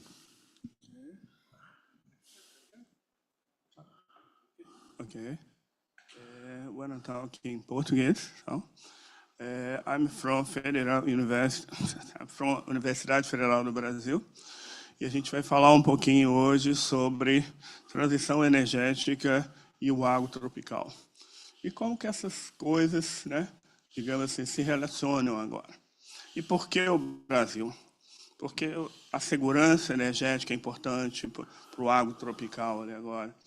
E o que nós temos tudo isso com relação à descarbonização agora, tão importante nesse momento. O que nós temos hoje? Nós temos agora toda uma mudança climática aqui agora, devido à emissão de gases agora de efeito estufa. Então, é preciso aqui agora preservar o ambiente. Então, vem a primeira coisa, o meio ambiente agora com responsabilidade, com geração aqui agora de empregos, de renda e tudo mais. Depois nós temos uma demanda muito grande atualmente por energia. Nós estamos vendo aqui agora as empresas de tecnologia buscando agora forma de produzir energia para inteligência artificial, para Big Data agora. Então isso é só importante, por quê? Nós temos agora uma demanda crescente por energia, tá? E essa energia ela precisa ser sustentável, então fontes naturais para trabalhar com ela, e alguém vai ter que produzir isso, ok? E por que o Brasil? Quais são as características interessantes do Brasil? Bom, no Brasil nós conseguimos produzir nós temos uma vasta fonte de energia, podemos passar pela eólica, passamos pela fotovoltaica, nós temos nosso potencial hidrelétrico que é gigantesco, nós temos biomassa, biogás, biocombustíveis agora, resíduo sólido urbano, everything nós temos. Tá? E temos outros aspectos importantes que é preciso a gente falar aqui agora, nesse momento, que trata um pouquinho de planejamento estratégico. Então, se nós observarmos aqui, a estrutura elétrica, o foco aqui vai ser um pouquinho mais sobre a energia elétrica, devido ao nosso tempo. Então, se nós observarmos aqui desde os 60, né, dos 60 lá, como que era o nosso sistema ali agora no Brasil. Então, você vê, o nosso Brasil é praticamente um continente, né, dimensões agora gigantescas, e foram passando para 70, algumas poucas redes. Em 80, nós já tínhamos agora um sistema conectado, né, interligado ali agora no sul e no sudeste e no nordeste ali. Depois, agora em 90, a gente já tem toda a questão do centro-oeste já entrando ali e um avanço agora para o norte. Nos anos 2000, o que nós podemos observar agora? As conexões já feitas agora de norte, nordeste, centro-oeste, sul e todo conectado. Avançando para 2010, ali agora, nós temos toda uma questão de redundância também, que é importante. Assim como meu colega ali, Oswaldo, falou da questão de você ter alternativas e poder fazer previsão diante das intempéries que a gente vivia já naquela época, você precisava criar linhas redundantes para a transmissão de grandes blocos de potência, tá? Devido às dimensões que nós temos no Brasil ali agora. Observando já 2018, nós vamos ver aqui agora que a conexão cada vez mais apropriada, atingindo quase que toda a extensão territorial do país. E a última figura que nós temos ali é a previsão para 2027. Por que isso é tão importante? Um planejamento estratégico agora, ele não é feito agora numa estimativa de curto prazo. Você precisa de médio e longo prazo. Então, você precisa de 10, 20, 30, 40 anos. Então, por isso que a gente tem perspectivas aqui agora do nosso Plano Nacional de Energia, que é feito pela Empresa de Pesquisa Energética do Brasil, pela EPE, está disponível aí no site. E aí a gente faz as estimativas de demanda que o Brasil vai precisar dentro de um planejamento e também das fontes de energia disponíveis agora que nós temos. Observando ali, o que é interessante a gente ver? Que nessas regiões que a gente está observando, essas redes de linhas de transmissão, tá? A gente não está falando da baixa tensão, vamos falar na média tensão. Então, nossas linhas são representadas por diversas cores e as pontilhadas são ainda em construção. Nessas linhas, a gente tem linhas ali a partir de 230 kV, 340 kV, 500 kV, 765 kV. Isso em tensão alternada. Mas temos as linhas ali vindo de Itaipu até São Paulo. Na ordem, são linhões agora de corrente contínua de mais ou menos 600 kV. E temos também aqui agora no centro-oeste, ali agora atravessando, os linhões ali de 800 kV em corrente contínua, mais ou menos 800 kV. E ele também tem uma característica, né? Por quê? Ela atinge quase que todas as regiões, né? As bacias hidrográficas do Brasil. Porque a nossa matriz elétrica no Brasil, em alguns momentos, ela é toda renovável. Nós conseguimos atender todas as nossas demandas a partir de hidroeletricidade, fotovoltaica e eólica, bem como a biomassa também. E a perspectiva que nós temos para 2060 é que a biomassa ela representará mais de 50% da matriz elétrica e agora, ou mesmo energética do nosso país. Tá?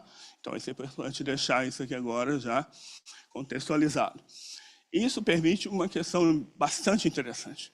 Nesse momento, no Brasil, o que provavelmente nós vamos ter, isso está disponível online, toda a região ali do Nordeste, que nós temos ali um grande aproveitamento fotovoltaico, está exportando energia para o centro-oeste ali agora, para o sul. O que isso permite para nós, essa integração? que dependendo das regiões, se você tiver uma região em seca, a outra região que tem abundância, ou seja, no período chuvoso, você consegue transmitir energia de uma região para outra. Tá? Isso nos dá flexibilidade ali e nos dá segurança energética. Todos nós já sabemos o que acontece quando nós temos ali agora alguns eventos, tá? Eventos climáticos, como chuvas abundantes e o apagão, não é mesmo? Então, você tem aí situações ali agora, onde você fica uma semana, 10 dias sem energia, que traz ali todo um caos àquela cidade. Mas no agro também, agora, nesse momento, nós precisamos observar isso. Porque o agro agora, alguns colegas nós já falaram no momento, a questão da comunicação atualmente é fundamental. Você precisa ter toda uma questão de mecanização. Essa mecanização agora ela precisa de elementos ali que vão estar trabalhando com energia, com sinais por satélite. Então, eles precisam trabalhar 24 horas por dia. Então, você precisa ter uma qualidade de energia muito boa e você precisa ter uma continuidade de energia. Mas aí o nosso país é muito grande. Nosso país ali é continental. As nossas redes aí, já vou falar um pouquinho mais na média tensão, de 69 kV, 34 kV, 13.8 kV, ela percorre longas distâncias, 40, 100 km, sobre montanhas, matas, ao longo de rios. O que acontece nessas regiões? Nessas regiões, ela é muito mais propícia a acidentes, ali, desligamento. É um galho, é uma árvore que cai, é um animal correndo sobre essa rede, é uma descarga atmosférica aí nessa rede. Então, se você tem agora aproveitamentos agora que estão mais distantes, então vamos pensar na região amazônica mesmo, nem é possível atravessar com essas redes para lá. Então, nós temos que observar agora quais são as fontes locais que possam estar gerando essa energia, que a gente possa trabalhar no conceito que nós falamos, que é ilhamento, ou seja, essa rede ela fica off-grid. Então, ela não estaria, ela pode estar conectada ou não. Em algumas estações, elas realmente estarão desconectadas do nosso sistema interligado nacional, que nós chamamos de SIM. E aí, nesse caso, você garante a qualidade de energia e a segurança energética para a indústria, para, digamos, se você tem ali uma agricultura familiar, ela vai processar os alimentos ali para ela ter um pouquinho mais de renda, gerar emprego local, e você consegue refrigerar, você consegue ali agora, nesse instante, manipular aquele insumo, aquele alimento que você tem, e aí você agrega mais valor no final. Então, você gera emprego, gera renda, gera imposto, e também baixas emissões ali que você tem agora da descarbonização, porque você está gerando energia ali naquele espaço, você está gerando emprego naquele espaço, muitas das vezes você vai estar também utilizando aquela energia localmente e garantindo essa continuidade ao serviço que você tem. Tá, ok? Outras coisas importantes a mencionar, digamos, a importância do Brasil agora, pensando no potencial exportador. Uma vez atendida a demanda local, nós podemos trabalhar agora numa demanda agora internacional. Então, o que é importante nós ver? Se a gente conecta todas as regiões que nós temos no Brasil, ela permite que, em determinados momentos, igual nesse agora, que a gente tem uma sobra de energia no Nordeste, essa sobra de energia ela pode ser utilizada para fazer um outro insumo que é importante para nós, o hidrogênio verde. E já vai estar num ponto ali onde é mais próximo com a Europa. Então, você já estaria criando agora situações agora de vislumbrar um potencial ali a ser aproveitado para os países europeus ou para onde você quiser destinar isso tudo. E onde que entra a questão dos biocombustíveis ali agora? Se você criar uma infraestrutura adequada e ela tem essa proteção local, você não precisa mais agora ter grandes refinarias aqui agora no Sudeste, no Sul mesmo, para levar ela para regiões que ainda não têm esse aproveitamento. Você pode aproveitar ali agora subprodutos que nós temos e gerar, vamos dizer assim, você gera esse biocombustível. Você pode entrar, algum colega meu já falou também, para a aviação, que é o nosso SAF, né? A gente pode utilizar biogás, enfim, você tem todas as alternativas ali agora e você descarboniza a cadeia, porque você não precisa transitar 500, 600 mil quilômetros levando esse combustível. se produz ele localmente, gerando renda, emprego e tudo mais. Bom, isso aqui é o nosso Plano Nacional de Energia, uma visão ali para 2050. Você também pode ter outras interações ao longo dessa previsão, né? Que seria a gente trabalhar com estratégias, com planejamento ali agora. Não é algo definitivo, tá? Isso aqui são prospecções, ele permite também que nós entremos em algum momento com alguma tecnologia disruptiva que possa surgir ao longo dos anos, então estrutura aberta que nós temos. Mas são as análises que é feita, transição de energia, as fontes de energia distribuída, né? Nós temos no Brasil aproximadamente 600 milhões aqui agora de lares. Se você imaginar que 10% disso coloca painéis fotovoltaicos agora em cima do seu telhado, você está distribuindo essa energia ali, né, ao longo de todo o país. E essa geração de energia, ela precisa ser planejada, porque quais são as questões que nós temos para a transição energética? Se você usar painéis fotovoltaicos, eles vão operar ao longo do dia. Nós utilizamos normalmente entre 5 e 6 horas, na grande maioria das regiões do Brasil. Se você pensar na eólica, ela é mais propícia à noite. Então, nós teríamos que trabalhar o que agora nesse momento? Com armazenamento de energia. E aí, como fazer esse armazenamento de energia? Vamos utilizar baterias? Não vamos utilizar baterias? Quais são essas fontes agora de armazenamento? Então, a gente precisa pensar. Mas existem outras maneiras. Pode ser o hidrogênio verde, poderão ser utilizados como biocombustíveis. Você pode usar supercapacitores, falando já um pouquinho de inovação. Então, você pode utilizar ele para armazenar essa energia e utilizar ele no momento mais adequado ali para a gente estar fazendo. Ou seja, inovação precisa. Tem a descentralização, porque antes você tinha um processo todinho que era feito em grandes usinas, agora já não é permitido devido aos impactos ambientais que você tem, mas podemos continuar utilizando água em pequenas centrais hidrelétricas, em microcentrais hidrelétricas, que elas são capazes de gerar 24 horas por dia, com menor impacto ambiental. Temos a descarbonização também da matriz, né? Então, o que isso vai importar para nós agora? Então, as fontes terão que ser renováveis, de baixa emissão ali agora, ou zero emissão para a gente trabalhar.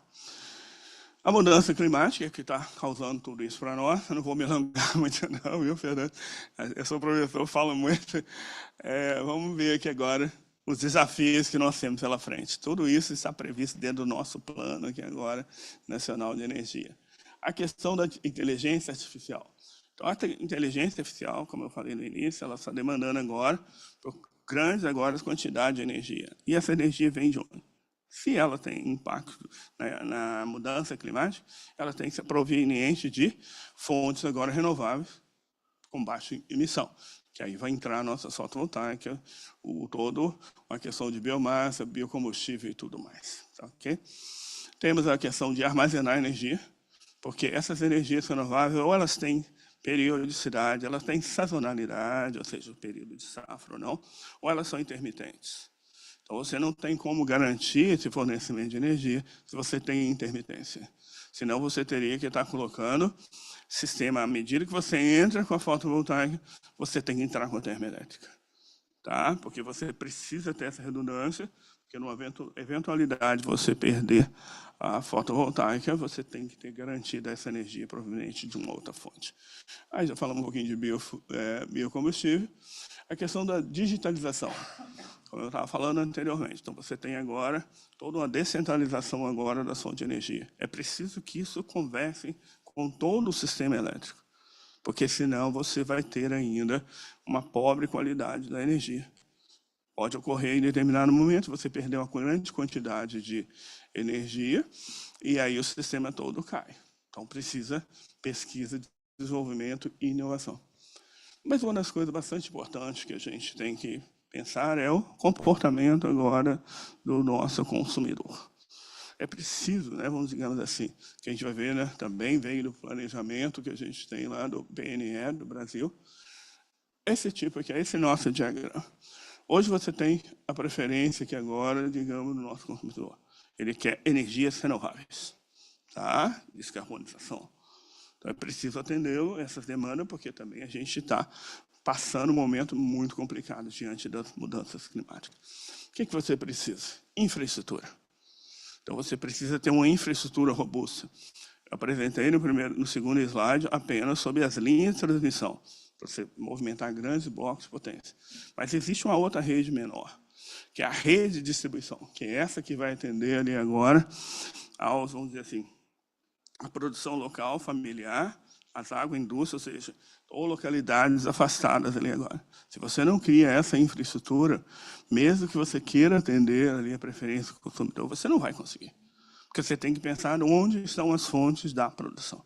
Ou então, você teria que transportar a longa distância. Ou seja, você estaria também contribuindo mais para a emissão de gás de efeito de estufa. Depois você precisa criar essa estrutura de mercado e regulação. São, digamos, as políticas agora. Tá? Então, é preciso ser feito. E isso tem que ser um negócio. Okay. Isso aí vai ter que gerar renda, tem que gerar lucro ali agora, porque senão não será viabilizado. E a vantagem do Brasil é o seguinte, você não aposta em apenas um tipo de energia. Tem alguns países que apostaram num tipo de energia, foi fotovoltaico. O que acontece? Você consegue atender todo mundo com fotovoltaico? Sim, consegue. O problema é que você tem horários, que você tem um excedente de energia, que praticamente o consumidor, ele recebe, vamos dizer assim, ele é pago para usar a energia. Tá? Isso afeta a cadeia produtiva de mercado de negócio. Como montar um negócio, se em determinado momento você está pagando para o usuário ali usar sua energia. Então, isso não funciona. E se você quebrar a cadeia também de gestão de negócio, é algo extremamente complicado, porque uma vez que você quebra essa cadeia, reconstruí-la, provavelmente não será fácil ou nunca mais voltará. Então, você precisa gerar, ou seja, gerar, transmitir, distribuir essa energia e atender às condições de demanda do seu cliente. Tá? O que isso vai provocar? Novos negócios, novos modelos, novos agentes ali de mercado. Então, isso precisa ser bem disciplinado, bem planejado agora. Isso vai provocar mudanças no nosso consumidor. Então, aqui nesse momento, você tem que mudar a mentalidade também do consumidor. Bom, vamos pegar um simples exemplo. Hoje nós temos uma demanda crescente para atendimento das empresas de TI, Big Data e tudo. Nós podemos atendê-los totalmente com renováveis? Podemos. Mas será que nós precisamos? Porque se a gente entrar agora nesse ciclo, o que acontece? Nós vamos estar agora replicando aquilo que já aconteceu no passado. Só mudou a fonte, ok? Então é preciso cuidar ali agora que o consumidor também ele tem que mudar a mentalidade dele, o mindset dele, porque ele também precisa ser responsável agora. Como fazer? Por isso nós estamos nesse fórum aqui agora e assim para tentar a interação agora para que a gente possa criar agora novas diretrizes, ok? Bem, é isso que eu teria para hoje. Thank you for your attention. Obrigado. Valeu, gente. So now we're going to have Anna Euler, which is the Director of Embrapa for Innovation and Business, which remind us where this meeting actually began. It was in April. We were at the cabinet of the president of Embrapa, and we got together FAO, Banco Mundial, the whole Council of Fórum do Futuro, Ana Euler, and Silvia. And from that on, we decided to do this bet on the long run, to plan the long run, and to do this partnership with the World Bank to finance first the strategic of the path. And then we're moving now to the second phase of the project, which is the meta planning. But Anna will resume that better than me. Just remind you that it's time to reset all these things, because the last news we have got today imposes us a deeper challenge to move on. So please, pass the video of Ms. Ana Euler.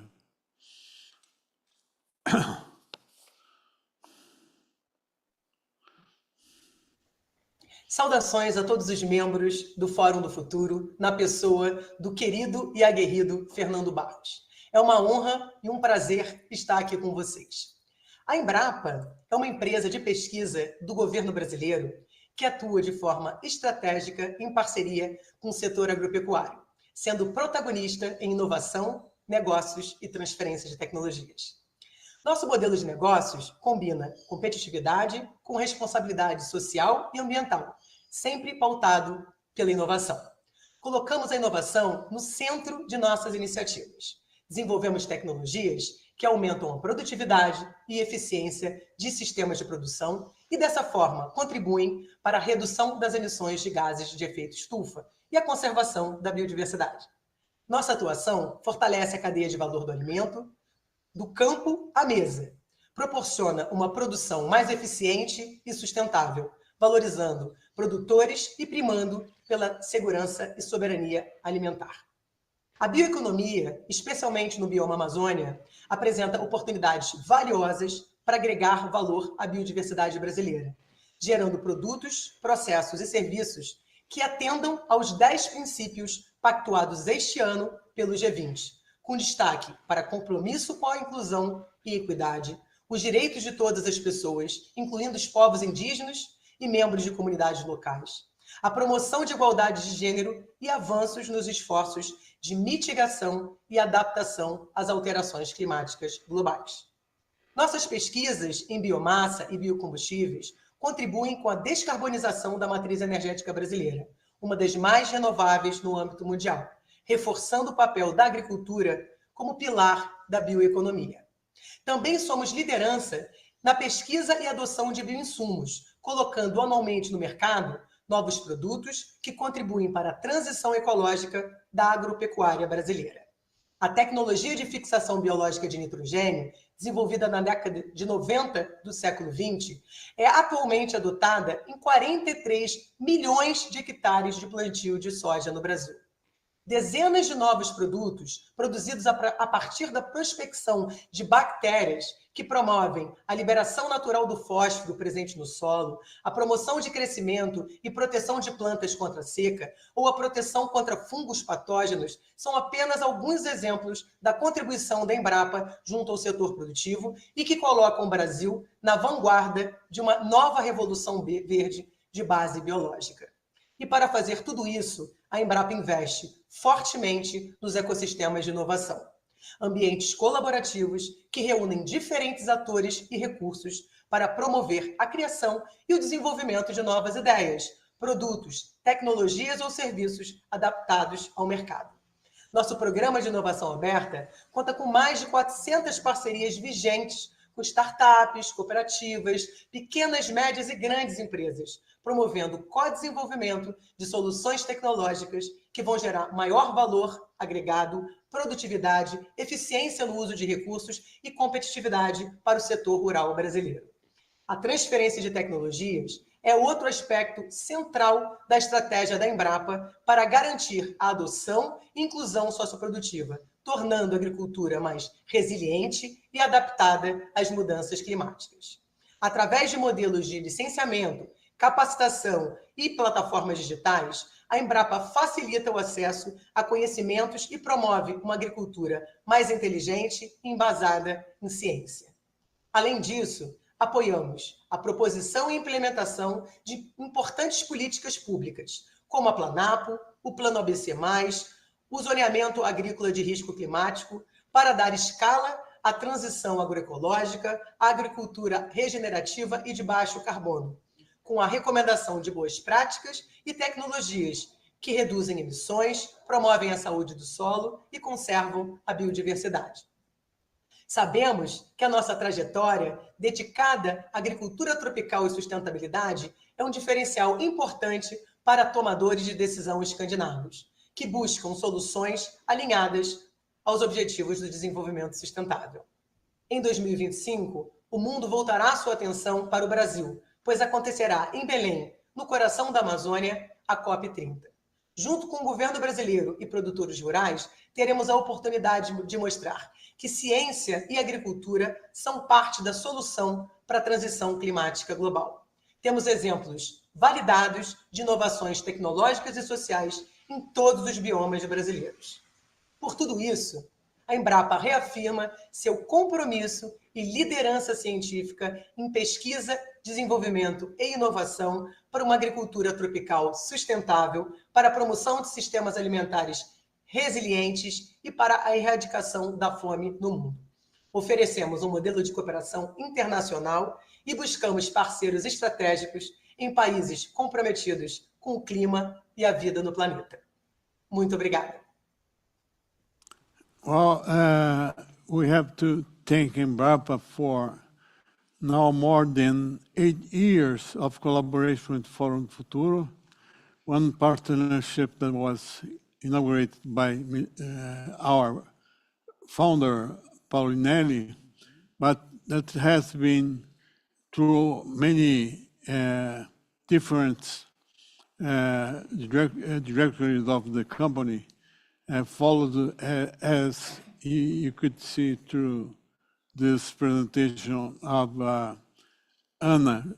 Herself is a very fantastic communicator. I wish you could hear some her pitch talking about Amazon, which region that she knows very deeply. So we want to thank Embrapa to you, Pedro, for all the help and partnership that it has given. Now I'm supposed to do my specific talk, but it's a very difficult time to do it because I'm going to read the title. I hope you don't laugh about it, but a rescue of relevance, scientific evidence in the global debate. How we're gonna, in this moment, in this situation, is it utopic talk about this matter? I'm just gonna read a part of it, just to put in a historic sense. In an increasingly fractured and polarized world, scientific evidence is losing ground to misinformation and belief. The civilization process has been marked by scientific referencing since the Renaissance, but it would have prevailed since the Lisbon earthquake. At least is the lecture of Mr.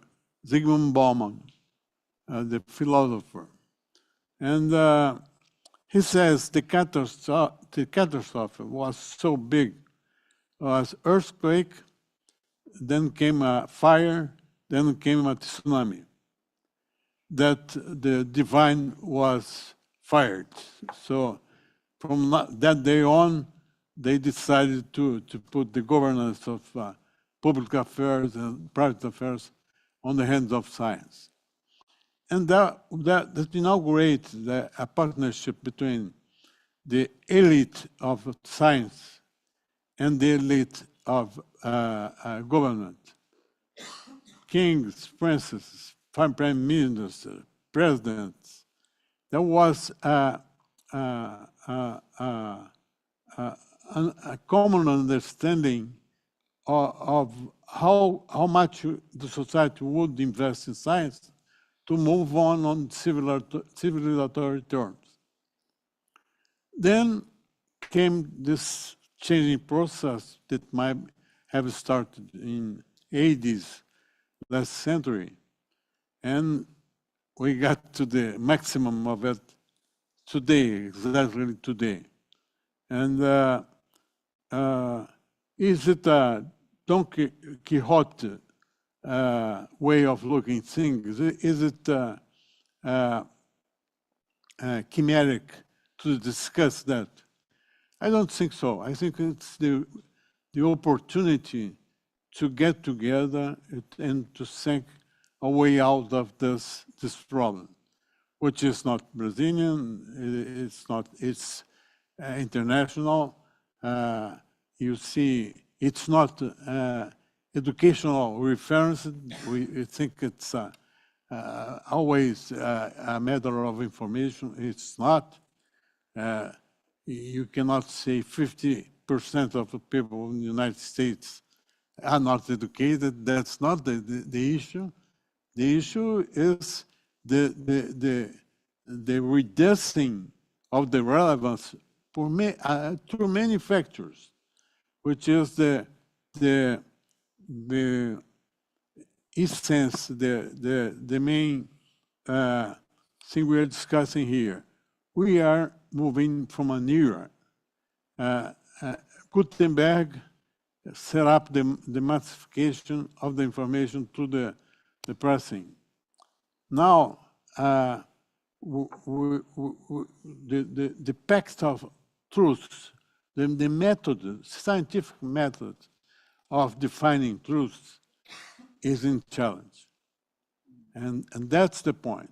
How come the method could because when we hear a speech like a skater, it seems very easy to develop Amazon, to construct a more reasonable society where we have shared richness, social quality of life, etc. But we starting the pattern of decision before the Renaissance. We are looking again to the divine. There are many ways of reading this, but our problem is how to get together Scandinavia and Brazil and to find a path to at least for developing examples, models of development in what we call the computer of sustainable development. Through small examples, you can show the way out, but must be tangible, but must be comprehensible, must have a direct connection between science and society. We have to create a tunnel, a direct tunnel of dialogue with society, and how to put complexity in the ground of society. It's not simple, but it's doable. And we are here to discuss that.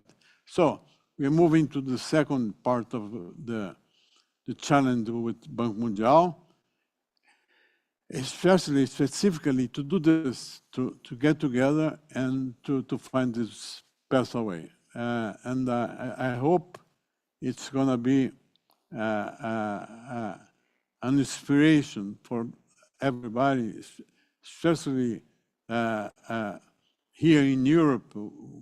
That might be very worried now with the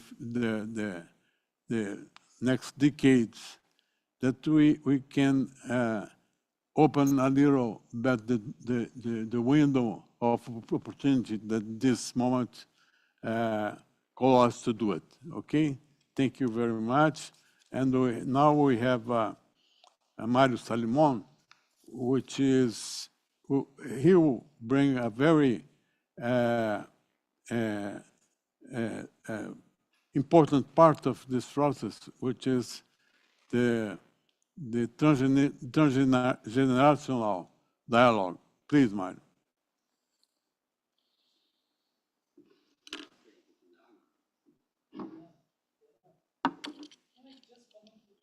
Yeah, please.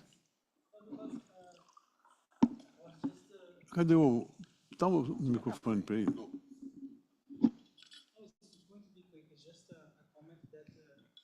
It's nice to share this with you. Thank you.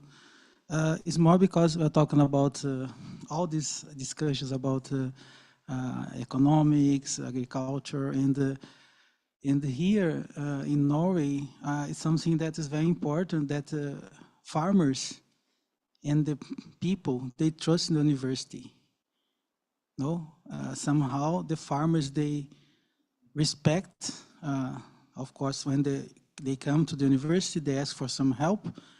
There's this good connection between farmers, population in general, and the university. And I believe that in Brazil, I don't feel this sometimes. For example, that the industry, they trust in the opinion of the university. I don't know if I'm wrong, but when I was in Brazil, it was just my feeling, you know, that to create this dialogue between industry, university, sometimes very difficult in Brazil. And it's just my comment. Maybe you can just comment again. A very short comment as well. Thank you, Fernando. Very short comment about José Osvaldo's presentation and André as well. It's almost a consensus that we need public policies to transform the wealth in Amazon into income to its people. But I'll give some bad news. We need to be very creative in these new public policies. We don't have this abundance of cash we had in the past. Not only in Brazil, even in Germany, they are discussing this ceiling for public budget, even in Germany. We have now pensions, we have transfers to people, income guarantees, and the money is out. So we need to be very creative in this new public. We need a lot of partnership with companies. We need to see other ways to fund these policies. That's the bad news. Can you comment that? Okay, Mario, please.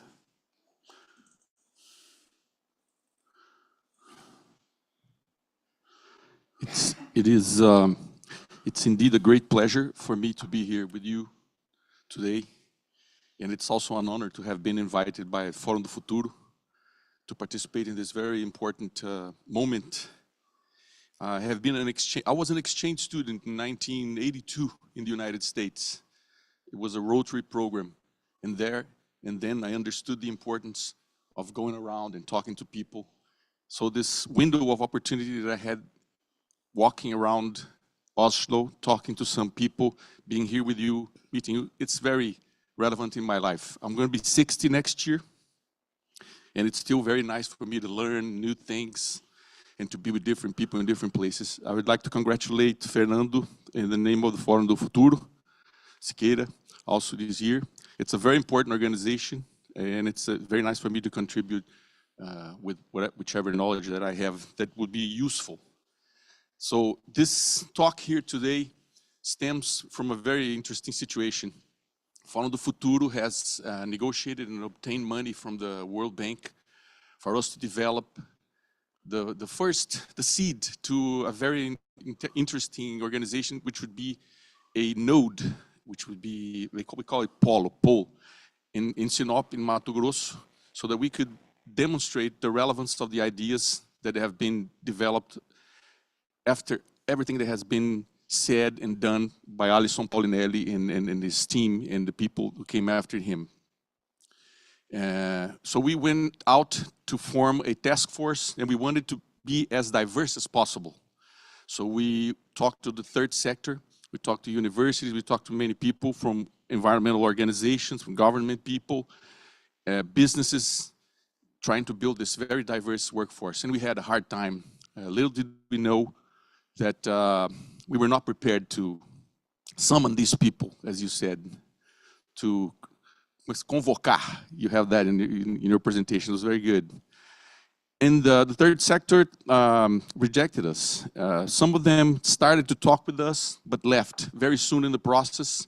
And we had to resort to the universities in Mato Grosso in order to become a channel and bring information from indigenous communities, the people who live by the rivers, we managed to do very relevant work, but it was difficult, and we had a chagrin because of that. We were sad. So Fernando challenged me to write about the problem of intergenerational communication, and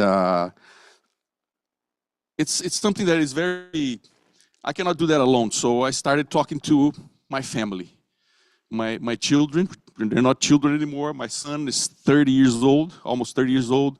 Gabriela, my daughter-in-law, is also almost 30 years old. My daughter, Ana Paula, is 25, and Marina is 22. And also my wife who supported me throughout the whole process. We've been talking about this for a long time. And even yesterday, I was talking to people, and it made me change my presentation a little bit. So I would like to thank them for helping me. This was very, very important. It took a while for them to catch up with the situation. They did not want to talk to me in the beginning. I had to write over and over and ask and ask. They were reticent, but in the end, they gave their contribution, and I wouldn't have done the article you see in the book without them. You see that person over there? Guess who that guy is? Yours truly. I was a punk rocker in the 1980s. And after that, I was a pioneer in rap music in Brazil. I was one of the first people to do rap music in the hip hop and electronic music and all that. I still have a career as a musician, and that guy still lives inside of me. At times, that rebel is very, very strong inside me. Fernando knows that. Yeah. And this is to show you that when you talk about young and old, it's all very relative. So the things that I'm going to say here are relative to certain situations that are not absolute, all right? But they're relevant as far as speculations are concerned, and they're important at the moment. We're dealing with meta-knowledge. We're trying to obtain knowledge about knowledge, so it's a good start. That guy is going to talk to you also. What we're trying to do is discuss the importance of bridging the gaps that exist for a sustainable future. And then we know that despite all the information that we have, all the technologies and everything, we have had a hard time showing the younger people in Brazil how difficult it has been to obtain democracy, to regain democracy, to provide food for the people, to provide infrastructure, to give them voice, to free the press, and things like that. Everything's taken for granted these days. But even though we've had difficulty dealing with the past, that doesn't mean that we cannot deal with the future. We cannot do that alone. So that's why we've been trying so hard to bring younger people into the process. We had very good conversations with Leonardo yesterday and today, and Isabella, and I think that has instructed me so I can move on thinking about this and taking that into consideration. When we talk about the third leap proposed by Paulinelli, we're talking about a very complex set of interaction and communication needs. When we deal with complexity, things become harder because we need to dismantle it somehow and make it available for other people. And so we have to reconstruct it again with them so we can have effective communication. So we must address communication difficulties before we can do anything else. For us to build a sustainable future, we need to bridge the communication gap between the generations. We must learn to listen to each other and to collaborate on a more efficient basis. We think we communicate most of the time, but what we're doing generally is that we're exchanging information.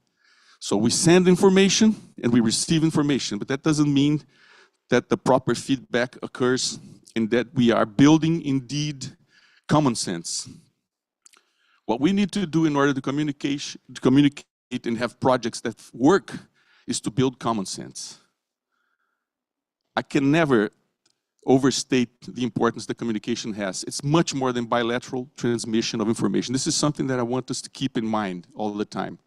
So the opinion of the receiver about what the sender says is the key for the verification of perception, the feedback that will allow us to understand different worldviews and to be able to have people interacting in the process that we propose.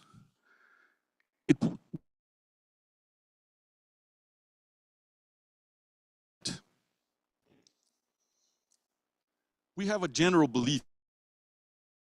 The first aspect that I have found while discussing while reflecting about the generation gap as far as communication is concerned, right? So technology. We always say that technology is a big problem. That the older people would not be able to deal with technology. That as every new set of software or equipment that comes will make things harder. This has always been a belief for the 20, 30 years because effectively hardware and software have been very difficult to manipulate in the beginning. But now, with the new developments in interfaces, that is not going to be a problem anymore. We think that the design, which is now oriented on user-centered functionality, will solve this sort of problem, and it will be easier for older people to adapt to the new operational systems and the new equipment. So this factor will not be central anymore. But there are other aspects related to technology. It can be indeed a barrier. I was talking to my youngest daughter, Marina. She studied linguistics, and she was telling me that the fact that people live, explore the internet and the digital world makes them create and generate, live in new territories. We're constantly seeing the birth of new territories, and life that is lived within these territories generates new cultures in the plural, and culture affects language. And language is the basis for our communication. We live in a codified world, and if we do not share language, it's very difficult for us to communicate. So this is a barrier which must be taken into consideration. So technology can connect us or can divide us, depending on how we adapt to it. So we need to use it, understand it, but use it properly in order to bridge the gap as far as generations are concerned. We're talking about the fact that it generates a new dialogue. The new territories generate new types of dialogue. And what my other daughter told me, Ana Paula, she's a designer, communication designer, is, Dad, one problem that we have is that we have different backdrops for communication. So when we're talking about a certain subject, you have one backdrop and I have a different one. So we think we're talking about the same thing, but we're not.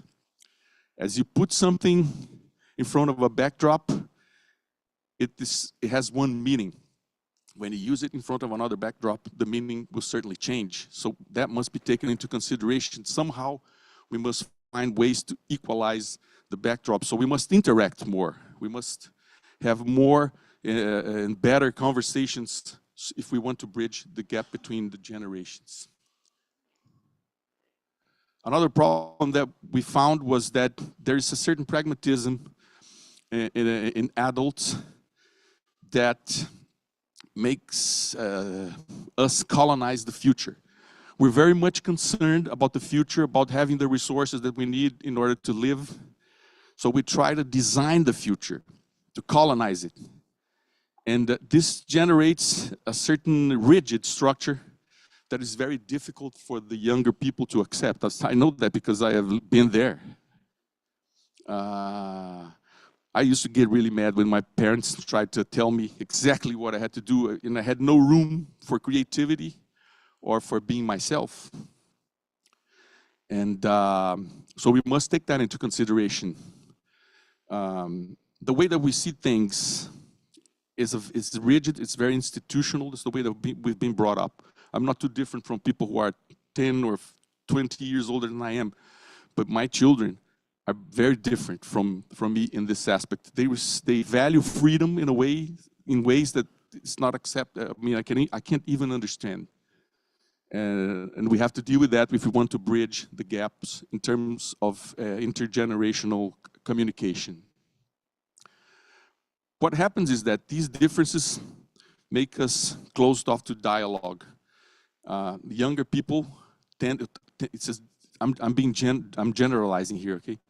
Younger people will tend to cancel us because of the things that we say and how rigid we are. And they will look at us. I used to say that they look at us as if we were last year's iPhone. And it's something that it's incredible, but it's outdated, right? And we tend to look at them as projects, as something that it is yet to be, that it is yet to become. They're like drafts of people. And this is really annoying. I know that because of the way my kids react to me, and I know that because I've also been there. So our future, no matter how important it is, it may be, it should not be shaped by the past. We must find ways of developing something that is really new with these conversations that we have to develop with the younger people. And I'm saying young and old here because I read a lot about it as far as academic texts are concerned, and I thought that there were too many euphemisms, and this is so straightforward. I mean, when you're talking to someone, you're either young or you're old. It's immediate. You look at someone, the way they dress, or the way they talk, or the way they use technology, or they don't use technology. So that's why I'm using that. And I think that we should discuss ways of understanding, of seeing how important it is for us to talk and understand each other so we can build a future that is not necessarily the repetition of the past. We have to at least filter the things that have not worked well, because we tend to repeat. As we colonize the future with the information that we have right now, we're certainly repeating mistakes because we're using structures that have been already tested and are outdated. So we have shifts in power dynamics because after the groundswell that happened in around 2008 with social media platforms, every receptor became a transmitter. This was a huge shift in communication. A huge shift in many aspects because this meant on the one hand democratizing communication, but on the other hand, we lost many of the gatekeeping processes that validated information, and science is suffered with that a lot. So we have misinformation right now. That is one of the biggest problems that we have. But anyhow, this groundswell that was represented by the social media platforms that are based on databases, dynamic internet, it made a huge shift in power. So we need new arrangements. We need to talk about this, and we need new arrangements because the way things were before will not work in the future. It's not working right now. We can see that. The only way to keep certain power structures is through some sort of violence, either physical or mental, because we live in a world right now in which we have the freedom and the ability to destroy most of the artificial scarcities that exist. And this is really significant. So the power dynamics have new rules, and the ability to convince and mobilize society to transition towards something new and disruptive always has and always will require a very careful communication strategy. We're seeing that in the forum of the future because we have a certain structure and a certain way of thinking, and we know that we cannot impose that. We're giving people the opportunity to discuss things and interact with us. And it's not exactly easy. We need help in order to do that. And I think that talking to all of you has helped us a lot. Anyway, as we can see, there comes a paradox, but we have to deal with it. We need freedom in a way. We need to give word. We need to give space so that the younger people can talk and the older people can talk, and we can all express ourselves. But we also need a certain structure, because if we need to communicate, that means that we need some sort of code or a set of codes, a platform, a backdrop, and all this must be negotiated and it becomes some sort of structure. So we need to both be flexible and structured. That is not exactly easy, but it's something that we have to face. We have to understand, and we have to build together. So we need flexibility to have dialogue, but we need structure to advance, because we live in a very institutionalized world. In order to obtain money, in order to obtain resources, we need structure. So we have to find ways of breaking the stereotypes together and evolve, because having this stereotype mind generates what my daughter-in-law Gabriela said. Adults tend to see the cup half empty. And younger people come to us with ideas, and we're always looking at the problems of what they bring, about what the problems that are inherent to what they bring. We have a certain difficulty in seeing. Sometimes we marvel with the skin, the veneer of the ideas, but we don't go deep enough into them when we try to criticizing whatever comes, because we tend to see the cup half empty and not half full. So young and old must move past these stereotypes if we want real dialogue. But we have to move out of cancellation, and we have to move out of looking at younger people as drafts. The older people, we're not outdated or unfinished. We're evolving together somehow. We're evolving together. We're part of a continuum. If we look at it, we have all been very young, and luckily, fortunately, we'll be very old for a long time and healthy. My son, Luis, said something that was very interesting when I asked him about the difficulties in communication that he had with me and with his mother, which has passed. And he said, I recognize we have had difficulties, but the fact that you always had us spending time with my uncles, grandmothers and grandmother, with older people, made me understand them, and it's easier for me. I see things differently than my sisters. I think it's easier for me to be around older people because I have spent time with them, and I look at this experience as something that has been affectionate. So I think that affection and understanding and caring is the way that we can accept being together and talking and discussing things in a way that will propel us forward. Affection builds the strongest bridges. So I would like to conclude saying that if we are to build sustainable future projects, we need to enable, perfect, and amplify intergenerational dialogue so that the distinct phases in life are duly valued and the potential contributions can come to bear fruit. Thank you very much for your attention. One of the statements that affected most in his work was when one of his daughters said, talking to us is like dealing with iPhone of 2 generations before. So that put in place what is the challenge here.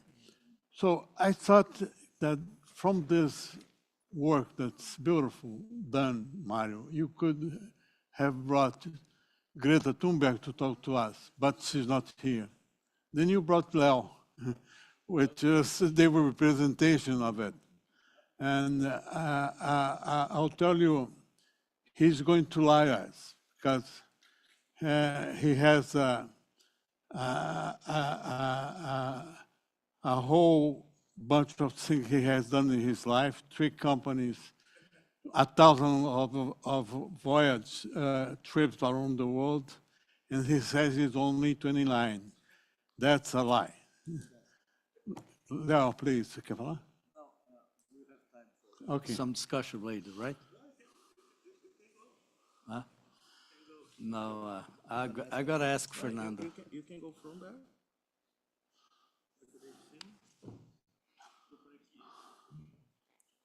Is that through satellite? I think I know how to use it. I think.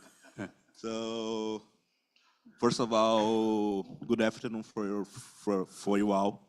That's a huge pleasure to be here in Oslo, Norway, just to talk about a little bit of what we have done and how we can bridge that build between like a young startup and a solid companies together in the communication, and how can you change the agri business in Brazil through communication.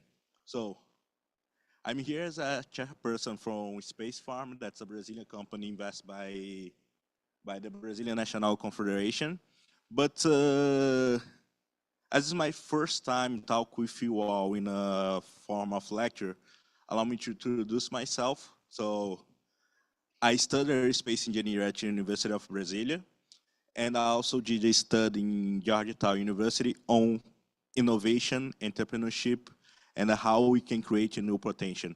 Since I started my graduation, I've been involved in many projects. So I've been part of ISAC, I've been the leader of the Junior Enterprise and Space, and I also have been the manager for Latin America in partnership in the Space Generation Advisory Council. That's an institution linked to the United Nations that work toward put the voice of the youth towards the space sector. My professional life, so the start that money started pouring my bank account. I started at the Brazilian Space Agency, working in the innovation sector, so we create a lot of new things for the Brazilian Space Agency. So the aerospace catalog of industry, so we catalog almost all the industry and the supply chain for the space sector.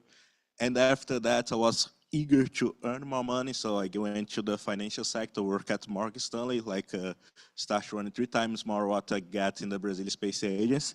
But at the bank, I just realized that you can earn a lot of money. That's cool. You can travel, you can do a lot of stuff. But when you have a purpose in your life, it's way better. So that's why I decided to give a step back, earn a little bit less, a little bit like way less than a little bit, and founded the first ID Space. That's a company that allows students of the K-12 levels and also university to build a space mission and launch the satellites that they built inside the classroom, then out to space to operate all the logistics of that.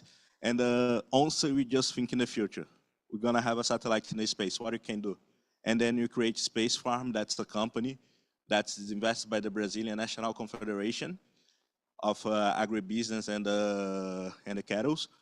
And with that, that's a little bit of my trajectory. But now let's talk about, in Brazil, you know that agriculture and agribusiness is technology, is very popular, so you're using everywhere. Is everything and everywhere. So all the Brazilians know how to say those 3 things. But right now, agriculture in Brazil is also linked to deforestation and also wildfires. So unfortunately, we create those links. And how you come back to like say, okay, agro is an important thing. And I believe that the keys is on the successions of the farmers. Right now, we are passing through a moment in the Brazilian agribusiness where most of our big farmers is passing the succession. So the sons start to lead the business, and the fathers need to pass the knowledge to them. And there is a lot of companies that's not Brazilian companies, but we see Bayer, Bunge, and other companies trying to teach them how they're gonna do the succession. So if we do not take control of the succession of our own land, how can you have control of the communication that we need between our producer and our society? And I believe on the Steve Jobs promise that technology moves the world. So as I was saying about the use of the iPhone, I would say like sometimes I believe that the old generation, the younger generation, when I talk with an intern of my company that's just like 20 years old, I feel that they see me like an iPhone with the buttons. Not like the past iPhone, but the iPhone with the buttons. Because like in 9 years, it's a huge, huge mindset. Like I was traveling with an intern of the company, and he searched on the things, and okay, how do you find out that? Okay, I'm looking on the TikTok. I asked her, okay, can you check if the company is on the event? And let me check. He went on the Instagram to see if there is any posts on that about being on the event. Instead of the look at the map of the event, how would it be, and how like the old generation also you should be. So we are talking about a generation that's working on technology. And I believe that we need to face two kinds of communication. There is the formal communication structures. That's what I do at the Space Farm, building ground sensor that can measure the soil and also other information about the soil. Through the communication on the satellite, because when you're talking about places with a huge range, we don't have access to every point in communication. And with that, we can create the farmer reports. And by that, you can reduce the use of pesticide. It's everything that's going to be discussed all the day, but we try to do that through the data, because if we don't have the data, we cannot have information. If you don't have information, you cannot have the communication. That's the base of the company. But I also believe that you also we as an organization, and put myself right now as part of the institution, we need to think in a cycle of succession and advisory. Because I don't believe that when we start the succession, the person that's going to believe in his position, he has, I believe, the most important position in the world. That's the advisor board. Because on the advisor board, those person can say the right words that can change the way that you think. Once we start the succession with passing moving the people that's left in the position for the advisor position, we need to start to include new techs. And include new techs means that new technology means that we're gonna do more with less, because the technology is here to empower the way that you build the bridge. And after that, we start to collect the data and create information on that, monitoring on that. That's link what Andrea told us, that once you have the data collection and the monitoring, we can start to have plans and building new solutions. Demonstrate new KPI, and then we start the process again, because it's a circle. And we live this circle every time in our life. I believe that's that, and I believe that investing in youth right now is the seed that can have to have a sustainability in the agriculture business. And I invite you to be in contact with me. Thank you so much for your time. So we have a last speech, and I have the pleasure of reserving the last moment for a very great news from the science. It's not normal that scientists are on the business of advocacy. And Paula Pecker, which is the head of Embrapa Environment, is just that. You're gonna hear what she has to say. And I know it's difficult. The mind thinking of a scientist is one, is producing information. But Paula is a kind of a mix of the two things. Please put the video of Paula Pecker.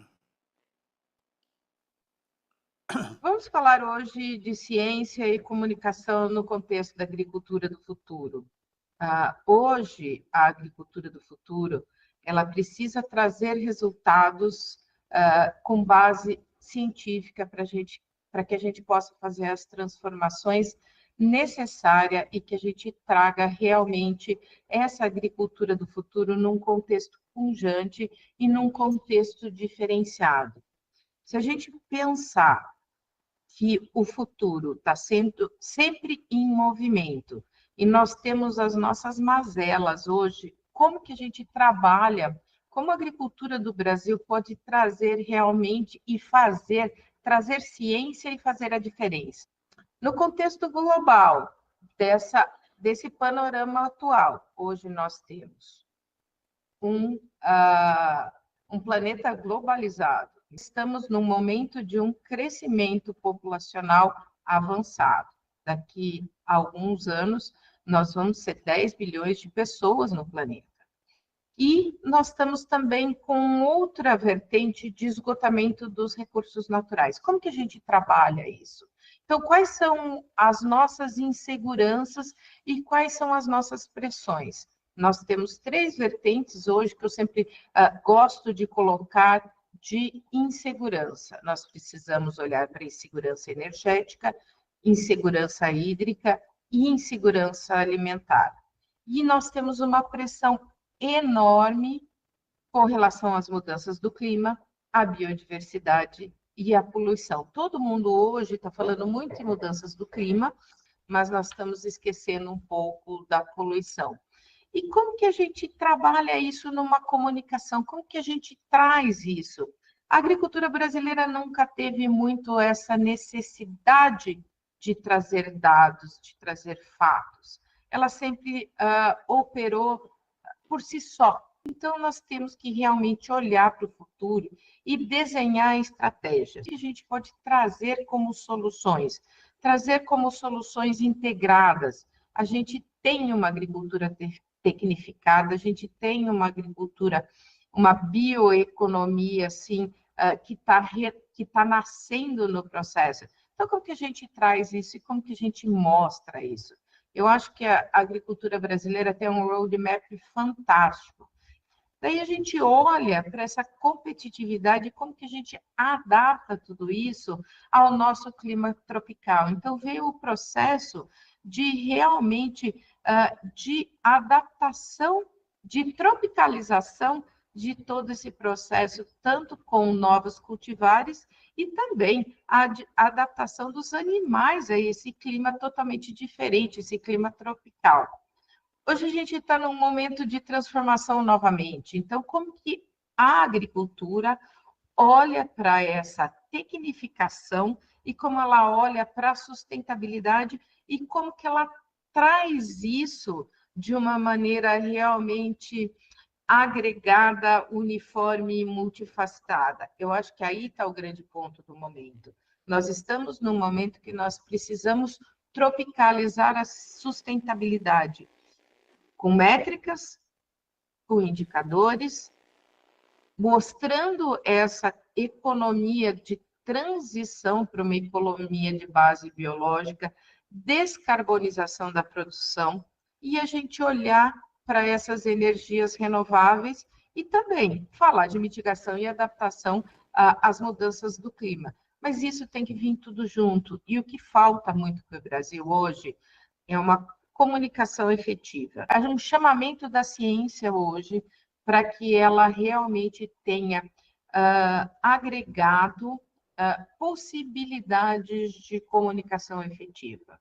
Então, eu acho que é isso. Nós temos entregas muito efetivas de pesquisa, de inovação, e essa inovação vem com uma inovação numa parceria público-privada, cocriação, cooperação, e realmente uma das coisas que a Embrapa faz muito bem, né? Eu estou falando um pouco da Embrapa, que é o apoio às políticas públicas. Nós estamos no momento realmente de trazer essas políticas públicas e como que elas podem funcionar para que a gente realmente, para a agricultura brasileira, ela seja valorizada em termos financeiros, quando couber, e em termos realmente de uma valoração dos produtos oriundos dessa agricultura brasileira sustentável, que vai de A a Z e que vai dos pequenos, dos médios, dos grandes e das startups também.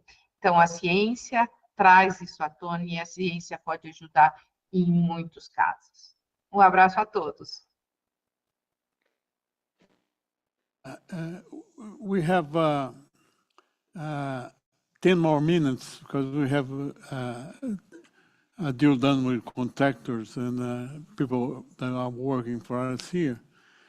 But I would like to hear from you a final comment about our seminar, please. Yes, start. So my questions are with Mario. It must be very nice to have a lab at home, right? So you can run different assays, and it's very dynamic. I don't know how much does that cost to you, but it's nice. But I'm shocked with something that you said, and that forced me to do a reflection, understand, and study more when we said that we are colonizing the future. That's very deep and very important, and that certainly may explain why our process of communication, of technology transfer, and our attempt to change the mindset of farmers and the new generation. So, but the thing is, if you are colonizing the future, are the young people able to create a better future?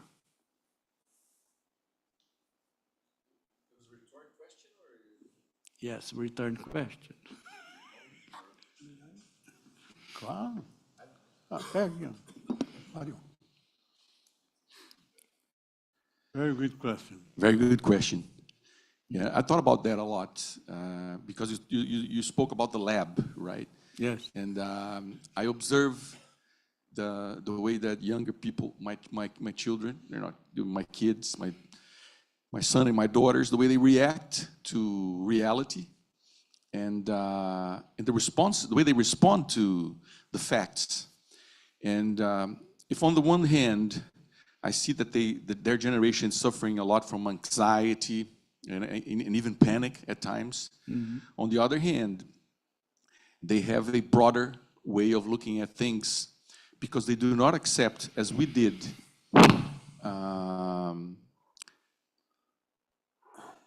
they do not accept a certain law, which was, this is the way the world is, you should do this and everything will be fine. Like I grew up, my parents are people who have been highly educated. My father was a PhD, my mother was a teacher. But I grew up listening to something like this. You will study and everything will be all right. If you study, everything will be all right. My children know that this is not true. This is not true. They must study, yes, of course, it's important. But it may not be in the formal ways that we did, and it may not bring the fruit that they expect. So they are also pragmatic, but in a different way. So I think they may contribute with their worldviews in order to build this future. If the future must be colonized, we should do it with them and not force our ways of thinking, our views about science or politics or whatever, because they certainly have a worldview that will bring I think they have a better view of reality than we do. We still live trying to force a rationalization. We're trying to force a cube into a round hole. A peg, I once heard a song, I wrote a song that is, a peg, I'm a round peg in a square hole. Or something like this, I can't remember, because we're trying to force the world to be the way it used to be for us. And they're trying to understand the world as it is and make it functional in the future. You know what my daughter, the youngest daughter, said? She said, I'm sorry, but the way you explain the world doesn't work for me. The way you build your adult life doesn't work for me. You know what concerns my children? And I've spoke to Slavic people, someone from Slovakia here. I spoke to someone from Syria. I spoke to someone from Norway. They were in Portugal. I was in Portugal and in Spain a while ago. I talked to younger people. You know what their main concern was? I cannot buy a flat in which I can live. I'm paying rent. The rent gets higher. My salary gets lower, and I can't. This is what they're concerned. Their main concern. So my daughter said that, and that really got me. She said, the way you built your adult life doesn't work for me. I have to do things differently. So I think they can, to answer, to summarize, I say, we need to build a future with them. They can help us. I mean, we can help each other. I mean, we're together in this. Demographics and the way the world works right now will probably make me live longer. And right now, I'm competing with my oldest, as far as professional life is concerned. He's a journalist, like I am. He works with communication and video and all these things. He's getting the jobs, and I am not, because he's younger and he's better with technology, right? With them, not for them. With them. Not for them. Because if he used for, that means that we're forcing the hand. We're trying to impose our worldview. Colonization of the process, yes. And that's a very brand new way of... Good insights, yes. Please. Yeah? Yes, please. Professor Singh. Much time, just yeah, very interesting discussion. But stay there, stay there. So this colonialism of the future, I think it was very important point from you. If you look at the colonialism in the history, it was all about the resources. So at that time, the justification was, like he said, the population at that time wanted to be living in a good environment. They wanted to buy a flat or a villa of that time. And the justification was, okay, we can get it from the new world. But if I look at the discussion today, we were discussing about the wealth in the Amazon, a lot of agricultural forest-based resources. And then there was a justification, we can use it, we can do mining over there. But the justification is the job at the present. But the question is then what about the future generations? Are we delaying everything in the future? We are taking the resources from the future generation and using it now. And from the government side, they had justification too. Now the question is, do we have a long-term policy, 50, 60 years down the line, which we can explain to the younger generation? Yes, we have considered this. There is a sustainable way of doing the development. Or will we look 50 years from now and see that climate change has made a lot of things bad in the tropics? And will we blame our ancestors, or is it going to be like a good way forward? You know, just an open question.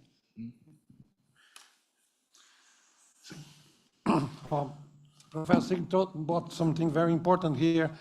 That is, we are taking the resources from the future, bring back here, and we talk about society and science and society. Science is responsible to put the truth, bringing the truth, and for the next generations. And we are talk about the future.